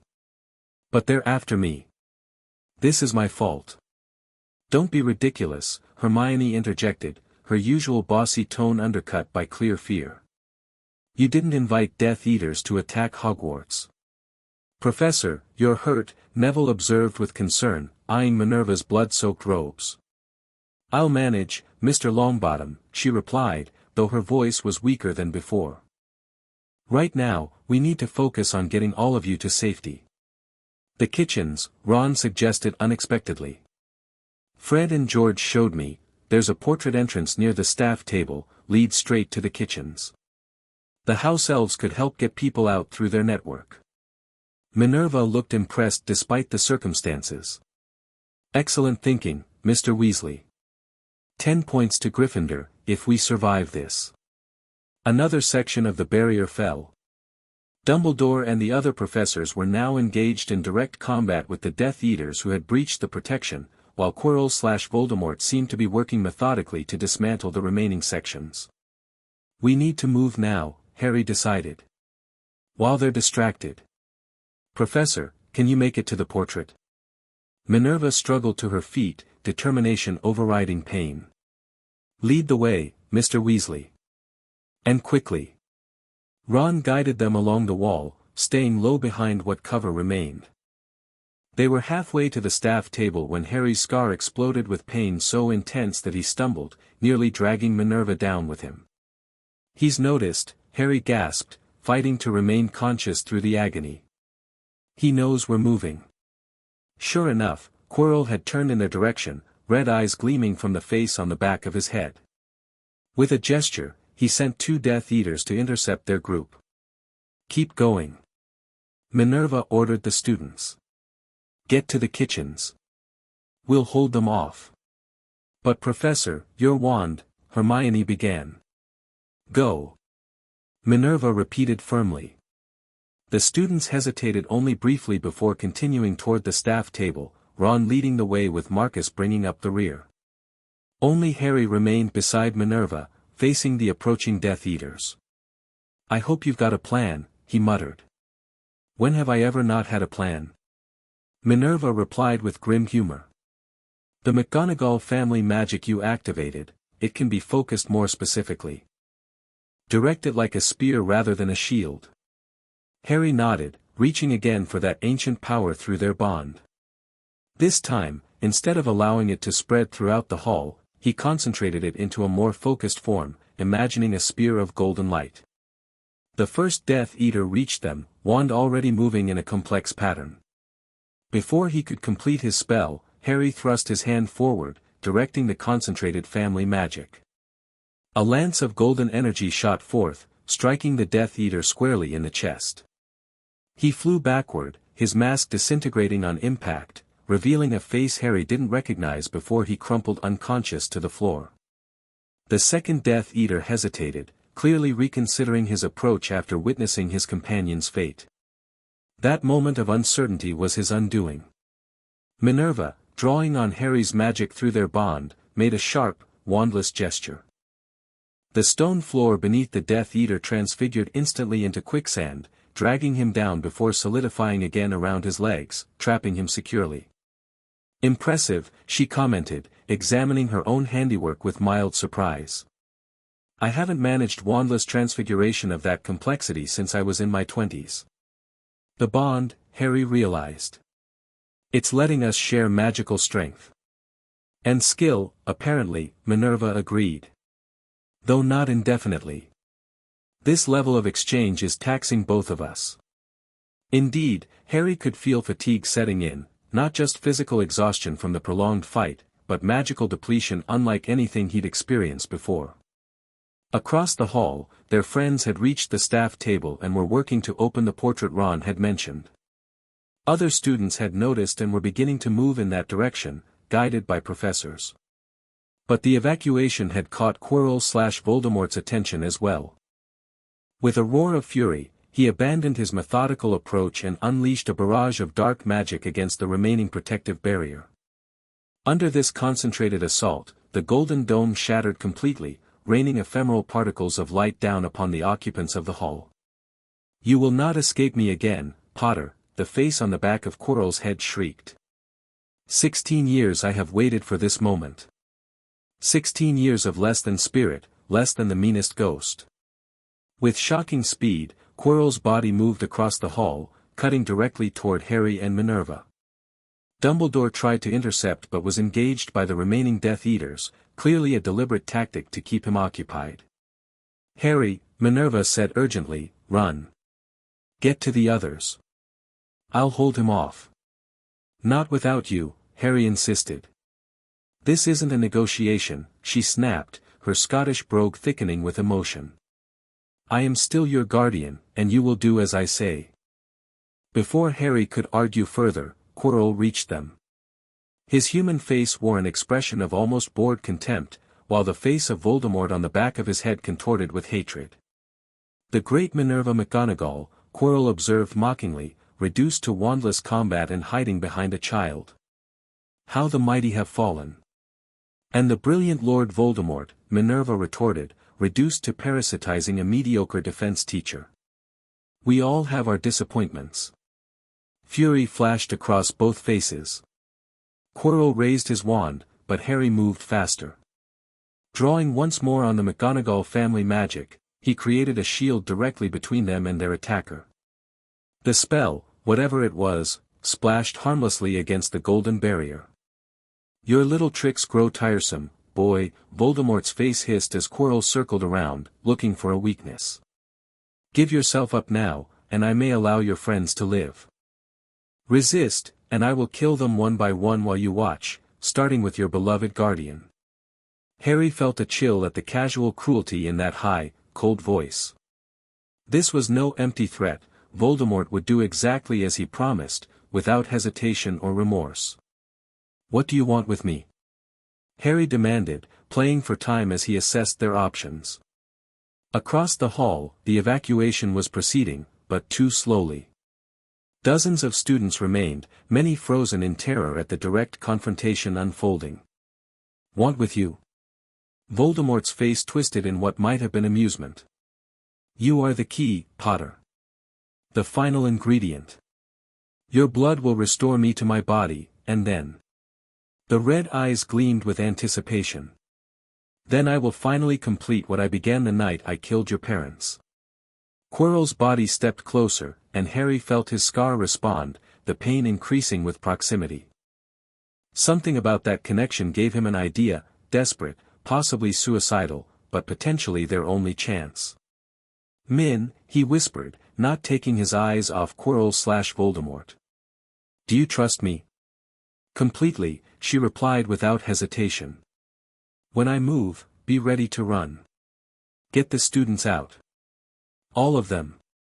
Minerva started to protest, but Harry cut her off. "Please.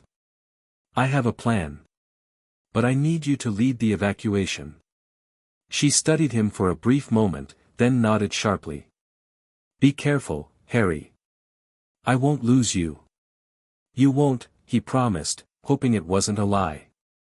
Quirrell raised his wand again, this time aiming not at them but at a group of younger students still huddled nearby. "Perhaps a demonstration of my resolve is in order," he suggested silkily. "Which child shall be first? The little blonde Hufflepuff, perhaps. Or maybe," Harry dropped the shield and charged. The move was so unexpected, so counter to all magical dueling conventions, that Quirrell hesitated for a crucial half-second. By the time he redirected his wand, Harry was already within arm's reach. "Run!"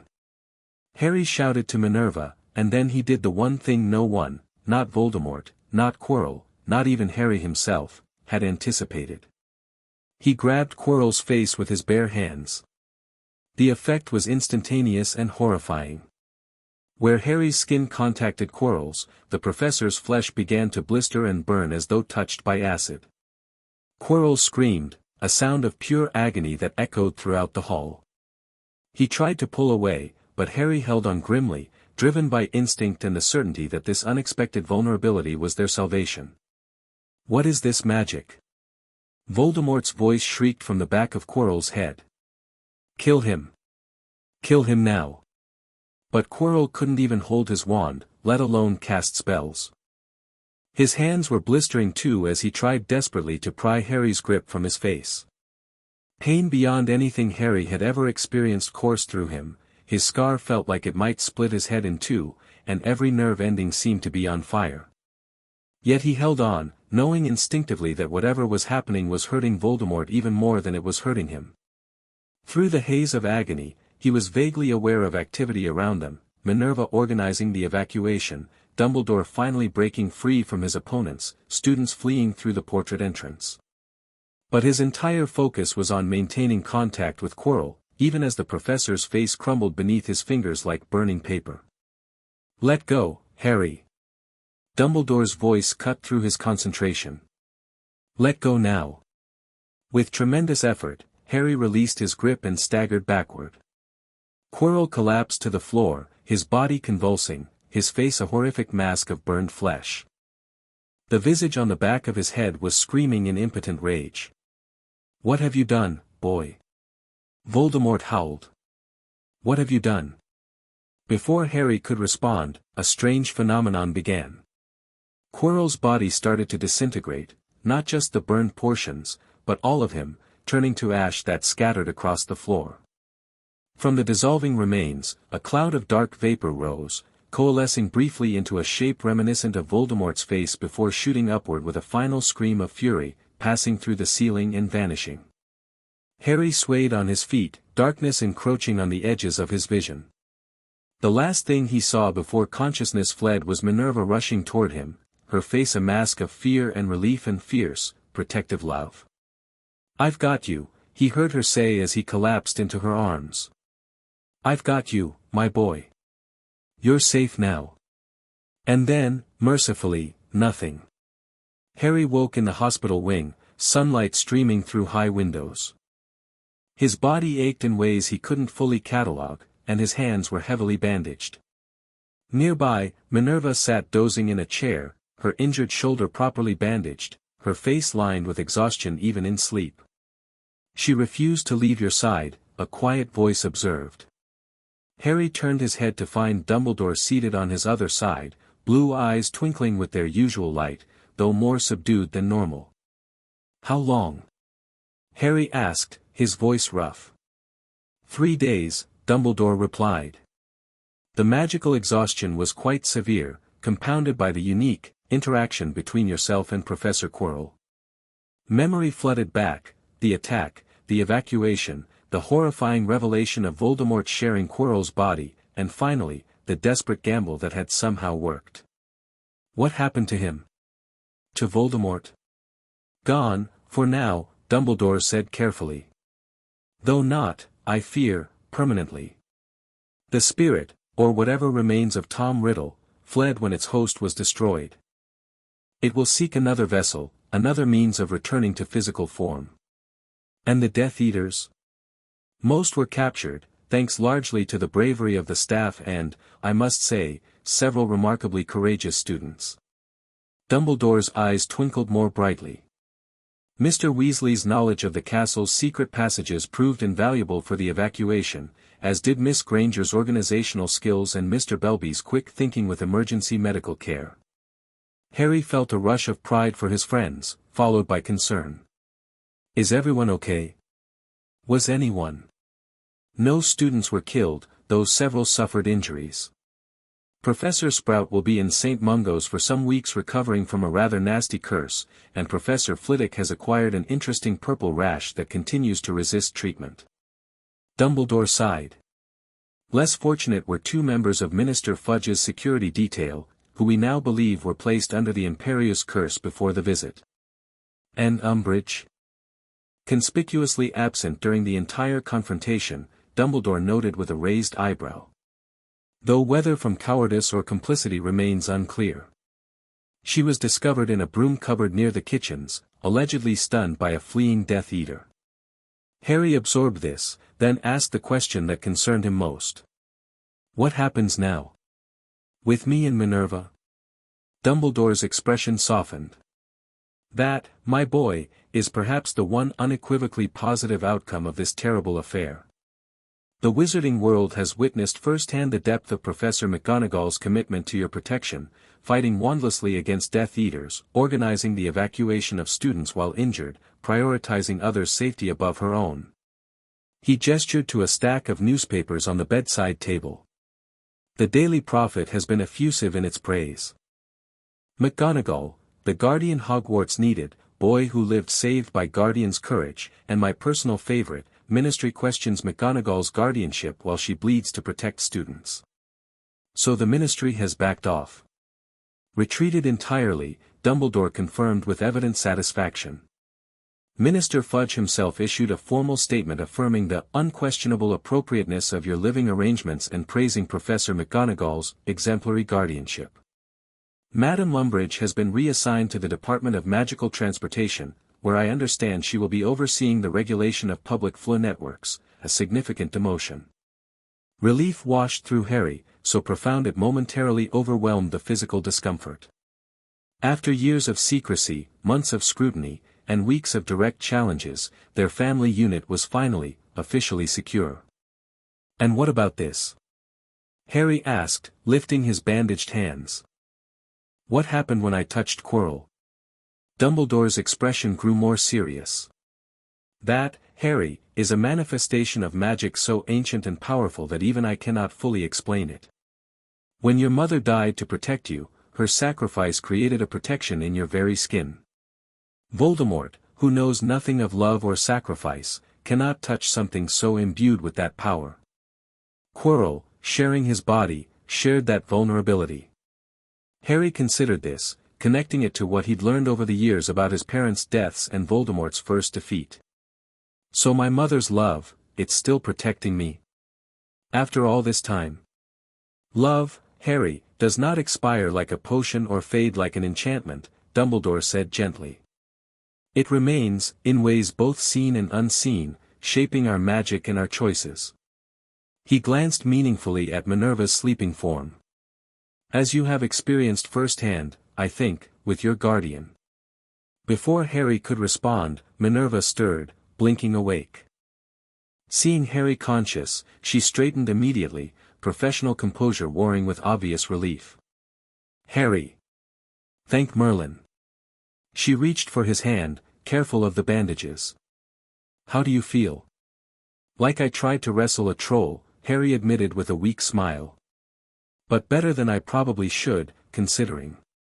Poppy says you'll make a full recovery, Minerva informed him, slipping unconsciously into her nurturing mode despite Dumbledore's presence.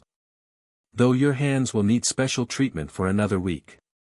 Magical burns are particularly stubborn. Small price to pay, Harry said sincerely. Professor Dumbledore was just telling me about the Ministry's change of heart. Something flickered in Minerva's eyes, a combination of satisfaction and lingering anger. Yes, it's remarkable how nearly dying to protect students changes one's public perception. Suddenly my questionable judgment has become extraordinary courage. Politics, Dumbledore observed mildly. Fickle as Scottish weather. Speaking of politics, Harry began hesitantly, what happens when Voldemort returns? He will, won't he? The adults exchanged glances, having clearly discussed this during Harry's unconsciousness. Yes, Dumbledore confirmed. I believe he will continue seeking ways to regain physical form. This attempt failed, but he will try again, perhaps using different means. The prophecy, Harry said quietly. It really does mean I'll have to face him someday, doesn't it? Prophecies are complex things, Dumbledore replied carefully. They shape events but are also shaped by them. By our choices, our actions, our understanding. He rose, adjusting his robes. But that is a discussion for another day, when you are fully recovered. For now, I believe your friends are most anxious to see you. They've been camping outside the hospital wing for days, much to Madame Pomfrey's dismay. After Dumbledore departed, promising to send in visitors shortly, Harry turned to Minerva. Are you really okay? He asked, noting the lingering pallor beneath her usual composure. I should be asking you that question, she replied with a faint smile. But yes, I'm recovering well. The curse Rookwood used was nasty but not permanent. I meant about everything else, Harry clarified. The public scrutiny, everyone knowing about us now, no more privacy. Minerva considered this, her expression thoughtful. I won't pretend it's ideal. I've valued my privacy all my life, as you know. But. She squeezed his hand gently. Some things are worth the sacrifice of privacy. You are one of those things, Harry. The simplicity and sincerity of the statement touched something deep inside him. Throughout his life, from the Dursleys' cupboard to McGonagall Manor to their quarters at Hogwarts, Harry had questioned his place, his worthiness, his right to be loved. In that moment, those doubts seemed to dissolve, replaced by the certainty that he belonged exactly where he was. You know, he said after a comfortable silence, I never thanked you. For taking me in that day. For everything since. You never needed to, Minerva replied softly. That's what family is, Harry. Not obligation or debt, but choice. Every day, I choose to be your guardian. And every day, I'm grateful for that choice.